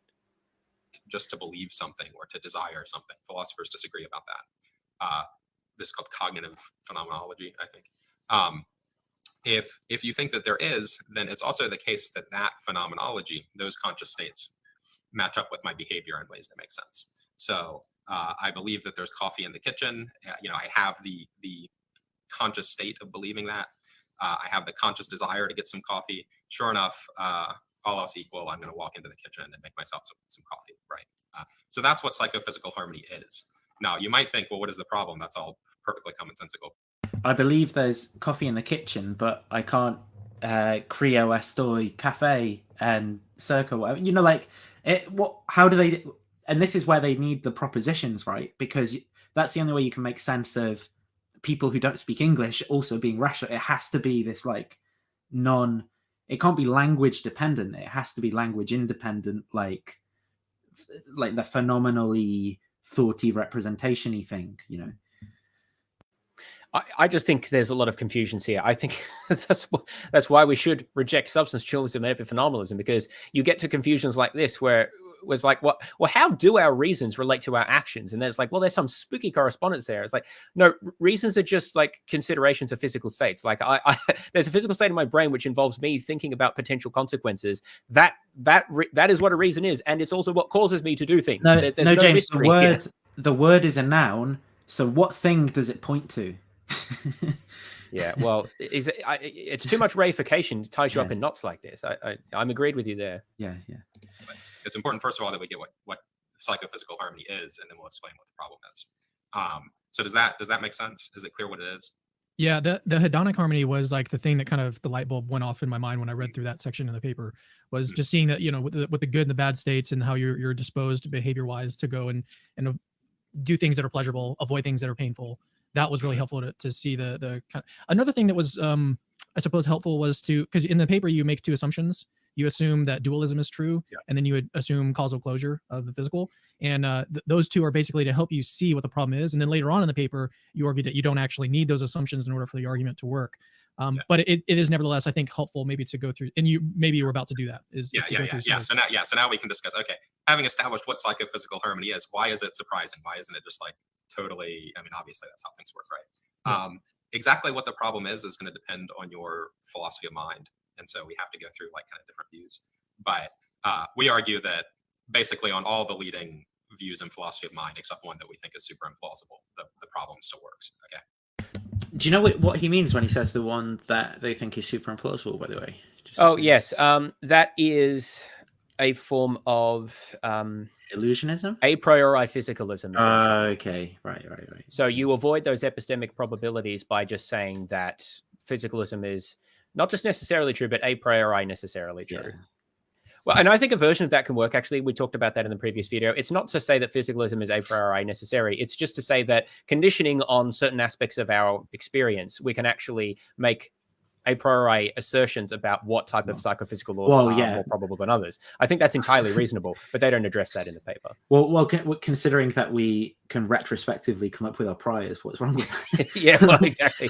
I don't think that honestly, I think that our priors from our posteriors. That's the joke. The whole part of the paper where they try to soften their assumptions, I think it's a mess. I don't think they succeed in developing. They sort of say this and they say that. I don't know. Maybe that's me being uncharitable, but whereas the first part of the paper, I think I can understand the logic they're getting at with the assumptions they make. The second part, I find very hard to follow. I just can't understand how they're getting around how they're generalizing their argument in the way that they claim to. But we'll come back to that in a bit more. The reason I asked was because I would think the argument doesn't even get off the ground for like qualia quietism, for illusionism, for like any kind of like Wittgensteinian view of mind. And I don't know what he means by leading, but I'd say like there's a lot of people in academia, like people who have thought about these things, epistemic peers, whatever, who would hold to those views, and for them the argument wouldn't work, and that just goes completely. It's an oversight, I would say, to just leave all of those out. Well, he thinks that anything other than it's not eliminativism. It's any view other than a priori physicalism. Yeah, but I think he's just not. I don't think it's that it also works for those views. I think it's just that he's overlooked them. That they've not actually thought about, and there are actually these views out there that it also doesn't work. Well, it's a bold. They don't actually address all possible views. Well, shockingly, and I know they couldn't, but I'm just saying that those are. Well, then you shouldn't claim. You shouldn't make that bold claim. But then, what they do is they say, look, here's the argument under the assumptions of overdeterminist substance dualism and epiphenomenalism, and then they say the argument doesn't require causal closure, so that's like the overdeterminism part, and also the argument doesn't require substance dualism. So they don't actually address all the other views. They say here's the assumptions under which it works, and then but we don't need this assumption. That's one of the ways I find the presentation confusing, is because I don't think they really explain how it works under the other views. They try to say that they don't need the assumption, but that's not quite the same. They don't actually then say, well, under this view, here's how it works. They just sort of argue against the fact that they need the assumption. We might see this a bit more in the video later, although I don't remember if they talk about it, but we'll try to look through it in the paper. As I said, I find it very hard to follow their argument, and they seem to make a lot of different arguments for the same thing, which anyway, we'll get to it. But it's easiest to see if we assume what's called epiphenomenalist dualism. Okay, so what is that? Dualism is the idea that mental and physical states are ontologically distinct, right? So what a terrible way to your explain conscious states are not just physical states. There's something over and above physical states. You're also not an idealist. You don't think that mental states just are, you don't think that physical states just are mental states, right? So you don't think mental states just are physical states. You don't think that physical states just are mental states. You think that these are two separate kinds of things. You're a dualist. If anything, wouldn't all the weird confusion this introduces just be like a reason against these views to go to one of these other simpler views that dissolves all these problems? So, that's what I said. I take the first part of their paper to be an argument against epiphenomenalism. I think that's the best way to resolve these issues. And perhaps surprisingly, many broadly naturalistically inclined philosophers who are dualists are tempted towards what's called epiphenomenalism.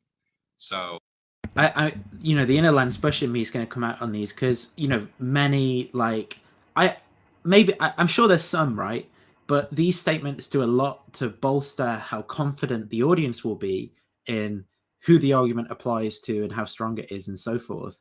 And if many actually just means like one guy and hardly anyone believes it, then it just why say it? It's doing some work, right, in the overall like meta of the argument and how it sits in apologetics, and it just shouldn't be mentioned if it's not true.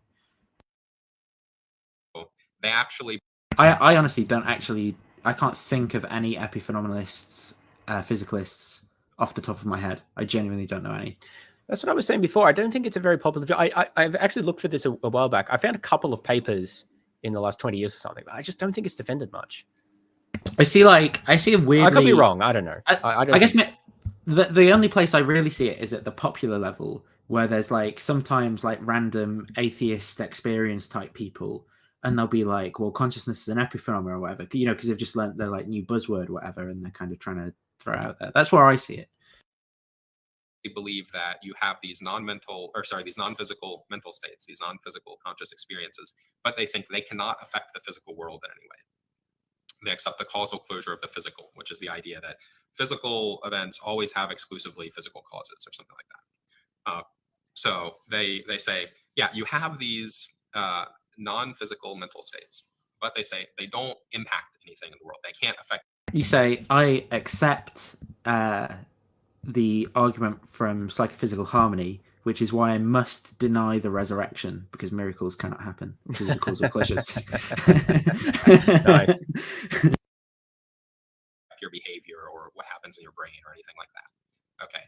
Now, dualists generally, why are people dualists about conscious states? Usually it's because of arguments like this.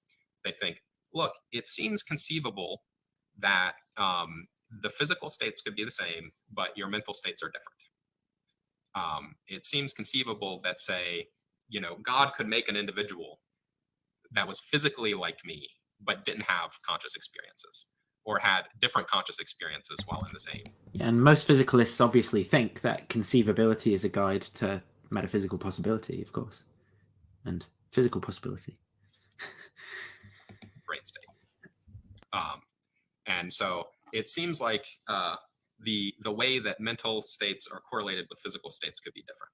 Or people talk about inversion scenarios. Maybe your experience of color is like inverted as compared to mine. So we both see the same thing, but what it's like for me to see the color is different from what it's like for you to see the color.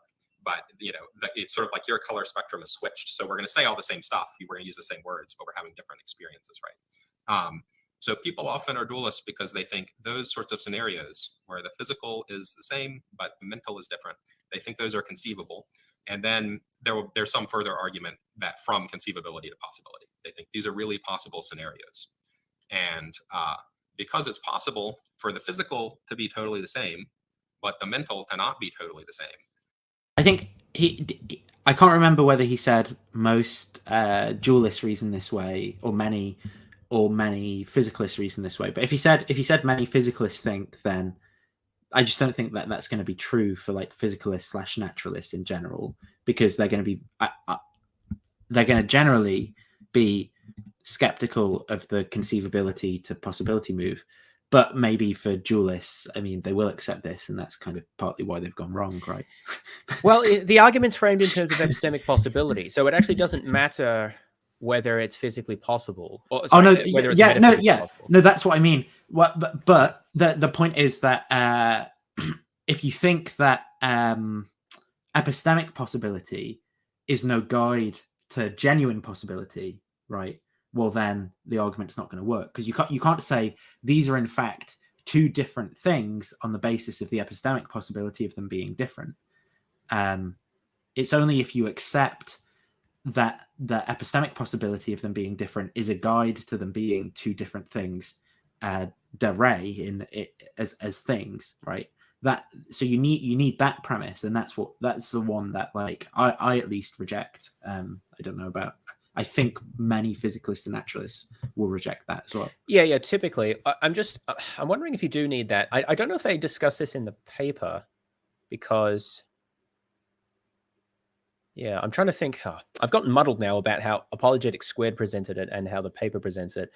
Because I don't think they actually focus too much on epistemic possibility, although they mention it. But which I think that's kind of how you're what, going to run the he's argument saying here. I think that's kind of what he's saying here, but I just can't remember if he's saying that this is what naturalists think or this is what dualists think. I think dualists think this, but I just don't think it's something naturalists think. I don't think they like should, right? Like, why would I find it pretty obvious that just because I think something that's not like a guide, just because I can imagine something being a certain way, that's no guide to how it can actually be. Like, my imagination is weird.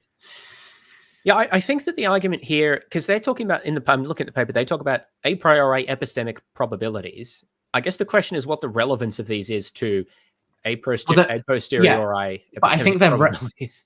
I think that in their philosophical framework, they're kind of reifying those like a priori conceivability or whatever is like, it's like a special kind of thing that reaches into, you know, it confers some special justification. Like, for me, it doesn't, like, those are just words that you can say and I can think of weird stuff. Like, I can even kind of try and get myself to think of square circles and myself not being myself, and all, you know, like I can try and imagine all sorts of weird things, and it doesn't mean that it's actually like genuinely possible in any useful sense, the fact that I can imagine for me. So I think you need to sign up. If someone does sign up to that, if someone is really convinced that conceivability is a guide to physical or metaphysical possibility, well then yes, they're away, right, with this type of argument towards dualism. But yeah, I'm just looking at how they try to explain this in the paper. They talk about the likelihood, but I don't know how they connect the prior epistemic probabilities to the like credences that we actually should have, which I think is the issue you're talking about. And I think actually my conceivability, I don't really explain it. My conceivability to some degree has also been changed by things I believe, right? Because I do actually find it quite hard to think of things like worlds where brain states are the same and like behaviors, which is what I consider to be like beliefs, are like different, you know, like because they're so connected, I have to do a lot of work to kind of like untangle, you know, I have to abstract a lot of the details from that world to paint a picture, to conceive a picture for myself of like things not being connected in the way that I think they are as well. So I think I'm just trying to work out from the paper what they actually think their argument does, because they're just not very clear. They put these probabilities in, the probability of harmony given theism and given naturalism, and they say explicitly that the probability of harmony under theism is much, much greater than under atheism, but that's the prior epistemic probability. And the real question is, what relevance does that have to the actual credences we should have in theism and versus naturalism, you know, given everything else? And I can't find anywhere where they talk about that. Maybe they do. The paper's a bit long. I think right now, I don't think they make the connection. Isn't he just motivating dualism right now? I thought that. Oh, yeah, sorry. In the video, I'm looking at the paper as well, Okay. because it's a similar issue. Yeah, maybe we should just move on. But I do think that, yeah, it's not clearly connected. Do they do that in the paper? Do they like motivate dualism at all, or just kind of say, well, look, if dualism, then this? But as I said, what they say is, let's assume interactionist dualism. But do they ever defend it? Epiphenomenalism, and then they say we don't really need these assumptions. I don't think so, because they defend it being epistemically possible. That's all. Right. They don't defend it because they say they don't think they need it. Yeah. At the end. Well, yeah. The mental has to be something different from the physical. Okay. So usually dualists are going to agree that you could have the physical be the same and you can have the mental be different.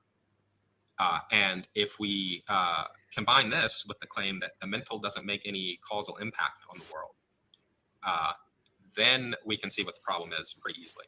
Because we're saying, look, it could have been that I had no conscious experiences at all. Or it could have been that no matter what brain state I was in, I just had the same conscious experience of like static, white noise playing in like a staticky visual field. Or it could have been that all of my pain and pleasure experiences were switched around. When I experienced pain in the actual world, I instead experienced pleasure in the inverted world, and vice versa. And the epiphenomenalist will have to say, if that was true, it would not make any difference to my behavior. It would not make any difference to anything in the physical world, because they say mental states don't affect the physical world. And so they have to agree there are possible scenarios where the physical is the same, but you have different mental states or no mental states correlated with your physical states. And they have to say, in that world, you would behave in exactly the same way. So in that world, I am, drinking the coffee and I'm having some awful experience, right? I'm having a disharmonious experience now, because I'm at that point where I'm starting to think, why are we talking about any of this? What are we doing? That's the nature of a BA stream. Yeah. That's right. So we'll get to about 40 minutes through this video, which is where the interview finishes. So we'll keep going for a bit. Yeah. No. I'm suffering terribly when I do it, but I still say, oh, that's nice. Let me have some more. In that world, maybe my visual field is that's me in apologetics. I'm suffering terribly when I do it, but then I'm like, yes, more. we are psychophysical disharmony. Yeah, that's what. Although, I mean, people absolutely do that though, like in the real world, in various contexts. Oh yeah, some of which I'll give examples for later. So this is another aspect to which it's harmony dubious is to just what extent we actually have harmony anyway. Yeah. It's exactly what it needs to be and nothing more. Yeah. Oh, there's this white cylindrical object in my visual field. In that world, maybe my belief in desire psychology is just totally random, but I still behave in exactly the same ways. And if you, so which is the correct? Like in languages where they give genders to like cups and things, right? Yeah. So what's the true gender of a cup in God's mind? What's the harmonious gender for a cup? Or it is depends on the chromosomes of the cup, right? That's how think about an adult female cup. All the different ways you can imagine mental states being correlated with physical states. They could just all be static, or they could all be a slightly different kind of static, or they could all be a slightly different kind of static, or they could all be warm bathwater phenomenology, or they could just, for any way you can imagine them being switched around, they could be switched around. It looks like only a very, very tiny fraction of the space is occupied by Davidson. Don't only know his views in philosophy of language. Searle, I thought he was some kind of property dualist. Same with Kripke, to be honest, and that's mostly because Danny always gave surely his Searle's not a epiphenomenalist. I wouldn't have thought so. Yeah, no, I didn't think so. Putnam, again, I'm not really sure, to be honest. So I don't actually know that any of those are property epiphenomenalists. Sorry, correlations that will produce harmony. And so it looks like the epiphenomenalist dualist should be really surprised by the fact that harmony obtains. And in fact, epiphenomenalist dualists often are. I wasn't lying, Zeleny, to make a point. Like, I genuinely don't know any. Are really surprised by that. That's why this problem is discussed in the philosophy of mind literature. And we say, okay, this is a state of affairs that is immensely unlikely intrinsically. Only a tiny, tiny fraction of the possible correlation patterns are harmonious. It looks like the epiphenomenalist dualist has no reason to expect one of the harmonious patterns, or if anything, you might think they have reason to expect a disharmonious one, because those are going to be simpler. And so, are you about to get into? I mean, we've already kind of talked about this, right? But like, as long as whatever the pairings are is not maladaptive, that can potentially be considered harmonious, unless harmonious is being used as a kind of weasel word.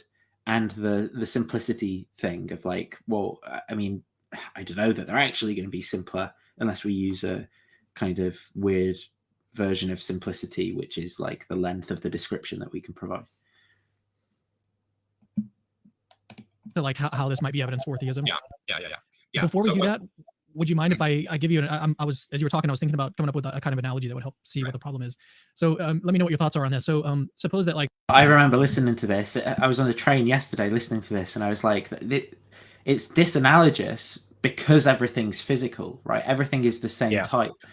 But yeah, let's say one analogy you might have is you're driving a car. Okay, so the person in the car is supposed to represent the mental states. The person who's actually driving, those are the mental states. The car is a physical brain. Okay, it's physical states. And what we're saying here is that if you assume that dualism is true and that causal closure is true, that means that there's no like in this scenario, in this analogy, there's no steering column. Okay, you still have a steering wheel, but there's no steering column that is moving the wheels where you want to go. Nevertheless, what we find is that when you turn the steering wheel to the left, the wheels on the car turn to the left, even though there's no steering column. Right? There's nothing that's connecting the mental to the physical. So even though there's nothing that connects the two, when you turn the steering wheel, the wheels still turn, and that's an example of a harmonious state between you and the car. I don't think it's like that. I think it's more like this, right? So you're sat in a car with the steering wheel and everything, and on the passenger seat there's an invisible leprechaun, right? And in the harmonious world, when you turn the steering wheel to the left and the car goes to the left, the invisible leprechaun looks to the left. But in a disharmonious world, you turn the steering wheel to the left, the car still goes to the left, but the invisible leprechaun looks somewhere else, right? And then I think that's exactly right. And then there's some kind of like extra statement, which is that the car should go, that the right way for the car to go is the way the invisible leprechaun looks, right? Like I think that's the harmony. The harmony is the leprechaun always looks in the right way. No, the car goes in the right way, which is the way the leprechaun looks, because it's got to be driven by the I think that's how you get the analogy to work. Is because it's not if you start varying the behaviors, right? That then you've now changed the physical, right? You've not actually kept the physical the same. Well, the analogy would be the mechano-leprechaun laws, right? So the law in the actual world is that the leprechaun is always caused to look in the direction that the car goes. And in that sense, it's harmonious. But you could imagine epistemically possible alternative mechano-leprechaun laws in which the leprechaun looks to the opposite direction or up or closes his eyes, right? These are all equally epistemically probable. So the question is, why do we observe the harmonious version where the leprechaun looks in the direction the car actually goes instead of the other ones? I think that is pretty much what the argument is saying. Yeah. And it's because, of course, the natural response is to say, dude, there's no leprechaun. Well, I guess if leprechaun is analogous to the mental states, maybe it would be to say that the leprechaun is actually part of the car that you've misidentified. But well, no, I as a you would say there's no leprechaun. Quietist, yeah, I would say there's no leprechaun. But the quietist doesn't quite say that, right? That they don't say it. They say that like talking about qualia. Right, so as long as we're talking about qualia and stuff, then that's like a leprechaun. But you're not going to say that about like more ordinary mental states. I actually don't necessarily disagree too strongly with that. I don't know exactly what quietists would typically say. I haven't read too much on it, but I think of qualia as aspects of mental representations, and I don't know that it's actually that helpful as a concept. Well, that's pretty much what that's a representationalist. Like the quietist is kind of saying something like it's far too like theory laden, special, and it's not clear what it means. So abandon the term. Yeah, it's not quite the same as saying it doesn't exist. It's more just it's not a helpful concept. So well, no, it is kind of that it doesn't exist in the sense that it's only interdefinable with other like weird technical terminology. So like you know like when you ask what qualia is, you get given another technical answer, but it's never it's never just like a theory neutral statement, if that makes sense. So it's never. Although I would say a lot of terms are kind of like that in some sense, all the language. It depends what you ask, right? So like if you asked me when I've stubbed my toe and you ask me like, am I in pain? I would be like, yeah. But if you ask me, am I experiencing the qualia of pain? That would be like, I don't know what you mean. Like what are you saying? Like And steering in the car. Yeah, that's a good analogy. So you think there's no causal connection between what I do with the steering wheel and what the car does, and yet every time they match up, you would be dumbfounded by that, right? What explains? It's like what explains the fact that when I turn the steering wheel, the tires actually do turn to the left. Yeah, right. Yeah, exactly. So again, people discussing this problem often will say, well, of course, you could solve the problem by saying that there's a benevolent God who values harmony. He likes it when we have, rational beliefs that match up with our experiences. He likes it when we inflict nice experiences on our loved ones instead of accidentally inflicting horrible experiences on them. But why does God prefer that type of rationality to any other type of rationality? Because he gets to set the rules, right? He could say, oh, it's rationally appropriate to do something else. Or maybe he'd prefer, even if the essence of rational appropriateness can't be changed, then why doesn't he just prefer not rational appropriateness in some specific way to rational appropriateness? Well, so here's an obvious question. Why doesn't God create a state which is physically identical, but where all phenomenal states are positive? Isn't that better? Well, yeah. Everything's the same, except the experiences are better. That's heaven, yeah. And you don't deserve it. It's entirely unclear why this is expected under theism. And I've got more to say on that. We'll get to that a bit later, I think. But it gets even worse if that is heaven, because then your theory is that God does both. He has different psychophysical laws that he did twice, right? And that's even less like, yeah.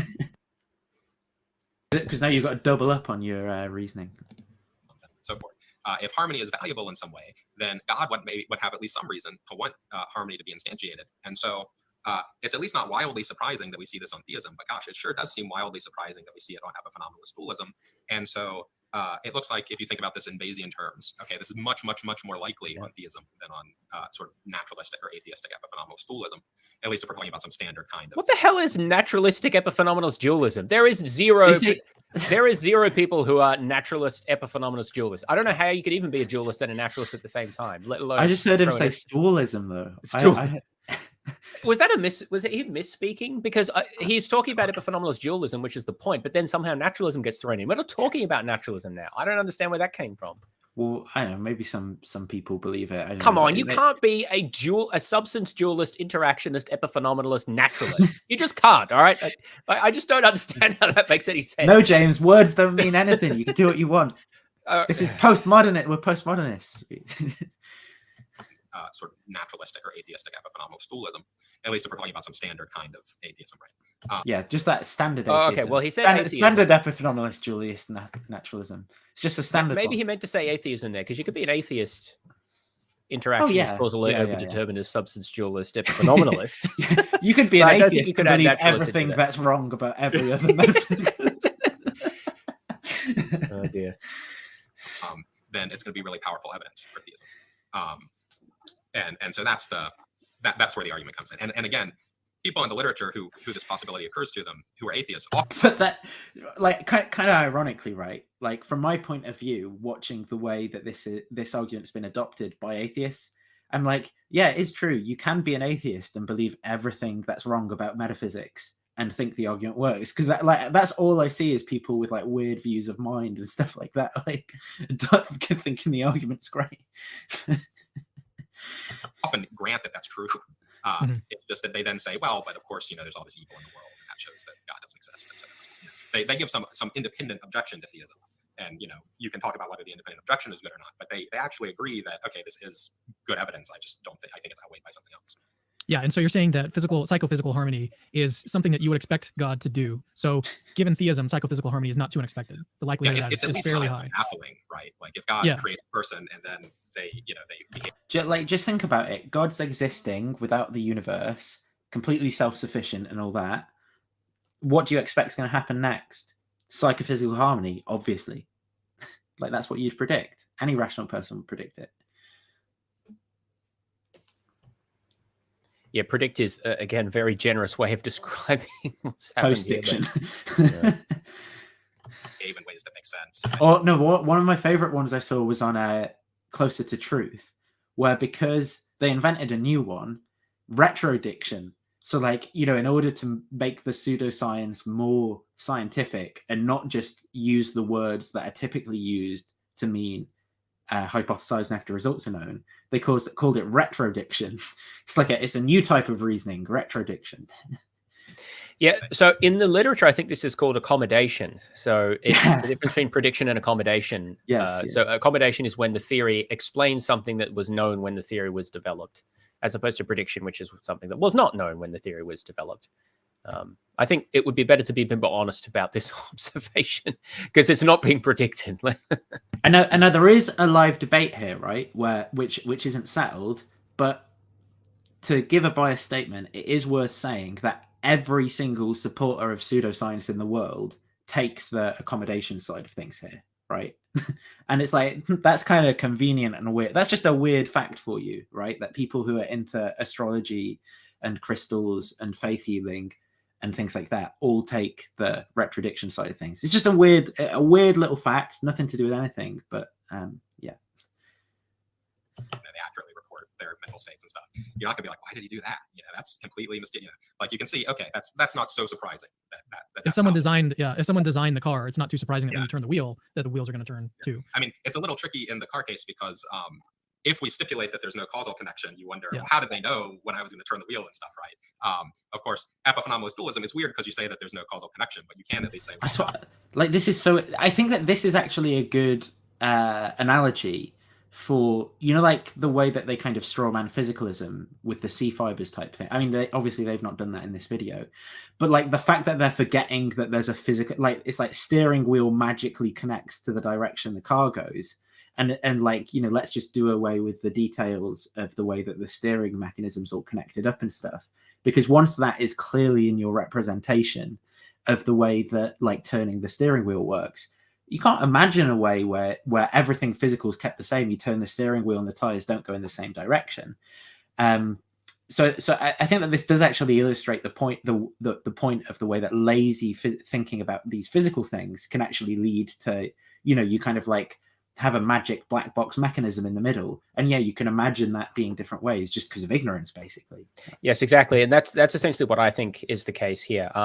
It relates to the parity argument that I've developed, which maybe I'll mention a little bit later. But basically, once you understand a system, these sort of ideas of imagining it going differently despite the mechanisms being different just doesn't really make any sense anymore. Like, it's sort of like saying, imagine the screen in front of you. Imagine the pixels imagine that the wavelengths of light that each of the pixels is emitting is changed, but the picture stays exactly the same. Now, I can't imagine that, right? Because it doesn't make any sense to me. There's a contradiction between what you said there, because, well, the picture's made up of the wavelengths of light that are emitted by all of the pixels. How can I change them all, like substantially, let's say a lot, and the picture stay the same? But maybe if you didn't understand very much about a screen or light or whatever, then maybe you could imagine that, given your limited knowledge, right? So there's this idea that sort of this fact that something's a priori possible somehow is a reason to think that that's, I don't know, that counts for something, where really it's just, that could just be an expression of ignorance. This is one of the reasons why I just don't take this a priori very seriously, because it just doesn't seem to matter very much. They even say this in the paper. It's like, well, maybe you'd have to get this probability to change, you'd have to smuggle in some a posteriori beliefs. And I'm like, well, so what? Like, isn't that a good thing when we're conditioning on more evidence instead of just ignorance, when we don't understand the relationship between mind and brain? And so it seems like, from my point of view, these magical connections could exist. I don't know. I think it's strange that we look at it that way. Who is even an epiphenomenalist nowadays? This is what I was saying. I don't think it's a very common view anymore. But we were wrong to turn away from behaviorism in psychology. See, dualists, non-physicalists don't typically like epiphenomenalism, because epiphenomenalism entails that the mental doesn't have any effect on anything. So like mental states don't cause anything. And that's often the opposite of the sort of intuition that they want to, like the sort of intuitive notions about them. It's very intuitive, like in folk psychology, that mental states cause things. And often substance dualists or other non-physicalists want to preserve some of those intuitions. So this sort of view is not going to be attractive to them. Some of the hard-nosed physicalists are more likely to be eliminativists about qualia or phenomenal states, and just say they don't exist, or be quietists or something about it, rather than say they're epiphenomenal.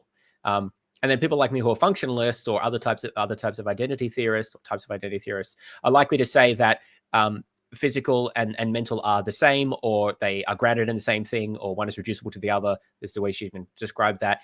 But in that case, you're not going to say that the mental doesn't cause anything, because it's going to be the same or grounded in a physical state, in which case it's cause, whatever it causes is sort of subsumed by the cause of the causal, like it's sort of different descriptions of the same underlying physical state, would be a way to put it.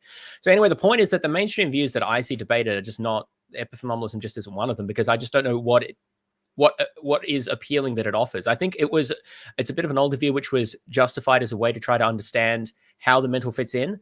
But but it's all based on analogy and stuff as well. Like, because my understanding of how it came about was people were trying to find concepts to convey how they think the mind works with the progress of science, and the current thing was like the steam engine. So they were like, well, the mind's kind of like steam is to the steam engine. It goes through it and gives it the locomotive force, but it's not really that. Obviously, it's not gas, but it's kind of like that. That's an analogy.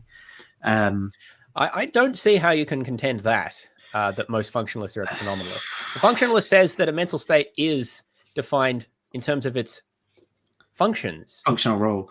Yeah, like it functions in us.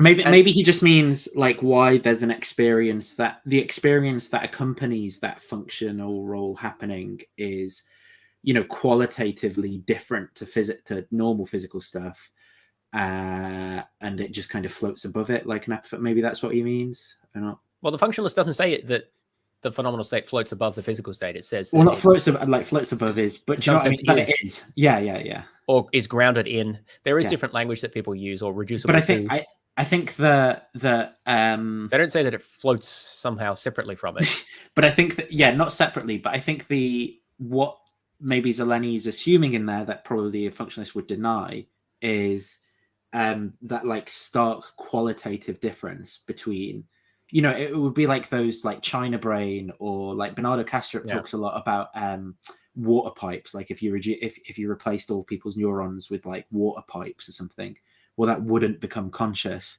because there's a qualitative difference between what it feels like to be me and when I look at a water pipe in the corner, right? That's a somewhat of a different question, but I think I know they're talking about the phenomenal gap there. And I mean, honestly, I think a lot of functionalists would just say that that's, well, I mean, there's different versions of it. There's an ontological version and an epistemic version. I agree that there's an epistemic version which exists primarily because of our ignorance. That's what I would say. But you might, would you, just because I kind of find this interesting, would you say that like things like scale or physical composition and stuff like that would play into the functional role as well? So like, for example, I mean, it might be that you could have carbon-based and silicon-based brains or something, but maybe you can't have some chemistry-based brains, even if you functionally replicate, or maybe, you know, like, would you say... Brain, do you mean that would have the same phenomenal states? Or just brain in so I mean, same or very, very similar, right? Like the point is like some phenomenal this is similar to the Chinese room argument. So I'm a computationalist about mind, but I'm not one of the strong forms that says that everything is described is... I'm just thinking how to explain this. Computation is a formalism like any other. It needs to be applied correctly for it to have explanatory value. And I don't think the right level to deploy computation is at a very coarse level of like behavioral inputs and outputs, or of like very broad psychological ones. So the point is that if you apply it at that level, then you would have to say, no, the substrate doesn't matter at all. Whereas I would say, well, the substrate might matter because we don't know the level at which right level to deploy the computational formalism is. It could be computationalism at very specific things. Because that's how, because someone could set up a thought experiment, right, between like a silicon brain and a carbon-based brain or something, you know, something like that, where you say, well, all the neural connections are the same. But I think that a functionalist could still consistently actually deny that the silicon-based brain in that case was functionally equivalent, just because of, you know, like different electron orbital properties and things like, you know, like there's going to be that's what I'm saying. It's going to depend at the level of precision that the function is defined. Yes, right. At some point, I think that if the function is sufficient, if the function is identical at some sort of relevant level of precision, then everything, including phenomenal states, will be the same. Yes. But we don't know what. I think that's higher than the level of electron orbitals, but we don't know exactly where. And I think that it's a lot lower than sort of coarse psychological level. So the Chinese room argument is what I would call a very coarse, really behavioral level. That's at a very high level phenomena. I think we need to go lower than that. In other words, just replicating the behavior at that level is not going to replicate all of the psychological states because that's at a too coarse level. I think you need to go much deeper than that to replicate the functionality at a more fine-grained level, but I don't know exactly how fine-grained. Somewhere between knowing like language and electron orbitals, let's say. Electrons and hands. It's somewhere between those levels, but I don't know where. That's what I would say. I think that's broadly like along the lines of what I think too. So, cool. That would be able to set up the laws in such a way that this connection would obtain. You might think, I mean, the natural thing in the car case would be to say, oh, so it must be that there is a causal connection between the steering wheel and the turning of the wheels, right? And that's one thing you could say, oh, like dualist interactionism. Yeah, maybe what this shows is that interactionist dualism is true. And to that we say, and we could go with the car case, it's not true that just any causal connection between the steering wheel and the tires will generate harmony, right? It could be that you turn the steering wheel and all that does is like make the tires vibrate a little bit. Or it could be that you turn the steering wheel and it makes it go the opposite way, right? And you have terrible disharmony and you crash. Or it could be, there are vastly many But this is what I mean. Like, I don't even know how to imagine what they're saying because my brain thinks of the mechanism of how the steering wheel's connected to the tires. Like, I don't know how I'm keeping the car the same because I can't imagine the tires going the wrong direction without like the metal going bendy that connects that, or so, like some weird like. So I actually can't imagine that with keeping the physical the same, that the tires go the opposite direction. And this is where loose talk just leads to all this weird philosophy. Yeah. Yep, exactly. This is similar to me when particularly the ones about epistemic justification, because especially this relates to my research, which is like language and mental representations. I find it so difficult to even understand some of the thought experiments about like the mental representation being the same, but like the phenomena of it being difficult, because to me, those are just, I mean, I'm not saying, well, I have the right view of it, but at least the way that I've thought about it and it relates, because I internalize it a lot with my work, the way that this is sort of represented in like many types of cognitive science, at least, it just really doesn't admit for these type of thought experiments, at least very readily, at least for me, right? It's like if maybe similar if you're a car mechanic and you really understand very well about how all of the components relate to each other, and you're asked to imagine this thought experiment where, the mechanical things are all working fine, but somehow the car goes in a different direction. It's just going to really not make it like even less sense, because it's like, well, that just doesn't make any sense. Like I can't actually imagine that. So it's almost like the ignorance or lack of understanding or lack of imagination is doing a lot of the work here, which seems to me a pointer that something's gone wrong in the argument. It's like, I'm always actually quite suspicious of arguments that are contingent on our ignorance in this sort of way. Yeah, we just leave out enough details that we can come to weird conclusions. Yeah, well, exactly. That the intuition sort of dissipate the more you think about it or the more you specify. It's very suspicious to me. Possible causal connections. It's only if there's a very particular kind of causal connection that saying that there's a causal connection between the steering wheel and the behavior of the car helps. And of course, well, why is there that causal connection rather than some dumb one? Well, because the people who made the car wanted you to be able to steer the steering wheel, right? In the same way, we say, you can imagine worlds where just all sorts of things, your mental states have some effect in the world, but it's just some, maybe it just causes your brain to vibrate a little bit, or it causes you to do. And then the other thing, just on what he just said about, obviously because a person wanted it to be that way, right? I'm sure like Dustin has some principled answer he could give, but like, why not say that about like at least if you're just going to adopt that in a lazy way, right? You can apply it to like all sorts of random things. Like, why is I don't know, why is there like mold growing on my wall? Well, obviously God wanted it to grow. Like you can just give these like lazy answers to everything that obviously aren't true, but like they just then become these like false thought. Well, not false. Okay. Well, false in the sense I understand it as a pragmatist, in the sense that there is absolutely nothing. Well, there's very little useful you can do with that explanation, other than just like repackage the phenomena that you wanted to explain in the first. Yeah, because there are so little constraints on God's actions from my point of view. That, I mean, anything could be explained by this. Why is Mount Everest the height that it is? Yeah. Well, I mean, it's morally good that people seek to climb mountains because that is a morally virtuous thing that helps them to overcome difficulties. But if the mountain was, so it has to be high enough for it to be difficult. But if it were too high, then it would be physiologically impossible. So it's actually just the right height. Look, I just invented a new argument for theism. It's exactly why Mount Everest is just the height it is, and not, it's the fine tuning of Everest argument. Like, why did Grand die of cancer? you can. This is what it's so underspecified that you can concoct all of these types of explanations. Well, I guess they are explanations. I just think they're bad explanations. They're explanations, but you can't, like, they almost, like, because they stop you from seeking an alternative explanation at that point, I think they would lead you to act in like this really weird way in the world if you accepted them all. Like where, because you weren't looking further into like why things happened other than just attributing it to like God's will, then you're just kind of left in this impotent position where you don't have like, useful explanations that you can actually do stuff with.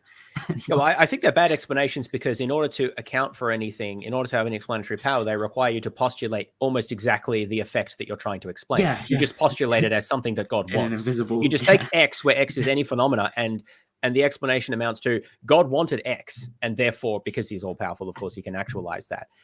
That actually, to me, is not Exactly. Basically, if an explanation is some combination of plausibility and explanatory power, those directly offset each other in that way of constructing an explanation, so that the more explanatory power it has for the specific phenomena, the proportionately less plausible it gets, because you just build it directly into the presumption you have to make. And that's a way of saying it's completely unconstrained. It'd be equivalent to say that the invisible fairies wanted it that way, or the magic aliens decided to make it that way. Like, you could say this for anything. To illustrate the point I'm trying to make, right, is like, imagine, just after the Wright brothers have done the first flight or whatever, you're someone who's like interested in this area as a kind of aeronaut or whatever, and you go, well, why is it, is it Bernoulli, the guy who figured out the pressure difference or something like that? But you come along and you have a look and you go, well, why did this thing fly compared to any of the others? And you decide, well, God just wanted this one to fly. So you go, well, I'm going to make but I want to make some new planes. I want to be able to cross the Atlantic. So now I'm going to just make a new shape and just go, well, I hope God wants this one to fly.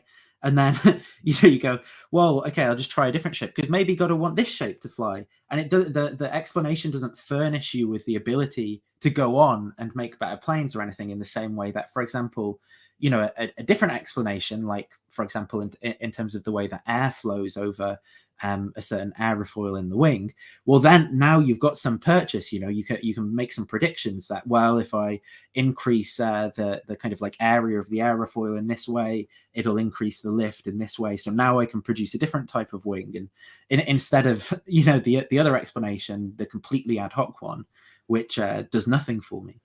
Yeah, the explanatory scope of these sort of explanations is typically quite low. They only apply to exactly what they're designed to. They don't generalize. So if I think, well, this shape of the wing is the one that God wants to fly, I don't know how to modify it in any way.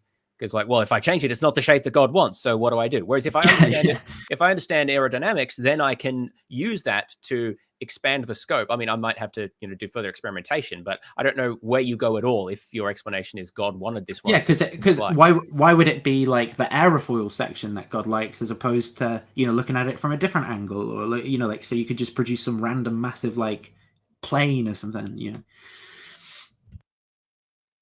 some disharmonious thing or whatever, right? It's only if they have the right kind of causal effect, if like the causal laws governing their interaction with the physical are set up in the right way, that's going to produce harmony. And so just like the steering wheel in the car, well, obviously that's because the designer set it up in the right way. We suggest the best explanation, or we suggest there's a good Bayesian argument from the fact that we have the right kind of causal connection to design. One of the objections that came up in my mind as I was reading through it, especially to hedonic harmony, was that, well, what if in some sense, like, these psychophysical laws are necessary? Like, what if there's a necessary connection between, the I did kind of think, when I listened to this and Cameron coming up with this, right, I was like, well, he badly understands the way that Oppie views the world. So he's like, well, I need to just have an answer to that. And I think in his mind, he genuinely thinks that the atheists who he's defeated with his apologetics, like, this is like the strongest case that they'll have to object to this kind of argument. Like, I think he genuinely thinks that the top tier objection is like, what if they say it's necessary? And I agree, like, some people will say this, and I agree, I'm going to agree that the problem's overcome because we're talking about epistemic possibility, not metaphysical, whatever. But I just think it highlights the lack of understanding that these apologists have for what they're engaging with. It's kind of like, it's like cargo cult philosophy or something, where it's like they just heard some objection and now they just want the magic words to make the objection go away or something. Maybe I know I'm being uncharitable saying that, and I don't like Cameron, make no kind of like apologies about it, but it's like, come on, you can do better than that. Like, you've got Dustin Crummett on your show. You're meant to be someone who does this full time. Like, can't you come up with some stronger objections than this like weak source thing? Well, they could invite us on. Well, yeah. The pain that you experience on the one hand, and the bad physical, or I'm getting this mixed up, but you see what I'm saying? It's like, what if these laws, these psychophysical laws, are necessary in some sense? And we even talked about a little bit, like, Graham Oppie's view that the modal landscape is where everything kind of ties back into a necessary foundation, a necessary source, that so you can have these necessary laws, even maybe psychophysical laws, and so there's no further explanation that's needed. It's just like the relationship between the mind and physical is just one of necessity. Yeah. So here there are two ways that this could go.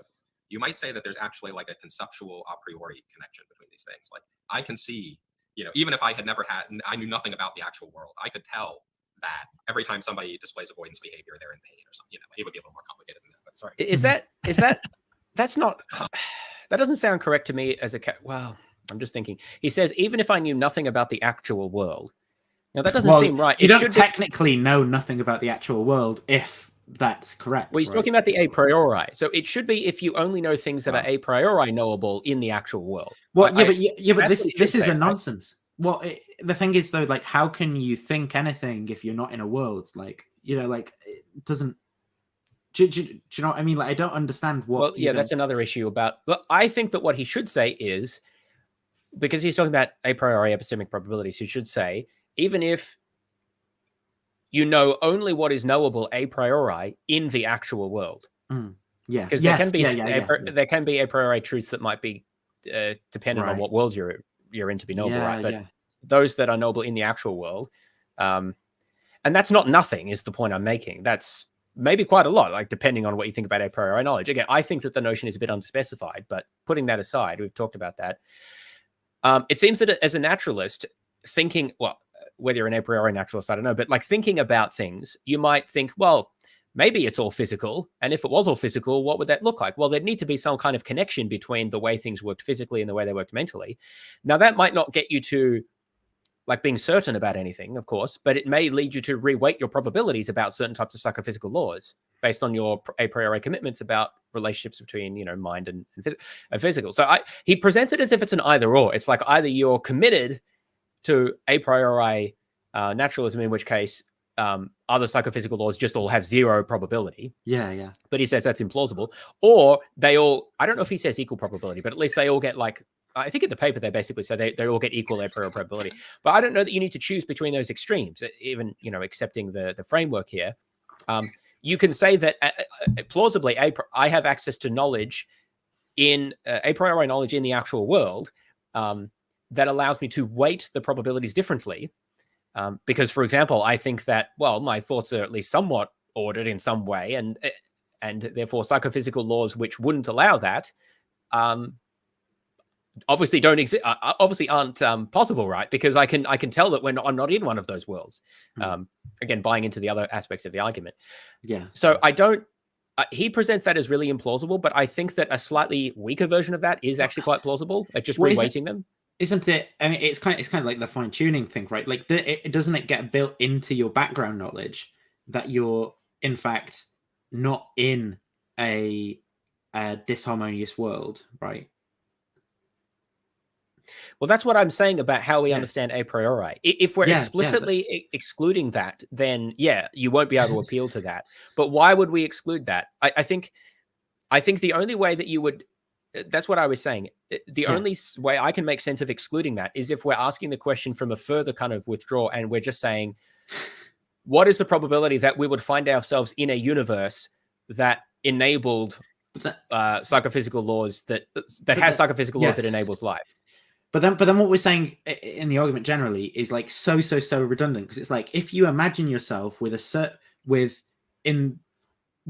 just the right knowledge that's needed to get you to believe in theism before, like it's like that almost. It's pretty close to that, to be honest. Because with just enough knowledge that it makes the argument work, but not enough knowledge that makes the argument not work. It's Goldilocks thing. I think that should be addressed as to what we're allowed to assume and why we're allowed to assume those specific things. But anyway, I think what he said here is not quite right, because it's a priori. It's not no knowledge. You can actually like see that, the things that I said were conceivable earlier, zombies and your mental states being switched around. You might say, no, actually, that's all literally inconceivable. I have no idea what you're talking about. And that view would resolve the problem. But that view, we say, that's just not true. And most philosophers of mind agree with us, actually, including most physicalists, and most people aren't. Sorry, where is the data for this? Again, most, I don't know if I've seen survey results on that. What I would say is that an a priori objection to the... So this relates to the... I think it's called the gap, the phenomenal gap or something, the gap between the physical and the phenomenal. Yeah. And one objection is to say that there's like an epistemic version and a metaphysical version or an ontological version. The epistemic version says there's not even any apparent gap. It's just like a and that would be conceptual this a truth. priori, yeah, That's what they're saying, yes. The other Yeah. version is, there's an apparent gap. There's like an epistemic gap, but it's due to our limitations. There's no actual ontological gap, which is what I would say, by the way. But and I think that's the more popular view these days. That's consistent with my reading of the literature, but that's not, I don't know of any specific survey evidence on that. But I also don't know that that's really very convincing either way, just because it's an unpopular view. Yeah, I mean, what I mean is, like, I probably do think the same, right? That it's not a majority position, but Yeah. I'm going to be clear that that's me guessing. Like, and I'm not. And these claims should always be caveated, because I think they're often not based on very much, Yes. unless you can pull out the full paper survey or something. I do, yeah. I think philosophers say it's funny, because from a discipline where appeal to authority is not really given a lot of credence, I do hear appeals to authority rather a lot. Maybe I listen to apologists too much. I don't know, but it does seem like philosophers often talk about what other philosophers think and write about that, even when they have no data on the fact. I guess that's the classic philosopher thing. Like, oh yeah, this is probably true. That makes no effort to collect data on it at all. But yeah, it's probably true. Yeah, sounds true. It rhymes. True. It rhymes, so it's even better. Let's don't have any religious agenda, whatever. Okay. The other thing you might say, and this is what Graham Oppy is saying when he talks about, the natural laws being necessary or whatever. You might say, okay, I agree. These other things are conceivable. If I didn't know anything about the world, they would be epistemic possibilities. I would say, yeah, for all I know, it could be that people are philosophical zombies, or that this inversion scenario happens, or whatever. It's just that, in fact, it's necessary that it's like a metaphysical necessity that they're correlated in this way. And it's a little bit. I mean, this is, I think, the natural response to Graham Oppy. If you think about, say, like the Graham Oppy style response to fine tuning, you say, look, there are all these imaginable natural laws and values for constants and things. Only a tiny percent of those, only a tiny fraction of those generate life. So isn't that an argument for theism? The other person says, oh no, because it's necessary. You might say something. Well, isn't it lucky that? I mean, it can't literally be lucky that that's the necessary thing if it's necessary. But doesn't it feel like, wait a minute, it's weird that like the really fortuitous thing happened to be the necessary thing, right? One way to think about this is this. Merely saying that the laws, whatever they are necessary, that does not predict fine-tuning, right? Because it could just as easily be that the laws are necessarily a way that epistemically. Right. As an epistemic matter, merely saying, oh, it's necessary, doesn't actually have any impact on anything. Because it could, if you imagine like every conceivable set of natural laws, well, any of those, if you just say one or another of them is necessary, well, that doesn't tell you anything, right? On the other hand, if you say, oh no, what I mean is the actual laws, a finely tuned set of laws, that is what's metaphysically necessary. Then what you've done is you've taken, like if you think about you distribute. Right. So just as he gives this explanation, I want you to keep in mind, everyone, exactly the way that theists talk about God desiring a psychophysical universe, right? Physically necessary. Then what you've done is you've taken, like if you think about you distributed your epistemic probabilities across all these different possibilities. You find that your theory doesn't predict the data. So you just pick one very specific one and say that's it. Now you can predict the data, but at the cost of a big hit to prior probability. So, I mean, it would be a little bit like... So what I find funny here, right, is that the first example that comes to his mind, given what we were previously talking about, is not the way that someone might be doing this with psychophysical harmony, but it's like a completely different example. But I swear this is exactly what's going on with psychophysical harmony. Gets a free pass for some weird reason. And then the strongest objections are like multiverse, apparently, and stuff like that. And it's like, what? So it's just this. I don't know if they just can't see it because, or what's going on. Like, just gets a cognitive pass, but they're not consistently. Or maybe he has, and I've just not like heard Dustin Crummett heard him respond to it. We're getting some psychophysical disharmony right here. Yes, I've been looking at the paper as well, and this is basically what he says in the paper in response to why they don't need, or in arguing why they don't need to assume substance dualism, because it's like, well, even under naturalism, suppose the naturalist says, well, psychophysical laws are necessary. This is the only way it could have been. So there's sort of no question about, the probabilities of it. And a response basically to say, yes, but that doesn't explain why, of all of the epistemically possible psychophysical laws, we ended up with this one.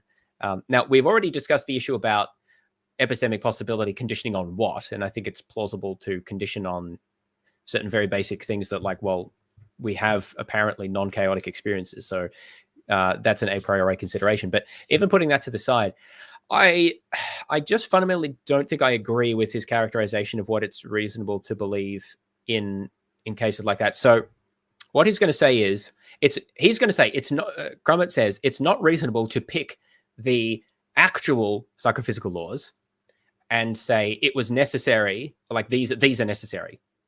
That's what he just said there, because that's picking one of any epistemically possible set. And he says the prior probability of that is very low. I guess the prior epistemic probability in the way that he's divided is low. But I guess the response is simply to say, well, a posteriori, these are the actual ones. So that's why I'm picking them. And my best explanation as to why they pertain is that they're necessary. In other words, there are no other possibilities. These are the only possible ones. I don't see what's wrong with that, sort of rationally speaking. Like in terms of giving reasons for things. I don't mean to reify anything, but just like what's the problem with saying that? That's essentially what Oppie says, as far as I understand. Dustin obviously doesn't like that, but as you point out, it does seem like that's basically the same argument when it comes to God's actions or intentions. It's like, well, of all the possible things he does, why that one? Or he could have done, rather. Why did he do that particular one? Well, I don't know. He's necessary that he did that, or it's consistent with his necessary nature or something. But I also mean there's a double standard here. It's also in the specification of theism, right? So even assuming, like you might say, well, it just follows from God's omniscience that But like, wait, God's omniscient? Like, where does that? God can't be all the. Yeah. So what's the prior probability that an omniscient being would exist? Like epistemically prior, I mean. Yeah, you can specify omniscient that theism is true, because some people are theists and not omniscient. Now, are you saying that their position is contradictory, or you might say yes. Like, I'm not saying people are very slippery fish, like. Some people will lie through their teeth and say that they just. I'm imploring you to be honest with yourself. Like come on, like you don't actually think that you can imagine you can say the words God not being omniscient, and it's not apparently like contradictory or anything like that. So I think what Crummett says in the paper, as far as I understand it, is that the God hypothesis predicts psychophysical harmony. Whereas naturalism does not. Yes. Now, naturalism conditional on actual psychophysical laws does predict psychophysical harmony, assuming actual psychophysical laws are harmonious, right? So, like, if you're allowed to condition on the actual laws, then, well, yeah, obviously it predicts it, because you say, well, this is the necessary psychophysical laws, they're the harmonious ones, so, that goes through. But the argument in the paper, as best as I can make it out, is just to say, well, you're not allowed to include that in your conditioning set. You're not allowed to include the fact that the actual set of laws is harmonious. Again, just putting aside issues with that, just let's buy the framework. You're not allowed to include the actual set of laws is harmonious in your sort of conditioning set, I suppose. And therefore, if you don't condition on that, then naturalism doesn't predict anything about psychophysical laws. And therefore, whereas the theism case does predict harmony, the naturalist case doesn't. Now, here's what I would say in response to this, in addition to everything else we've already said, but just accepting the framework. I think it's just wrong to say that naturalism doesn't expect psychophysical harmony. Well, I think what's construed here is like almost like naturalism's nothing, right? It's like conditional on naturalism, where naturalism is just basically anything. Well, it's basically just the denial of the existence of God or something else. Yeah, it doesn't naturalism with nothing else. Yeah, it's like let's compare basically everything we can imagine, right? Which it is considered to be naturalism, with like a specific agent who just happens to have the right causal powers and desires exactly as we need. And like, of course, that wins every time in that likelihood assessment. Yeah. Whereas what I want to do is augment naturalism with some extra hypotheses, ideally to play the game to a specific as well. Yeah, compare it to a specific hypothesis. Yeah, a specific form of naturalism augmented with some additional hypotheses, just as the theism has been augmented with additional things. And I think that while you're not necessarily going to get to the actual psychophysical laws, you can get to a state where some set of harmonious psychophysical laws are plausible. So you can introduce some evolutionary principles like, well, whatever develops naturally has to be something that can develop through principles of selection or something along these lines, right? But James, he's got the get out card of intrinsic pain, intrinsic reasons. So even if an organism evolves to be adapted to its environment with mental states, it might still not be acting on behalf of those intrinsic reason Well, giving phenomena. this is where things get confused, because that worked when we were assuming substance dualism and epiphenomenalism, but now we're not, because we're talking about the naturalist objection, right? So he's going to say we don't need to assume that. That was just for illustration purposes. Now I don't have to play in that game and say, well, yeah, but the reason that the reasons map up with the causal state is because they're sort of the same thing, right? So I can then say that evolution can act on those psychological states because they're sort of part of the physical substrate. They have selective effects. And so it's not necessarily that we would observe this exact, it's not that naturalism with this augmented aspects of evolution predicts the exact psychophysical laws that we see. Rather, what it predicts is that whatever organisms existed would have psychological states that were adaptive to that organism. That's what you would predict under naturalism with this augmentation, right? That there's some reasonable degree of adaptiveness, not perfect adaptation, but sufficient adaptation for the environment. Which is kind of what we see. I think that's a better fit than what you'd expect under theism, and that's what we'll come back to, right? Because ideally, you'd expect very different things under theism, I think. But the point is, if you're allowed to augment bare naturalism with a little bit of extra substance, plausibly things that are a priori accessible. I mean, maybe people didn't actually come up with natural selection purely a priori. I don't know that that's important to the argument. But of course, people didn't come up with this version of theism just purely a priori anyway. But I don't know that that's important, James. Well, they just thought about it for a long time. Yeah, but so I don't really regard that as important here. The point is that I don't know that you need to assume anything very specific about the structure of the world, other than some very general observations that you could have access to plausibly a priori in the actual world. Augment that with naturalism, and then come to a conclusion that, look, whatever set of psychophysical laws we actually observe must meet certain requirements about the adaptiveness of psychological states in the actual world. And I think that does give you an explanation as to, well, why we see this harmony. It's because it's actually expected under this augmented version of naturalism. And that isn't the version of naturalism they compare. In fact, they talk about this in the paper. They say, look, but naturalism by itself doesn't make any particular prediction. Yeah, but that's because you haven't given it any substance. It's just, and naturalism really just is the denial of anything non-natural. So it has almost no substance to it. Well, of course it doesn't predict anything, but you haven't played that with theism, because we're allowed to make a bunch of assumptions about what theism entails. And as we've talked about there's also this further question about how specific you can really be about your predictions under theism, because it's so underspecified. What if you compared naturalism to not naturalism, right? So that's different from theism. That's just non-naturalism. Yeah. They talk about that a bit at the end of the paper. I didn't actually read that section. They talk about alternatives to physicalism and dualism. Well, I guess the point I'm trying to make, right, is that I think if using this form of argument, if you compare any specific hypothesis to its negation, you're always going to prefer the specific hypothesis that says something rather than because the negation won't predict anything in general. Yeah, that's what I think. Now it could be. It depends. I think that basically the reason that works is kind of because of cognitive biases, because we're talking about these grand theories of everything kind of thing, right? So a specific thing gives you some things that you can think about, right?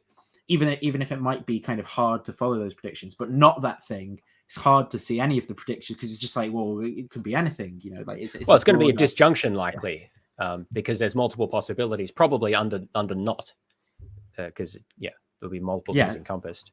So I think then all you see happening.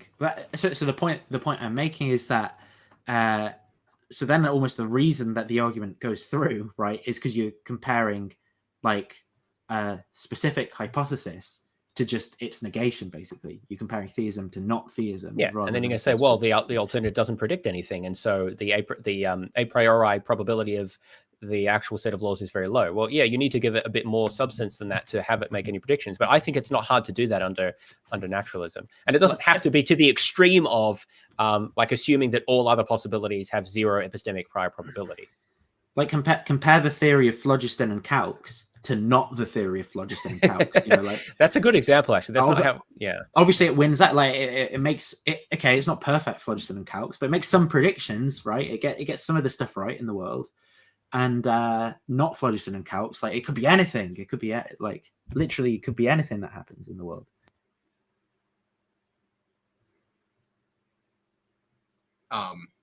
you know, I every time I'm getting like 4 aces while we play poker, and I say, well, no, my theory is that the cards are being dealt fairly. Yeah. Oh, yeah. Well, just think about it. Forget about necessary. I say my theory is that the cards are being dealt fairly, and you say, but that's really unlikely. It's much, you know, it's like we have this alternative hypothesis that explains what's happening so much better, that makes it so much more likely that you get good cards every time. And I say, oh, wait a minute. No, this is my hypothesis. The cards are being dealt fairly, and I'm getting good cards every time. Now I predict the data, right? That implies that I get good cards every time. But the problem is that theory has a low prior probability, right? If I just build in something to the theory that was super unlikely on the theory in order to predict the data, now I predict the data, but I made the theory a lot less likely, right? And it doesn't help at all if I say, oh, no, okay, this is my theory. The cards are being dealt fairly, and it's metaphysically necessary that I'm getting. It's so funny how in that card dealing example where he gave an agentic example, like that's literally what's happening with it, like, and they're being dealt fairly. Like that's God, isn't it? God's the dealer in the so it's like, well, why isn't that a problem? Well, cynically, I would say that that's why many of these thought experiments have examples of things that we know are artifacts or choices of agents, because there aren't any examples in natural science of any phenomena that have been explained by appeal to agents, like outside of human agents. And I would Don't say you believe in SETI, James? The search for extra. Well, I mean, in principle, yeah, but the point is that we haven't found any yet, have we? So maybe if we do, then there'll be a good example there. They're talking to us all the time. That's it. Didn't you see the Mexican? You know. Oh yeah. But yeah, I mean, I think that cynically, that's because those sort of agentic explanations outside of things that we know humans can do are usually not very good. But anyway, that's a broader issue there. But it is a problem when you appeal to things like that as thought experiments, when it kind of bakes in the assumption, well, we know humans do that, so obviously it's plausible when you think of it that way. Can you imagine, you know, applying some of the same reasoning that apologists do in these cases to things like SETI, right? For example, you know, like that pulsar star or whatever it was, where they got like a regular signal, and if you were kind of like an apologist, you just jumped and you kept like finding these reasons to make it an intelligent life that's like talking to us or something. Yeah. Well, that's an idea I have for a video one day. Maybe I'll do that soon, actually, because it could be fun. There's a Wikipedia article called "Lists of Unsolved Problems in Science," and what I'm going to do is I'll just go through them all and say, "God explains this." It's going to be great. It's going to be a super strong cumulative case. So watch out for that one. That's going to be fun. Good cards all the time, right? And in the same way, we say, when it comes to the suggestion that the psychophysical laws are necessary, merely saying that they're necessary as an epistemic matter, like in terms of how you should distribute your epistemic probabilities, that does not suggest at all that they're going to be harmonious. Because, well, it could be necessary that I just have white noise phenomenology all the time and that's it, or whatever, right? As long as you agree that all these things are conceivable. So that doesn't help at all. If you then say, okay, well, my theory actually is it's metaphysically necessary, and it's metaphysically necessary that the laws are harmonious. Okay, now your theory does predict that they're harmonious. But that's a little bit like where you just build the cards being dealt fairly into your theory, right? Now it does predict the data, but it predicts it because you just built the unlikely thing into the theory. And that lowers the intrinsic probability, because now isn't that exactly what God does? It's metaphysically necessary that God is a harmonious being. Like, how is that any different? I don't understand. I know. It's the fact that this just flies past them as well. That's like so wild to me. You know, like that. Like neither of them clock it. Neither of them think, well, I should say this because someone might accuse us of doing that with God. It's just like completely lost on them. I mean, maybe Dustin has thought about it. I don't know. But like Cameron for sure, it's like, yeah. There's a brief comment on this in the paper actually, which might be good to point out now, which says, yeah, okay, here it is. The intrinsic probability of theism doesn't seem prohibitively low. Theism claims that the foundation of reality consists of a mind which possesses a few reasonably natural features, power. Well, that's a word. To a reasonably natural degree, maximal degree. Reasonably, yeah. That's their defense of this. And there's a few footnotes as well, but that's basically it. So I think that he's kind of, Crummett is somewhat cognizant of this, but I don't know. His take on it is strange to me, where it's not okay for the naturalist to just posit we necessarily have harmonious laws, but it's basically it's okay for the theist to say basically the same thing, but instead of laws, say God. It's necessary for us to have harmonious God. Well, they're in a worse case. They've got a mind and goodness, whatever else, the other. Yeah, they've got all this other stuff. Those like 3 or 4 things. I'm just talking the universe. That's all I'm talking. Yeah, and this is Just the universe. this is precisely the Oppie maneuver, right? It's it just changed the word from God to my other thing, but the other thing's always going to be less because it doesn't carry some of the baggage, the extra things that God carries with it. So how is yours better exactly? So this is the problem, right? What's good for the naturalist is not what's good enough for the theist rather is not good enough for the naturalist to do. We're not allowed to say it's necessary that there be harmonious laws. But I was counting the words. Pretty much exactly. Oh, you were just counting the words. Yeah. I was like, we got one word and you've got 3 words. One's less than 3. Victory. Yeah. But there's 3 in the Trinity, so 3's better, actually. Oh, so. Yeah. Damn, I forgot that. Yeah. Yeah, it's a bit astounding that he just said that, to be honest. Well, just without the realization or the catching or the, yeah. So that's what we say about that. That it doesn't look like it actually helps from the perspective of epistemic probability to say these things. Or I mean, you could imagine, like some theist responding to the problem of evil, and they say, "Oh, here's my view." Like and like he just thought about it, thinking for an example, and the response he goes to, rather than it being fine tuning or this. Instead is the problem of evil and someone concocting a recherche theory in order to accommodate the data. But that's what this is doing. Like you thought about it and your mind, why did your mind skirt around this one? Why is there like a gap, Yeah. It's necessary that God has some good reason for allowing evil. Merely saying that it's necessary, that doesn't really help us, right? There's still this independent question. Well, of like, is it plausible that there's a good reason? If we didn't think it was plausible that God had a good reason, merely saying, well, it's necessary that God has a good reason, that doesn't help, because you can be like, well, what wasn't it? Yeah. So why does God psychophysically harmonize our world? Well, he has a good reason. I don't actually. Yeah. What he said there doesn't make sense, because the claim was it's metaphysically necessary that God has a good reason. Yeah. And then he says, well, that's not. We shouldn't believe that unless we have a good reason to think. But that's just what we said is necessary. Well, metaphysically, I think the point he's making is epistemically.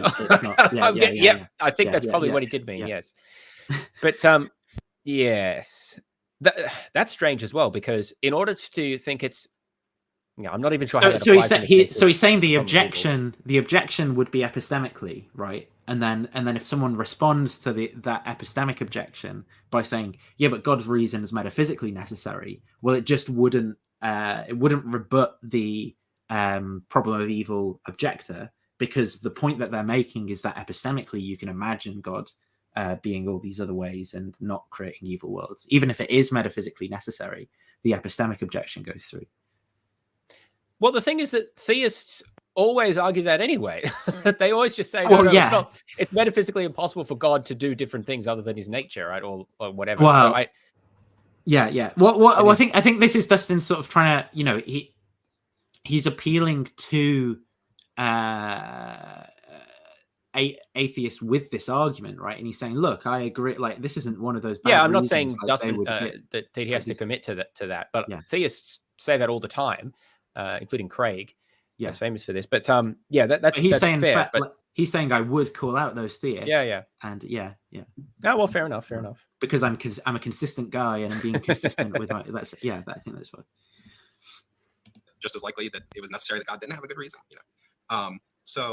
We give in the paper, we give a much more complicated case about Babylonian astronomers that we put in response to a referee's comments. You can tell it's looked really tacked on. This one I did not get it. Like, well, I got it, but I thought that this is actually going to create more problems for the argument.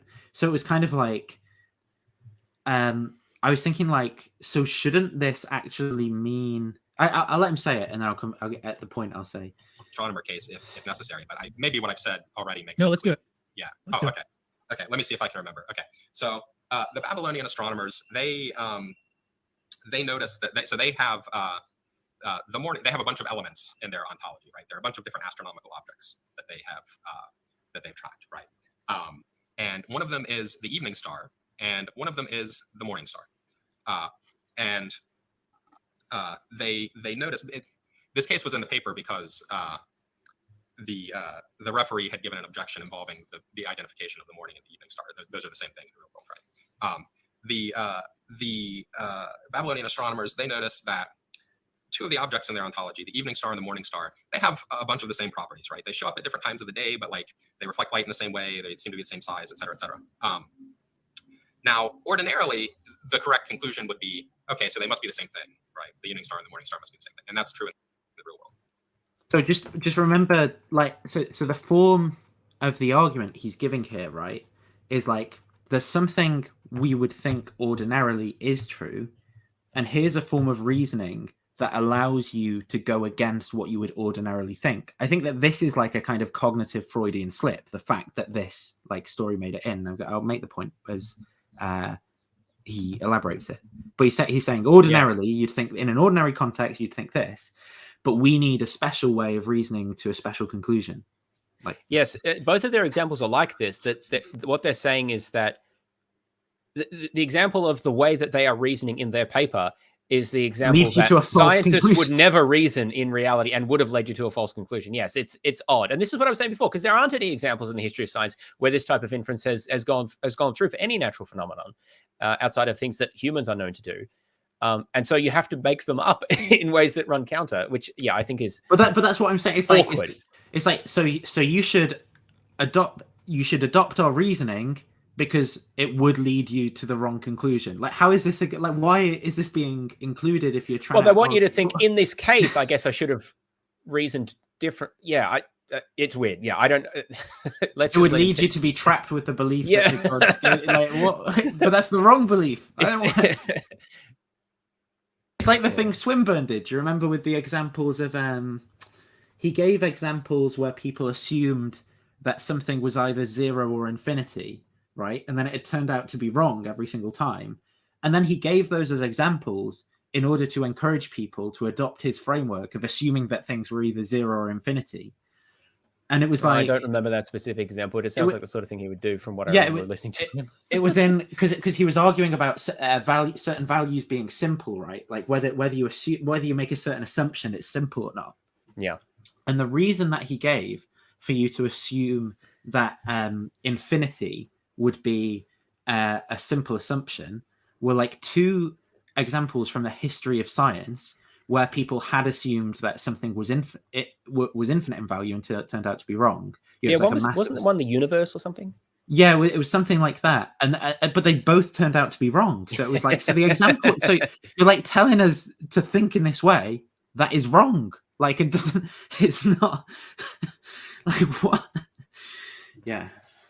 Yeah, it's strange.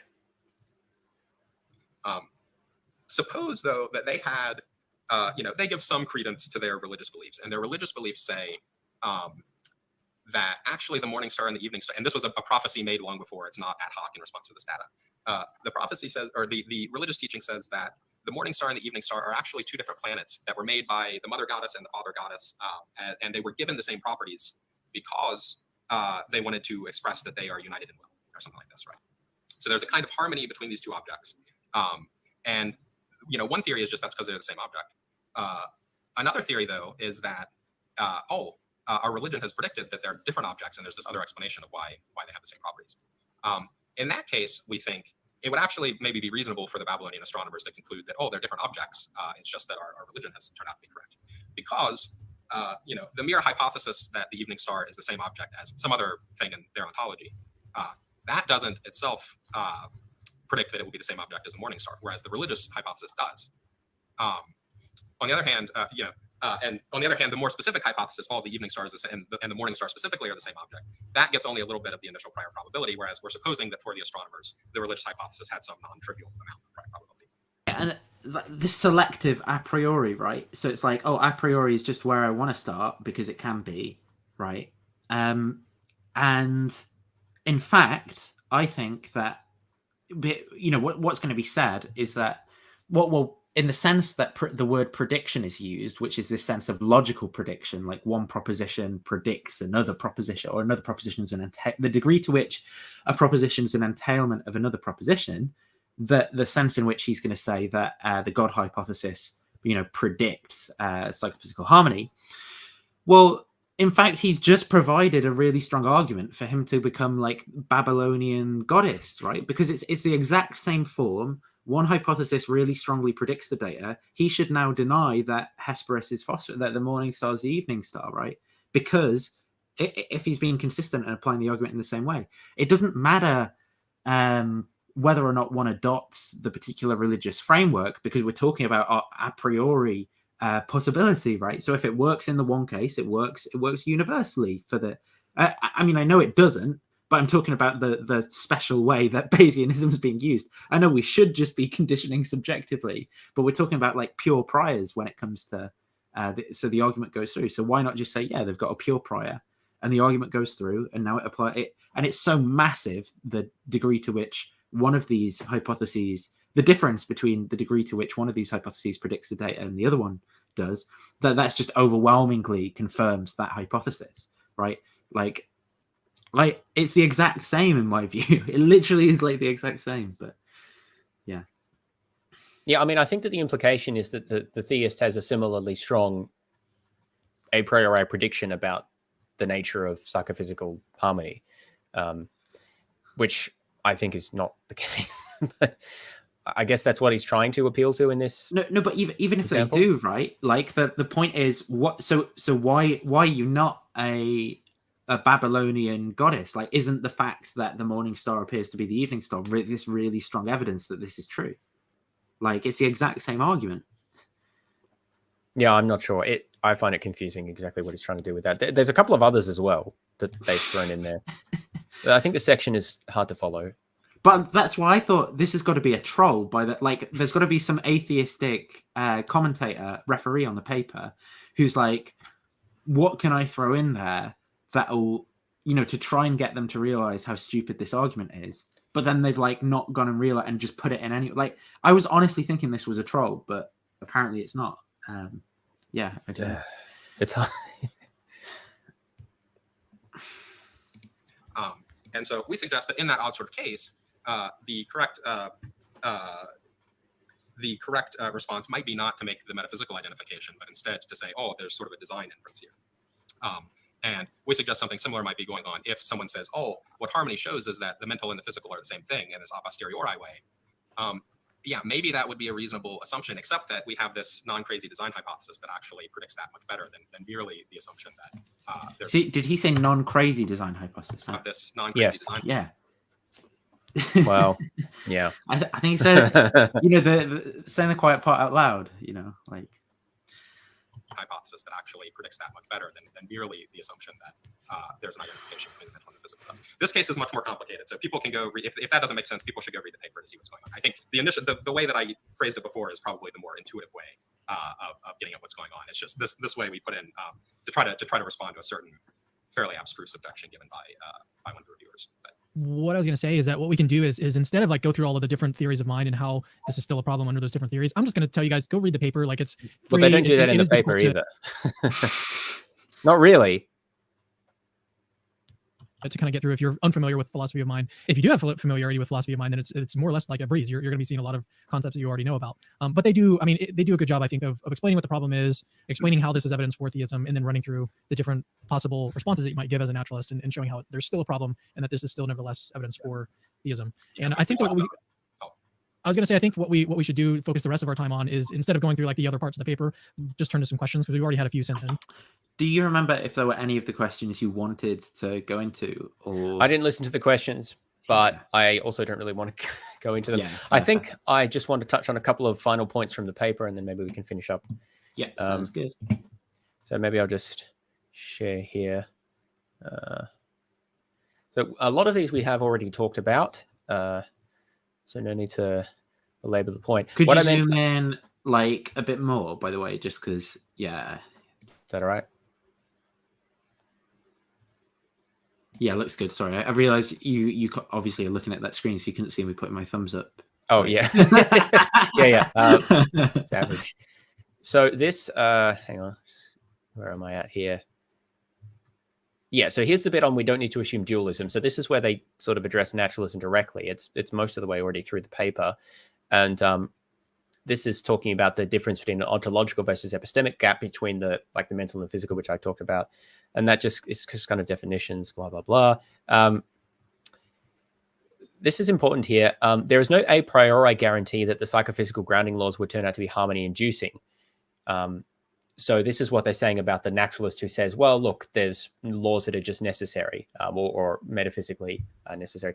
And we see no reason why the epistemic probability of harmony-inducing grounding laws on atheistic ground physicalism, it's a strange term, should be any higher than the probability of harmony-inducing causal laws on atheistic dualism. So that's sort of the point that we were making before. They're saying, look, if the claim of the atheist is, or the naturalist is that it is necessary that we have harmony-inducing psychophysical laws, then that's really implausible a priori, because there's many, many more non-harmony-inducing psychophysical laws that are epistemically possible.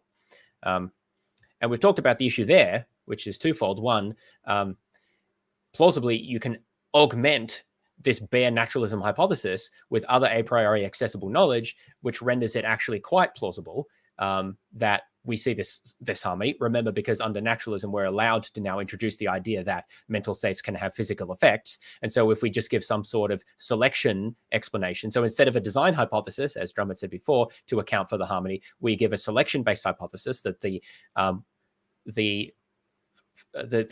embodied agents that we observe in the actual world must be consistent with a process that generated them in a way whereby their psychological states allow them to exist and kind of learn in an adaptive way. That's necessary. That must be the case, sort of conceptually, under a naturalistic hypothesis. And so you could just augment a story like that to the naturalism, and I think get a fairly high a priori probability that you have some level at least of harmony. We'll talk in a moment about the level of harmony that you expect under that versus theism. So I think that it's unfair here just to compare their preferred version of theism with just a completely bare naturalism, as we discussed. Then the other issue here is, of course, is, well, what is the prior probability, epistemic probability that we would have a God who favors harmonious psychophysical laws? So if it's inappropriate for the naturalist to say that it's metaphysically necessary that we have harmonious laws, why is it okay for the theist to say it's metaphysically necessary that we have a God who favors who favors harmonious laws? It doesn't seem like that the God word there is actually doing anything that's dramatically different, at least not from my point of view. So that's really what they have to say here is their main kind of point here in the naturalist space. And then they talk about they say that, well, functionalists might be able to explain the psychophysical laws in conjunction with additional a posteriori facts. I'm not sure why that's a problem, but they're not part of our background knowledge. This comes to the point about what you're allowed to include in your background knowledge, and I'm not really sure how they justify that there. We've kind of already talked about this. I've said this before. There's no obvious reason why harmonious correlation patterns should be assigned a much greater probability than other comparatively specific and simple disharmonious patterns. I've said, well, because inharmonious patterns plausibly are disfavored by some kind of evolutionary scenario. Or really anything that you can come up with as an a priori naturalist possibility, right? Because that's all we're talking about here. So I don't really see the issue here. That the theist has their story about why it's plausible given their assumptions that we would see harmonious laws. The naturalist has their story. I mean, plausibly, there's multiple stories. I don't think they've established why that's not admissible. They basically refuse to allow the naturalist to develop any explanation and then assert that they don't have one. That's what these, from my point of view, pages are saying here. And then after that, which I find confusing, they give a bunch of analogies. So they sort of have this general discussion, and then they have one analogy about a boulder island, and then they have another analogy, which is about Hesperus and Phosphorus, and then they have a different example relating to Hesperus and Phosphorus, which all just feel a bit tacked on, and I'm not quite sure what I'm supposed to learn from each of them. I found that hard to kind of fit together. And then they sort of summarize the overall view that, look, this correlation exists, but yeah, and sure, functionalism would say that there'll be a correlation because it says that like mental and physical are kind of the same, but that still doesn't explain why the particular pattern that we see is harmonious, whereas it could just as well be inharmonious, and in fact, many, many more of the possibilities were inharmonious. And the specific observation of a harmonious correlation is not predicted by naturalism, whereas it is predicted under theism, so they say. And that's sort of really all I have to say about the naturalist case. So one of the fundamental reasons I don't find it convincing is because they don't actually specify any naturalist alternative. They just consider it in a very abstract way, which is essentially just like not theism, really, and not theism and not dualism, I guess. One thing I was just thinking, I thought of as you were talking was, well, what explains why this one, why the laws we see in our world are harmonious and the ones in any of the other worlds where things are different are not harmonious? Well, it's the fact that what we've stipulated as the definition of harmonious is only the ones that are in our actual world. So that fully explains and entails why the ones in our actual world are harmonious compared to any of the others, right? Yeah, so that's the other thing, right? So under naturalism, the notion of harmony becomes really well, at least under some kind of reductionist naturalism, the notion of harmony becomes highly suspect anyway, because it's sort of not clear what remember the whole point of harmony was that there's the rational, what is made rational by justification. The qualitative mental state confers rational justification, and the physical state also causally brings about the same state that is rationally justified. Well, under naturalism, those are kind of just two sides of the same coin. Is a simple way to put it. So it's not so much that harmony is explained, it's just well, it depends how you look at it. Either harmony is explained or there isn't really harmony. It's kind of two ways of looking at whatever is harmonious. Yeah. Yeah, well, whatever is allowed to exist kind of evolutionarily, like whatever organism comes about that functions in the world will have harmonious mental states. Otherwise it wouldn't be able to survive, right? That's sort of what the physicalist is going to say. And so I think that even saddling the physicalist with this idea that, well, yeah, but there's lots of possibilities, and most of them won't be harmonious, the physicalist is going to say, well, we don't know that most of them won't be harmonious. All that we can say is that if there are some combinations of epistemically possible psychophysical laws that don't allow organisms to learn and survive, then in those worlds there won't be organisms that like learn and survive. But it's not obvious that there's any other reference point to establish what's harmonious versus not harmonious, because there's no sort of dual track here that line up with each other. There's just the one. And I think that they kind of discuss this, but they don't, in my view, seem to recognize that the harmony just dissipates, at least substantially, I think, under these sort of naturalist views. Would that still address the intrinsic reason-giving nature of certain qualitative experiences, or does it not need to? I think this is partly what I was saying before. It's going to depend on precisely how you cash out the naturalist view, which they don't really do. But it comes back to what I was saying before. I don't think that qualitative experiences intrinsically give reasons for anything. What I would say is the qualitative experience is a way of describing certain types of physical states, and those physical states both cause things and give us reasons. So there's no mystery anymore about why the things that are caused, why physical outcomes that are caused are also made reasonable, when the thing that does the causing is the same thing as the thing that does the making reasonable. See, in the dualist epiphenomenalist case, these are different. One is the phenomenal state, which is something separate and doesn't cause anything, and the other is the underlying physical state. The many forms of physicalism are just going to say, well, these are the same, or at best, they're like two ways of looking at the same underlying state. One is grounded in the other, or something to that effect. In which case, the same thing that does the causing does the making rational. So there's no mystery there. Just in case one does cause you to behave in an adaptive way, well, then that just is rational. It will make it rational. Yeah.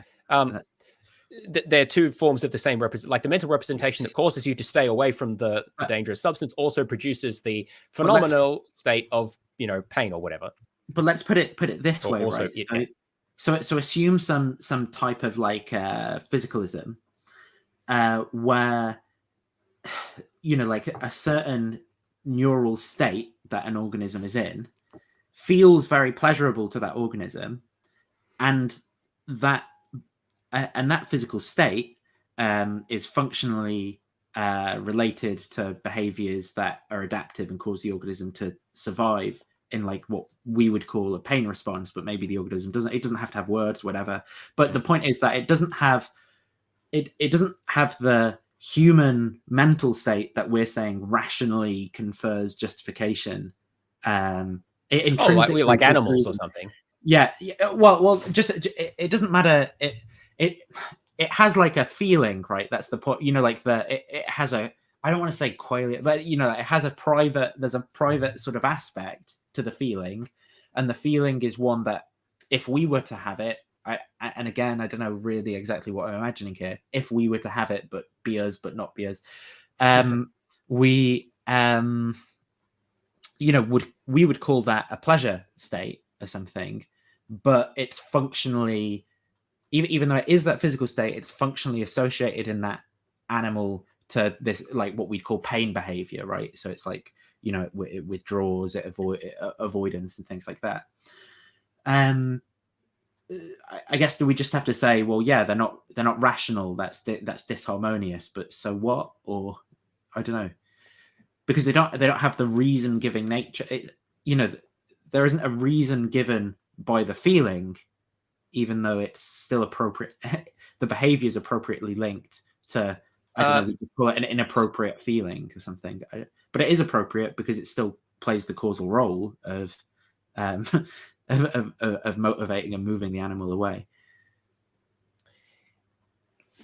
Yeah, so I think it's a bit hard to disentangle all of that.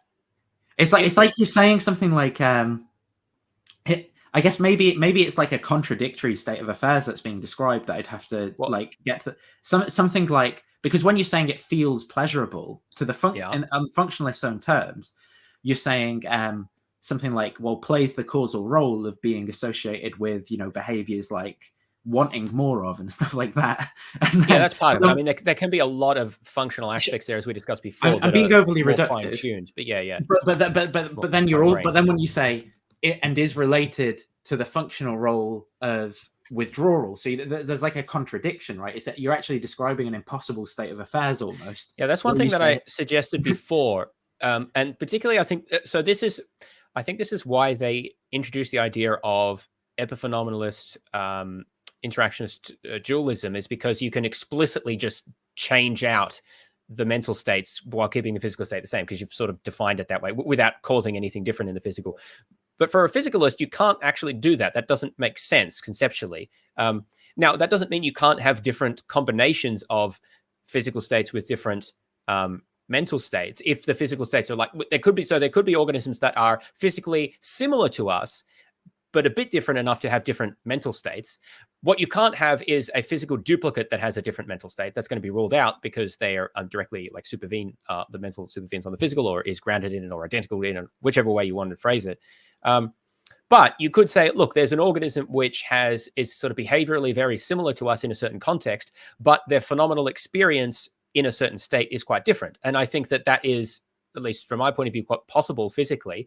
But I would also say that in order to characterize the phenomenal state as sufficiently like similar to something we have, it has to play a similar functional role. Otherwise, I'm not sure how we're characterizing it as similar. Yeah, and I think that's where the contradiction would come in, is because by saying that they're having like the experience of pleasure, you mean plays a functional role of doing something that, and then you're going to say where the functional role is the opposite. So you're like going to have contradictory functional roles. So it's just an impossible. It's going to depend exactly on what you specify. So here's an example that came to mind when I was thinking about this. So imagine that instead of, evolution presumably developed pain as a way for organisms, at least of a sufficient cognitive sophistication, to be as a way for them to represent damaging stimuli and to avoid them in a very salient way.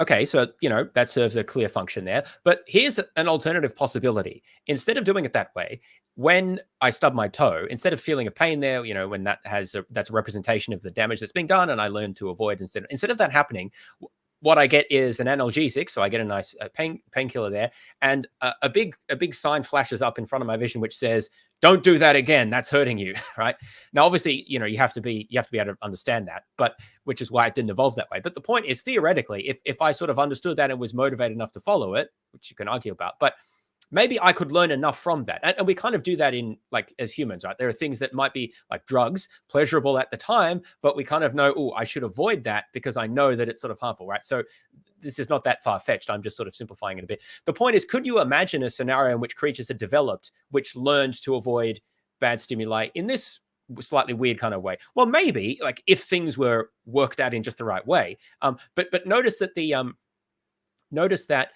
the way the representation is working is quite different now. We've got this sort of extra element to it, which is that I have this higher level awareness of the consequences of the particular interaction that I just had, and that's how I learn it. The proponent of this argument would have to deny that it was rationally appropriate to respond to that by moving away, right? And that's like, why would you do that? Yeah. So if you imagine that I have a nice analgesic or a nice shot of pleasure when I stub my toe in this scenario, that itself may feel pleasurable as long as there's another referent to that. So presumably there's other states that are pleasurable as well. And this is like using that circuitry or something, because I have to have some, I don't know, referent for what pleasure is that fits in the functional roles. But that wouldn't be adaptive just on its own. You need not a thing, no, but then you add the extra bit, which is, this is how I learned to avoid that. And so you can get, so what I'm saying is you can concoct these scenarios, which again, plausibly like humans are at this level where we can do that. But you can also see why evolutionarily that's kind of hard to do, because you need a very high level of executive function to be able to appreciate that. And plausibly that's sort of hard to evolve before you can avoid the stimuli in the first place. To get the more complicated thing than just like a nerve response. Yeah, and so I think under naturalism, it's maybe not that surprising that we see these sort of crude ways of informing an organism about tissue damage and things like that. Now, this transitions well into the next point. Under theism, it doesn't seem like we are operating under the same constraints, because God can design whatever he likes and is not subject to the same limitations that the evolutionary process has. So I was going to try to find the part here where he talks about why it's expected under theism. Oh, yeah, here it is. There's a short section about this. So my basic claim is that what we observe, which broadly we could call certain amounts of psychophysical harmony, if you want to put it that way, but I think that that's severely limited. I want to give some examples in a moment. But then there's examples like this where you can imagine, well, look, stubbing my toe and then getting a shot of pleasure, but also a sign that says, don't do that again. That's not exactly psychophysical harmony. I mean, it depends on how you define it, but like there's not the same direct link between what is like, it's rationally appropriate for me to avoid that interaction again. Like I don't want to keep causing tissue damage. That's what's rationally appropriate. But the experience was good. So in some sense, if you think that the experience is what intrinsically gives me a reason to do something, if you buy that logic, then I actually do have reason to do it again. Now you might say, yeah, but I've got a greater reason not to do it again because of the tissue damage. But then I think this belies then that undermines the claim that it's the experiences themselves that intrinsically give you reasons to do things. It seems like we undermined it very easily by just saying that there's this other physical effect. So, but if you just buy it on those on that basis itself, that seems to be an example of disharmony. But my point is, but doesn't God have a reason to make states like that? In other words, states where we can, when a bad thing happens, we can learn from it, but still not experience a negative qualitative state, because presumably that's bad, right? Like God doesn't like us to suffer. If there's a way for us to learn without suffering in that way, then James, you know where they're going to go. You know what they'll do rather than abandon the belief. He wants you to suffer. More suffering. Yes. And how, where you're going, there'll be even more. Yeah. But I'll just read a few points here that are made in the paper. I think this is rather too brief, but so they let's see. Yeah, we discussed the simplicity issue. On ordinary naturalistic atheism, it's very hard to see what could explain psychophysical harmony. Well, I said it's kind of easy, right? If they're two sides of the same coin, then what causes the behavior also causes the reason. So there's no real mystery there. But they say on theism, it's easy. Psychophysical harmony is valuable in so much as it allows there to be beings who not only have phenomenal states, but have phenomenal states which can play normatively appropriate roles. Okay, what does that mean? Well, they say, who possess meaningful agency, who can respond rationally to sensory evidence, who can behave rationally on the basis of their desires, and who can have reasonably reliable intuitions about their phenomenal states. Given the value of psychophysical harmony, it's not terribly unlikely that God would create a world where whose laws are fine-tuned for psychophysical harmony. And then there's a reference to some other philosophers who sort of made this point. That's pretty much all we get on why this is expected under theism. I don't know why there'd be senses at all. Well, this is my question. Why are any of these things things that we would expect God to want? Like, so meaningful agency. So theists often state that agency is a good thing. I think that's questionable. But even if we assume that it is, why do you need to have phenomenal states to have agency? And why do you need to have psychophysical harmony of phenomenal states to have agency? So presumably what I need to have agency is to have an understanding of the consequences of my actions on other people. and the ability to, in some sense, choose between different courses of action, right? Now, suppose I know that throwing a rock at this other person will cause them tissue damage, which will make it harder for them to, find food and do whatever they want in life. Throw it. What does that have to do with anything about qualia, like phenomenal states? That just doesn't have any. Now, that might be an extra reason for not like hurting them, but I'm saying, why can't you have a world in which agents interact with each other and do things and make decisions that just doesn't have phenomenal states? I just don't see why that's necessary at all. And if there were phenomenal states, why do they need to be harmonious? What does that add to anything? I don't really understand the what's added by the harmonious part, but particularly what phenomenal states even has to do with agency. Who could respond rationally to sensory evidence? We kind of talked about this, because what you need as an agent is to be able to respond behaviorally to sensory evidence. I think this is a misstatement here, because the behavior isn't changed by the phenomenal state on the presumption of epiphenomenalism. That's the whole point. I guess they can respond in the same way. It just won't be technically rational, right? Because it won't map to. But I guess the point is, well, who cares at that point? They respond in the same way. So it's a bit confusing to me as to what the phenomenal part is supposed to do here. If, in other words, if an agent to be an agent, it seems you need to understand the consequences of your actions for other people that you interact with. Why do you need phenomenal states to do that? That just seems to be an add-on that doesn't add anything to what's being said here. Likewise, I need to be able to understand the relationship between my sensory perceptions and the world. Why do I need phenomenal states to do that? I suppose if you believe that the only way we can do that is through a phenomenal version of intentionality, maybe that's what that's supposed to mean. But I think that's a very strong assumption to make there. And why couldn't God just make it differently? Like, is that necessary that it has to be that way? I don't know. And like, who could behave rationally on the basis of their desires? That's especially strange to me.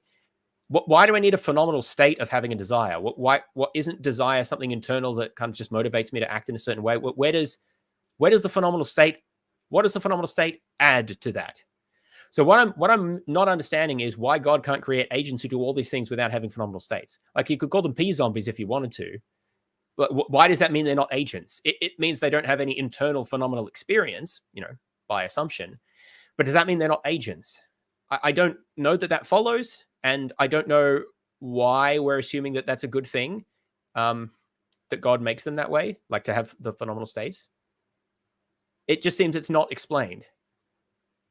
The other thing is, of course, of all the things that God could create that might be good, why embodied phenomenal agents? Why not disembodied phenomenal agents? Or why not phenomenal anything at all? Agents who don't have phenomenal, or just any, like, nice looking mountains? Like, I don't know what is valuable and why this specific thing. It just, again, it seems to be, it's just fitting to what we know exists without really an exploration as, okay, well, what would God create, if anything?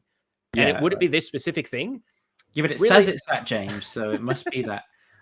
I just really find this, it just really looks like it's a slapdash effort to just sort of say, yeah, we just know God would make it this way. Come on, like, everyone knows that, without really thinking through, what good would God create, and what would it be this specific thing? Did you have any other comments to that, or should I go to no? Yeah, the last thing that I wanted to. Yeah. So that's sort of the paper there. I wasn't very impressed with particularly their treatment of like naturalism. So some psychophysical harmony. The claim here is something like that psychophysical harmony helps us to act as moral agents. I think that that's not really specified very well as to like why that's desirable or why God would want that. But even assuming that would be good, how much psychophysical harmony is there in the real world? And how does that act? Like, when I say in the actual world, how much is there? And how much does that help us to make decisions as like rational agents or as free agents? Because my claim is that there's way less than you would expect under theism, assuming a benevolent God. So I just sort of made a list of things that seem to me to fit better with the kind of like the muddle of evolution versus the omnipotent, omnibenevolent design hypothesis, right? So things like phantom limb syndrome, chronic pain of almost all kind, depression, anxiety disorder, all of these things are associated with extremely negative phenomenal states with no corresponding sort of benefit. Like, chronic pain is a classic example where often there's no very particular known cause, and it's very hard to treat. So it's not like the hot stove where clearly it's sending a signal to remove your hand away or something. It's not really clear what the pain is signaling at all, yet it's very common and very unpleasant. Why did God make psychophysical laws with all of this chronic pain? Or with things like phantom limb pain, where you're feeling a limb that doesn't even exist anymore? Why is that an improvement over just not having that? Demons. That is what you haven't thought of. Can't prove it's not. Depression and anxiety disorder would be really good examples of that, where people have really negative, in this case, we're talking about like psychological pain, where their mental representations of like themselves or other people and their situation are grossly disproportionate and distorted. And they experience all of this pain and negative states. For what reason exactly? Like, how is this helping them to be better agents or something like that? Clearly this is maladaptive, right? It's not helpful. Someone actually in the comments mentioned congenital insensitivity to pain, which is sort of the opposite, that there are certain people born without certain types of pain receptors, which means they can actually feel pain, but not many types of like ordinary like physical pain. That's a weird thing. Wouldn't it be better just to not have that as a thing? It's rare, of course, but why would we have it at all? If it's really important that everyone feels these sort of phenomenal things. Like, why just not take that out? And then there's other conditions like trigeminal neuralgia, which is something that is a very nasty condition of a damage to one of the nerves in the face, which results in and a jaw, which results in excruciating pain. And for no real reason other than, well, the nerve kind of isn't working properly. The very thing that's supposed to be transducing the signals doesn't work properly and gives you excruciating pain in the absence of any actual stimulus that you need to respond to. How is that helpful? Like, when the actual apparatus malfunctions, the apparatus that's supposed to be functioning in this harmonious way malfunctions and causes all of this negative states for literally like no corresponding reason. Because it allows doctors and scientists to exhibit the virtue of treating the illness. There you go. There's a virtue in overcoming all of these issues. Yes. Yeah. But anyway, I've got a few more. So then there's other things like high cholesterol, high blood pressure, where it's the opposite, right? There's no symptomology. So it's hard to exercise your moral agency about them because you don't actually feel anything. And yet there's very negative consequences. Like these are, the sort of silent killers, right?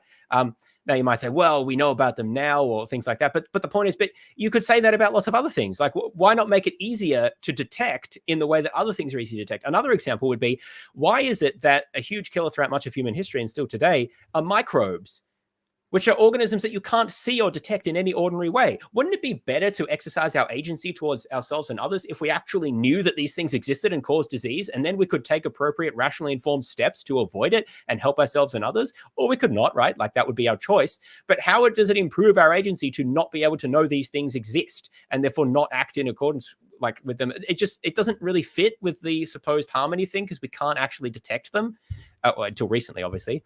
And then there's addiction, right? Which is this weird sort of hijacking we can do of our psychological apparatus where I mentioned this before, where we kind of get pleasure, but it's destructive in the long term. So this is a really good example of disharmony where we keep doing it even though it is actually destructive. And addiction is actually quite common in various forms. Like, there's so many things humans can be addicted to, not just psychoactive substances, but like, gambling, attention on social media, sex addiction, like there's all sorts of things, right? And this is a real problem in the modern world. Like, why did God include that as part of his design? How does this improve our ability to exercise agency? Like, God's to have our fundamental, to have our like very decision-making and reward process hijacked in this way that makes it hard for you to even exercise proper judgment. Like, this just is bizarre.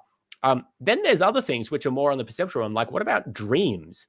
Aren't dreams an example where psychophysical harmony is just kind of like, because dreams often don't, sometimes dreams are of a specific thing, but often they're just kind of bizarre and random. Like, what's the deal with that? Why do we have those exactly?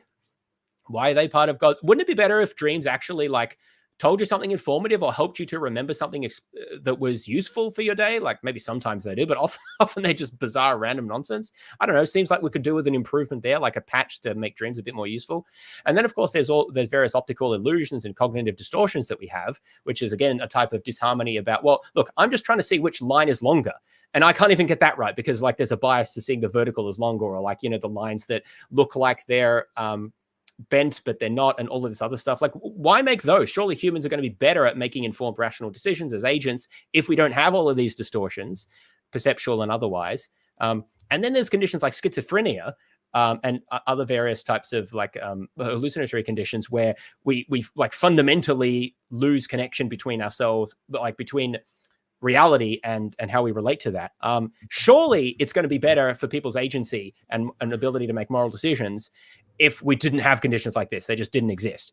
Well, that's just where multiple souls get in one body. It's demons again. It's always demons. Yeah. And I think the last thing that I had on my list here was the general problem of moral luck, where this, I think, is a really interesting one, because if God made the world so that we could exercise moral agency in an appropriate way, why is it that so often the consequences of our actions don't match the moral status of those actions? So the classic example here is someone who drunk drives, hits someone and kills them. Well, you know, they're charged for reckless driving and might go to prison for a long time. If someone drink drives, doesn't hit anyone and gets home, now we might say that's a bad thing, but we don't typically assign them the same level of opprobrium. And even if we do, and the point is, even if we did, like we say, well, I guess that's sort of equally as bad. The consequence that occurs isn't in any way proportional to the action that they took. Like there's a mismatch here between what is morally or like rationally appropriate and the consequences that accrue. And it occurs in reverse as well. We might act in the best of intentions, but very often the outcomes are outside of our control and things happen which we tried our best, but a bad thing happens. The point I'm making here is that there is a huge chasm between the choices that we make and the consequences of those in terms of the effect they have on other people, which at least I would say weakens our agency. I'm not saying we don't have a choice, but what I'm saying is the extent to which reality is the impact we have on reality is reflective of our moral choices is greatly diminished, because there's so many things going on that are outside of our control, for good or for ill.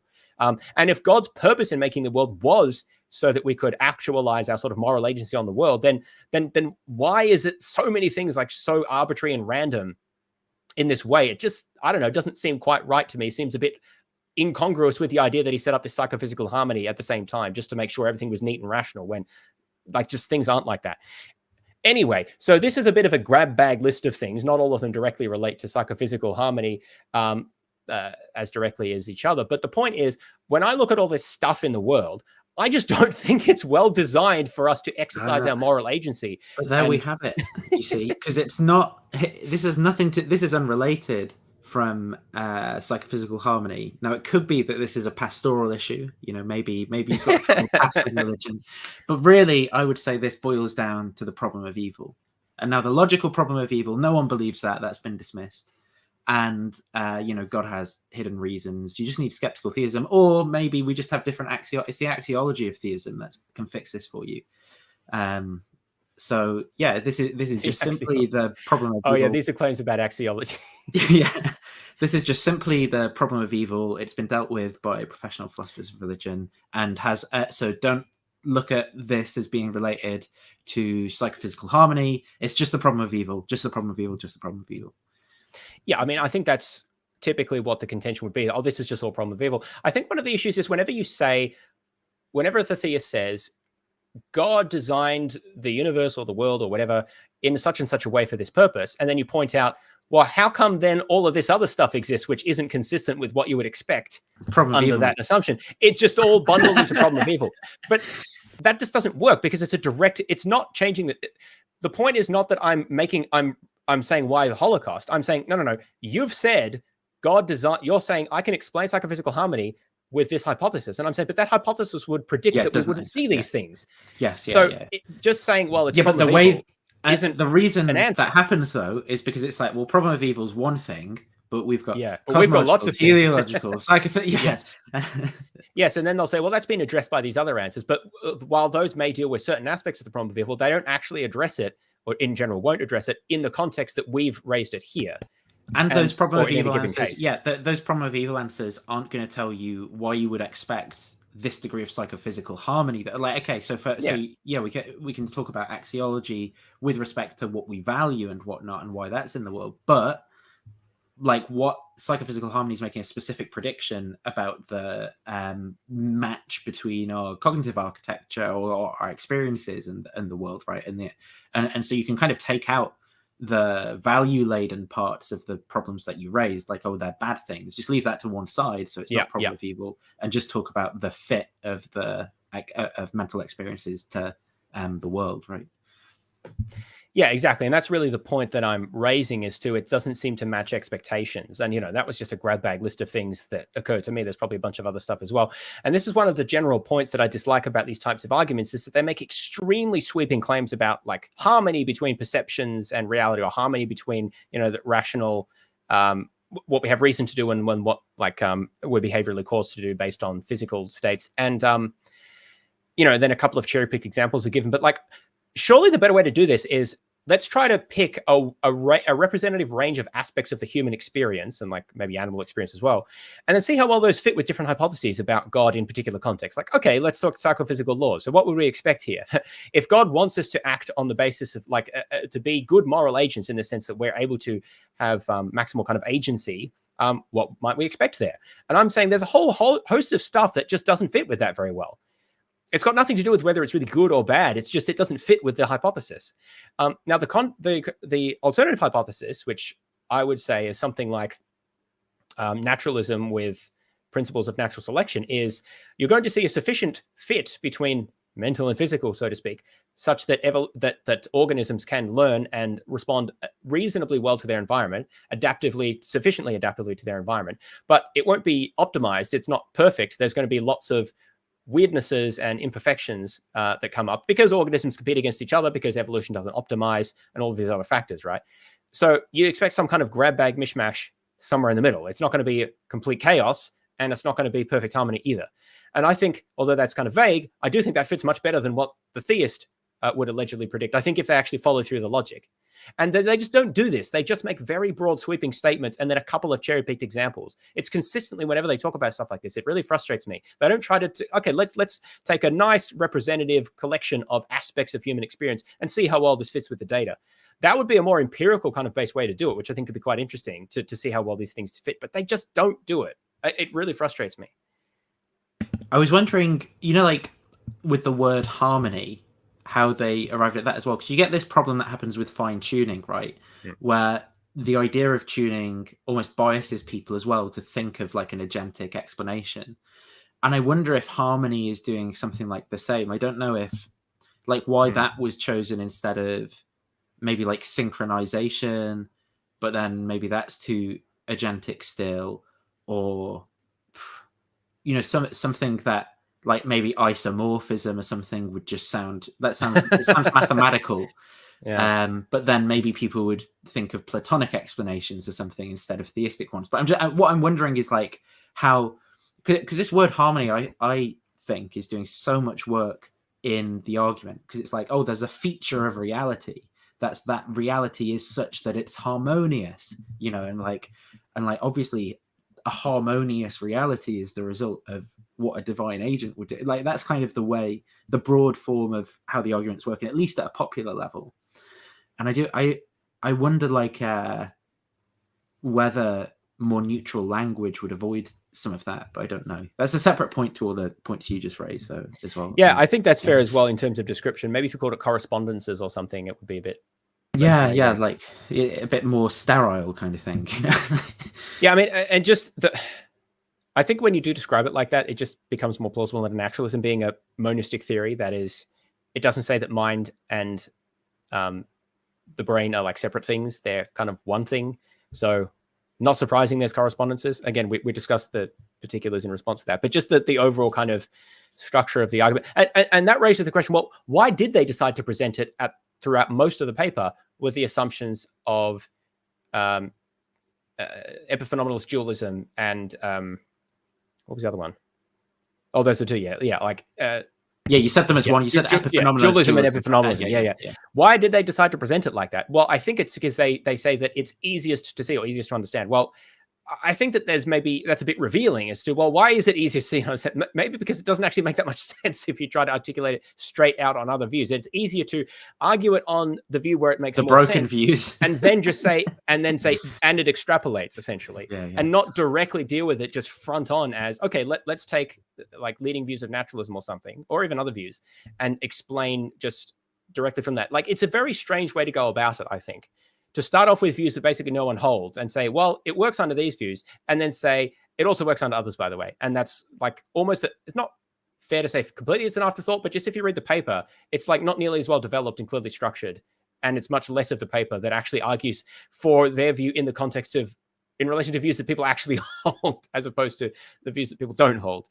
Very strange. Yeah, I think I don't know, I can't say exactly why that was chosen, but I do think that it's maybe revealing or telling that they chose to write it that way. Yeah. So, shall we move to the conclusion?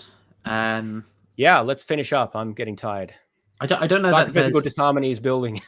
Yeah, I don't know that there's much else to say, but like, I just overall, my conclusion would be that this argument just does not live up to the hype, in my opinion. So, if a lot of people, particularly people who I think want to appear super charitable and stuff, like honest interlocutors to theists that they want to engage with, will kind of concede, yeah, this argument's super strong, this is the best evidence. And then if someone says this, if someone says kind of something maybe a bit, they're obviously saying something hyperbolic and they haven't reflected on it much, like there's no evidence for God, right? And they're just like kind of dumbass, right?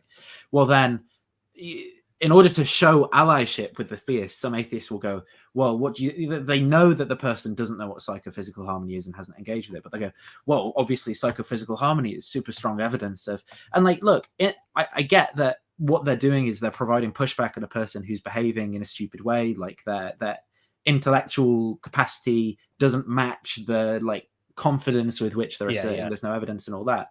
So there's a sense in which they're wrong to do that and it's right to push back.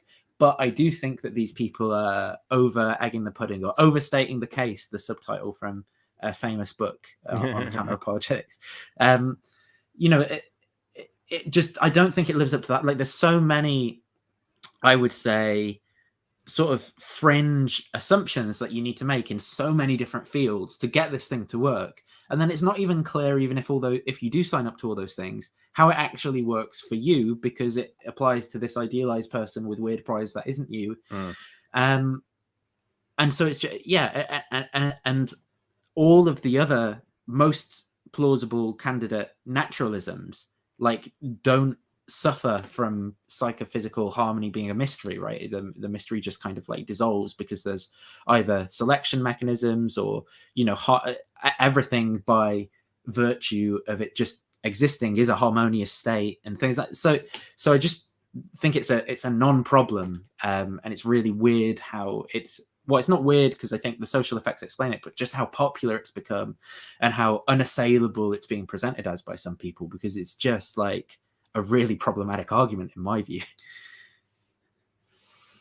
Yeah, I agree. There's a lot to unpack with the argument, which is why I think some philosophy types like it, because they like, I don't know, they're like OTO arguments that have lots of layers to unpack. I mean, they make good philosophy papers, right? And that's, unfortunately, that's what a lot of it's about is, publishing papers.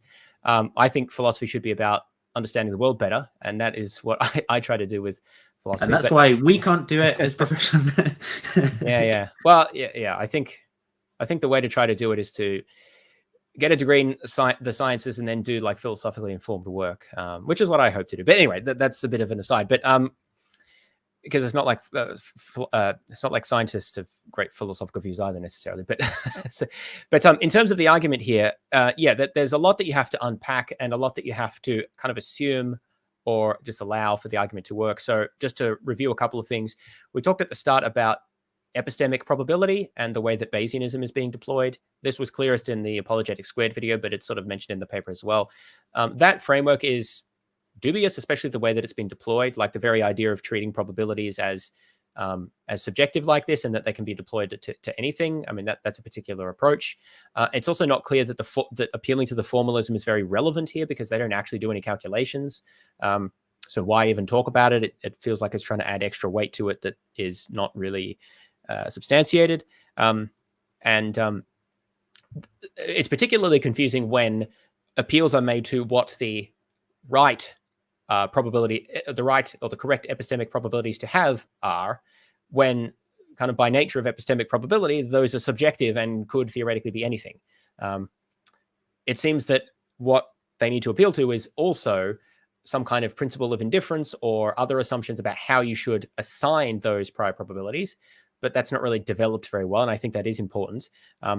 that's combined with the idea of why is it exactly that we should try to take this view of nobody from nowhere about what you would believe a priori about the psychophysical laws and how they fit with the actual world. It's just sort of undermotivated as to why that's interesting. Why not allow a posteriori evidence in, or why not condition on different things? So I think that's often underspecified and undermotivated. So that was one issue of the way the argument's formulated. Then there's the question about how psychophysical harmony is defined at all. I think in the Apologetics Squared video, we didn't really see much development of what that means. In the paper itself, Crummett does a better job at explaining that, but it was done by appealing to interactionist dualism, over-determinist interactionist dualism plus epiphenomenalism. And under those set of assumptions, you can see how there's this parallel relationship between physical effects and so yeah, when you have an event like kicking a rock, you have the physical consequences, which is like withdrawal behavior, and then you have the mental consequences, which is like a pain state, and the pain state makes it rational for you to do the behavior that is caused by the kicking of the rock. So there's this sort of convergence there of two separate things, the mental and the physical. They converge on causing and then making rational the same thing. And that's the harmony, right? But you only get that by sort of supposing that the mental and physical are separate. That's the substance dualism. And that the mental doesn't cause anything. That's the epiphenomenalism. And so you can't say, well, the mental can't cause any physical effect to be brought about. And so hence you get the puzzle of how the harmony exists. And so as soon as you move away from those assumptions and say, well, I'm a naturalist, I think that the mental and the physical are the same, or the mental is grounded in the physical or reducible to it, or something along those lines, then these two streams that converge are one stream now, more or less. And so there's no real mystery anymore about why there's a harmony to the extent that there is, right? So I think that is the way that argument is developed is suspect and a bit confusing, because it's not always made clear about what we're assuming at different points and why we make that assumption anyway. These views like epiphenomenal dualism that no one really believes, or very few people, and the more prominent physical views and naturalist views don't agree that mental states don't cause anything, for example. So it's not really a puzzle as to how I am rationally justified in doing what I do, when rational justifications can cause things because they're just a physical state like any other. So they're part of the causal realm. So the fact that they can cohere with other things in the causal realm is really not that much of a mystery. So that side of development, I think, is underspecified. And then really the only response to that is to appeal to, yes, but why is it that we see this particular set of psychophysical laws when we could potentially see many other types that are less harmonious? Again, I don't know that they are that Crummett is able to articulate what it would be like under naturalism for the laws to not be harmonious. He can articulate what it would be like for them to be disharmonious under interactionist epiphenomenalist dualism, because you can say, well, just imagine the same physical state, but swap out the mental state, right? Then you can say, well, they're disharmonious because it makes it rational to do something that's not causally, like, for example, if stubbing your toe then it was pleasurable, then it would be rational to do it, but you would be caused not to do it because the physical state would cause you to like withdraw from it. So that would be disharmonious.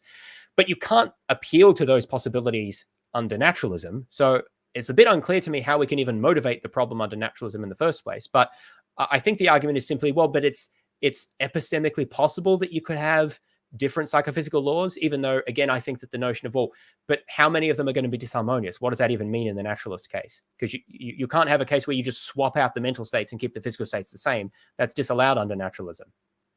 So I think the problem almost dissolves as you move to naturalism, but to the extent that we think it's still there, the justification then becomes, well, the issue becomes, why do we observe this particular set of harmonious psychophysical laws instead of all of the other range of possible ones that would be allegedly less harmonious? And the argument there was that God is the better explanation, because God explains why we see harmonious psychophysical laws, whereas under naturalism, it could be any set of psychophysical laws. So why the harmonious one? It seems unlikely a priori. And as we said, I think that this is just not really fair, because it's not an appropriate comparison to compare a particular conception of God to naturalism without any further specification. Naturalism doesn't really predict much of anything, by itself. You need to augment it with some extra substance. If you augment it with some fairly even fairly general beliefs about like evolution or selection or something like that, or even the way organisms interact in their environment, from that you can have, I think, a reasonable a priori justification that any embodied agent that exists in the actual world, like in any possible world rather, will have to have mental states which sufficiently cohere with its environment and its behaviors, such that that organism is able to interact in an adaptive way, sufficiently adaptive way with its environment. Otherwise, it can't exist in its environment. It will never evolve. It will never develop. It will never survive. So with just augmenting your naturalism with a little bit of these beliefs, which I think you could plausibly develop a priori, I don't think you need specific knowledge to get there, then you can explain observing a degree of harmony. You can reweight the prior epistemic probabilities of these different possible sets of psychophysical laws. And I don't think this is really countenanced properly in the paper. They basically treat it as either you go full on a priori naturalism, in which case you just say the probability of any other set of physical laws psychophysical laws is 0, which they think is implausible, or you just say they're all equally probable a priori. But I don't think you need to do either of those extremes. You can say, look, there's some general considerations which make certain psychophysical laws with at least a moderate degree of harmony, in so much as we buy that, more plausible than others, right? And I think that that's actually quite a plausible way to resolve this, to the extent that we think there even is a problem. God, by contrast, I think is a very bad explanation. For a start, it's not clear why it's better to say that it's necessary that a harmonious law preferring God exists necessarily than it is just to say it is necessary that we have harmonious psychophysical laws. Adding God into it, like, it's literally the same. It's just adding God desires into it before the psychophysical laws. I don't actually see how that improves the explanation. Allegedly it does, but I don't think that was really explained. And furthermore, even aside from that, it's not clear that you would expect to see psychophysical harmony under theism, because I think that's underjustified. So why would God want to create embodied moral agents? And why does embodied moral agents require any type of phenomenal experience? Can't you have agency as long as you understand the consequences of your actions and can act in accordance with that knowledge? Do you need a phenomenal state associated with that? I'm not convinced. At least that wasn't argued.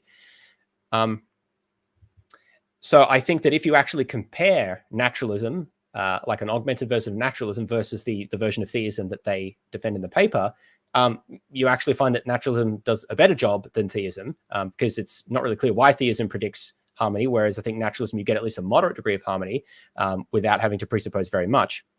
Then there's the final issue, which I discussed just before, which is, look, if we're going to consider this holistically and think about the overall balance of experience and agency and how and the nature of human experience in the world, it doesn't really look like we actually have that much harmony. Like, there's some amount of it, I guess, but there's all of these, counter examples of instances where it seems like our agency is diminished. And I mentioned various forms of, chronic fatigue and chronic pain and anxiety and addiction and schizophrenia and optical illusions and all this other stuff, where it seems like, why would God design it that way if his purpose was to actualize agents able to exercise their moral agency, that being a good thing? It seems that there's all these things that diminish our ability to do that, and so it's unexpected under that hypothesis. Now, you can ad hoc reasons as to why, well, actually we do see those things, but I think that is a good counter argument to the hypothesis that God designed this, the psychophysical laws, the way that they are,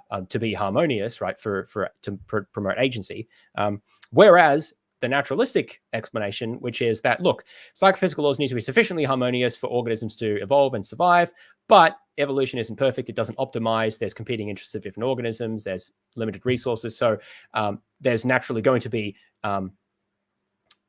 diseases and unexpected situations and weird things that happen. So you don't expect it to be optimized. So there's going to be kind of a grab bag, a mishmash in the middle. And there's going to be ways of potentially of hijacking our reward systems and things like this, which evolution sort of quote unquote didn't plan for, which is not really relevant under theism. So yeah, in conclusion, for all of these reasons, I find the argument very unconvincing. I don't know if anyone directly gets paid for writing a paper, but I guess it's like part of their job, so indirectly overall, they do. But yeah, over. So like, these are some of the reasons why I don't find the argument convincing. Well- Cameron, whose fans are obviously better than ours because he is completely financially supported by his fans. I'm just going to say that for everyone who's watching. But James, Yes, well, meanwhile, Nathan and I have to try to make an honest living. Well, I say that as someone who's working towards academia as well, but I guess Cameron's not in academia; he's in apologetics. So I don't know if academia counts as honest work, but I like to think it's. and more I do honest than no work apologetics, at my least. job, so Nathan's just a free rider. Anyway, yeah. So for me, it's a combination of the form of the argument is suspect. Like the details are suspect, and the overall thrust of it is suspect. And it's hard for me to understand why so many atheists who I think should know better are falling over themselves about this argument. I think it's a bit like the Kalam. It's kind of interesting philosophically because it has these many components to it, and there's a lot you can say about it, and it has elements, the connections to lots of other issues. In this case, it's more philosophy of mind than like philosophy of time and space, which is the case for Kalam. So, it may continue to attract attention, but I don't think it's a very good argument. I also don't know that it's really a very helpful argument for thinking about theism generally, or like competing worldviews, because it's so hard to understand. It's hard enough for me to understand, and I'm like read way too much philosophy and think about it way too much. Like I don't expect it to be easy for other people to understand either. I still think there's got to be a better way of formulating what the problem is, because I think that the best, because the reason I say that is because our responses were so kind of wordy, right? And I think that when you really distill the argument to what it is, then like those sorts of problems will like just become super obvious in the form of it, because they won't be hidden in any well, weirdness. That's part of what we had to do, is unpack a lot and then explain the problems with it. But there's so much unpacking to do because there's so much that's sort of stuffed in there. It's similar to Kalam, I think. That's why I actually had to add 2 premises to the standard version of the Kalam, because there's assumptions baked in that he doesn't make explicit in the typical form that he gives. And I think that that's sort of similar to what we had here. So I can kind of understand why people find it philosophically interesting. I don't think it's a successful argument, and I don't think that it's really useful from a sort of worldview analysis point of view. I think there are other arguments to do better, like some versions of the moral argument or even fine-tuning, I think are more useful for that purpose.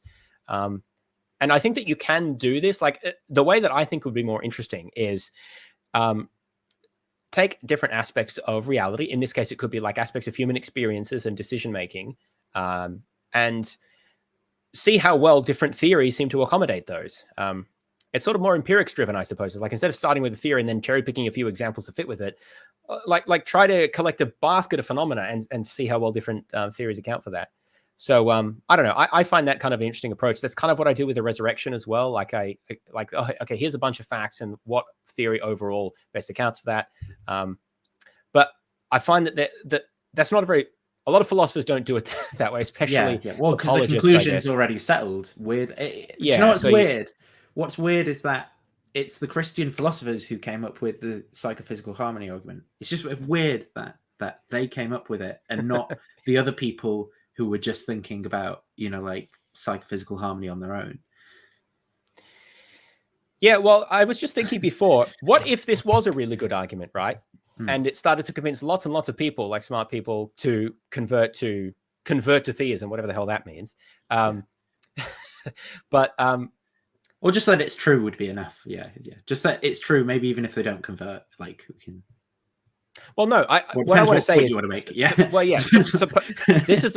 I was thinking. Well, a bare form of theism, this doesn't necessarily work under. But anyway, let's suppose it's a form of theism where he wants you to believe in God, right? Because if he's sort of apathetic, then it doesn't really make a lot of sense. But anyway, suppose the argument were really strong, and lots of people started converting to theism, and then we were to sit back and think, people were debating the existence of God for like thousands of years, and no one could really find an argument that most people found very convincing. And then all this time later, finally we found it, the argument that convinced everyone. That's kind of weird, right? Like, would we expect that? I don't know. It's almost like bizarre in and of itself. Yeah, but isn't this like the ongoing? I think that that's a hiddenness argument, effectively, right? But no, not that. Like this is almost the ongoing way that almost all revealed religions work, though, right? It's like, well, it was there in some sense, until something happened now and we've got the right, you know, like Yeah. more the Book of Mormon, Yeah, Islam yeah. with that, like the same thing, like, oh, they all became corrupted, That's a but good now we point. got it figured out. Like they all, it's when it makes you directly relevant to the story in some way. So actually, I think a lot of people would find it very convincing if you were like, well, you know, there was all this debate, but in our lifetime, God has inspired a philosopher. Yeah. To You're right. Like, I That's what actually people would think, yeah. Whereas It's I'm like, all it's wondering, God like, acting what now. was he waiting for so many years? Like, Yeah. he could have done it earlier, but he's just like, I'll get to it. No. Yeah, but then It's then like- you can it's go, like the when there's world's that only annoying- 5 years old. It's like when there's that annoying sound banging or something and you're lying in bed and you're like, oh, that's so annoying. I'll just get it in a second. And just like you lay there for half an hour it annoying the crap out of you when you could have just got up and done it. Like that's what I'm imagining God. It's like, oh, I'll reveal it. Okay, I'll do it. Yeah, I'll do it now. No, he's got his reasons, just the hidden reasons. We'll find out about them, maybe. I really do like the idea of, it's like God is not a singular being. He's like I guess maybe Trinity, but I'm imagining it's more than that. It's like a committee of gods, and they're constantly squabbling with each other. And as with a lot of committees, what you get at the output is like a terrible version that's a combination of like 3 different ideas poorly executed, and like no one like cares because everyone blames everyone else. Like I think that explains reality way better than the old God. It's like if I weren't a naturalist, I think I'd believe in something like that. Like clearly the universe has been designed by committee because it's a bit of a disaster. Yeah. But anyway, Right. I think that's all. From Yeah, I think that's everything for psychophysical harmony. I think destroyed, demolished with facts and logic. Debunked facts and logic. Yeah, Absolutely. Well, I was going to use other words, but maybe I won't say that. PG Street. Oh, dear. So what comes next after? I don't know, to be honest. I'm not gonna lie. Like I really struggled with motivating myself to read this crap, but like, well, it only took us a year to get to it, so yeah, however long it was. I don't know. Like maybe I still think like Thomism should be addressed at some point. Talk about I know, motivation. but yeah, that is the response, isn't it? Yeah. I don't know. And then there's just not a lot going on. I mean, there's more like demonology shit coming out. A lot of that, yes. And a lot more political stuff I'm seeing. Yeah. Culture war would be a better way to describe it. Yeah, actually. We should do one on something related to that. I actually think that is quite important because I do think that there is like a big link between sort of like flawed thinking and kind of justifications of really harsh political regimes, like, and even the desire for there to be like a strong man in control of things and stuff like that, manifested as a political like ideology, but then also projected as like a metaphysical worldview as well. And so I see a lot of these almost moral biases or whatever of like, well, for if people, the reason that there's all gay people and taxes is because they've abandoned God.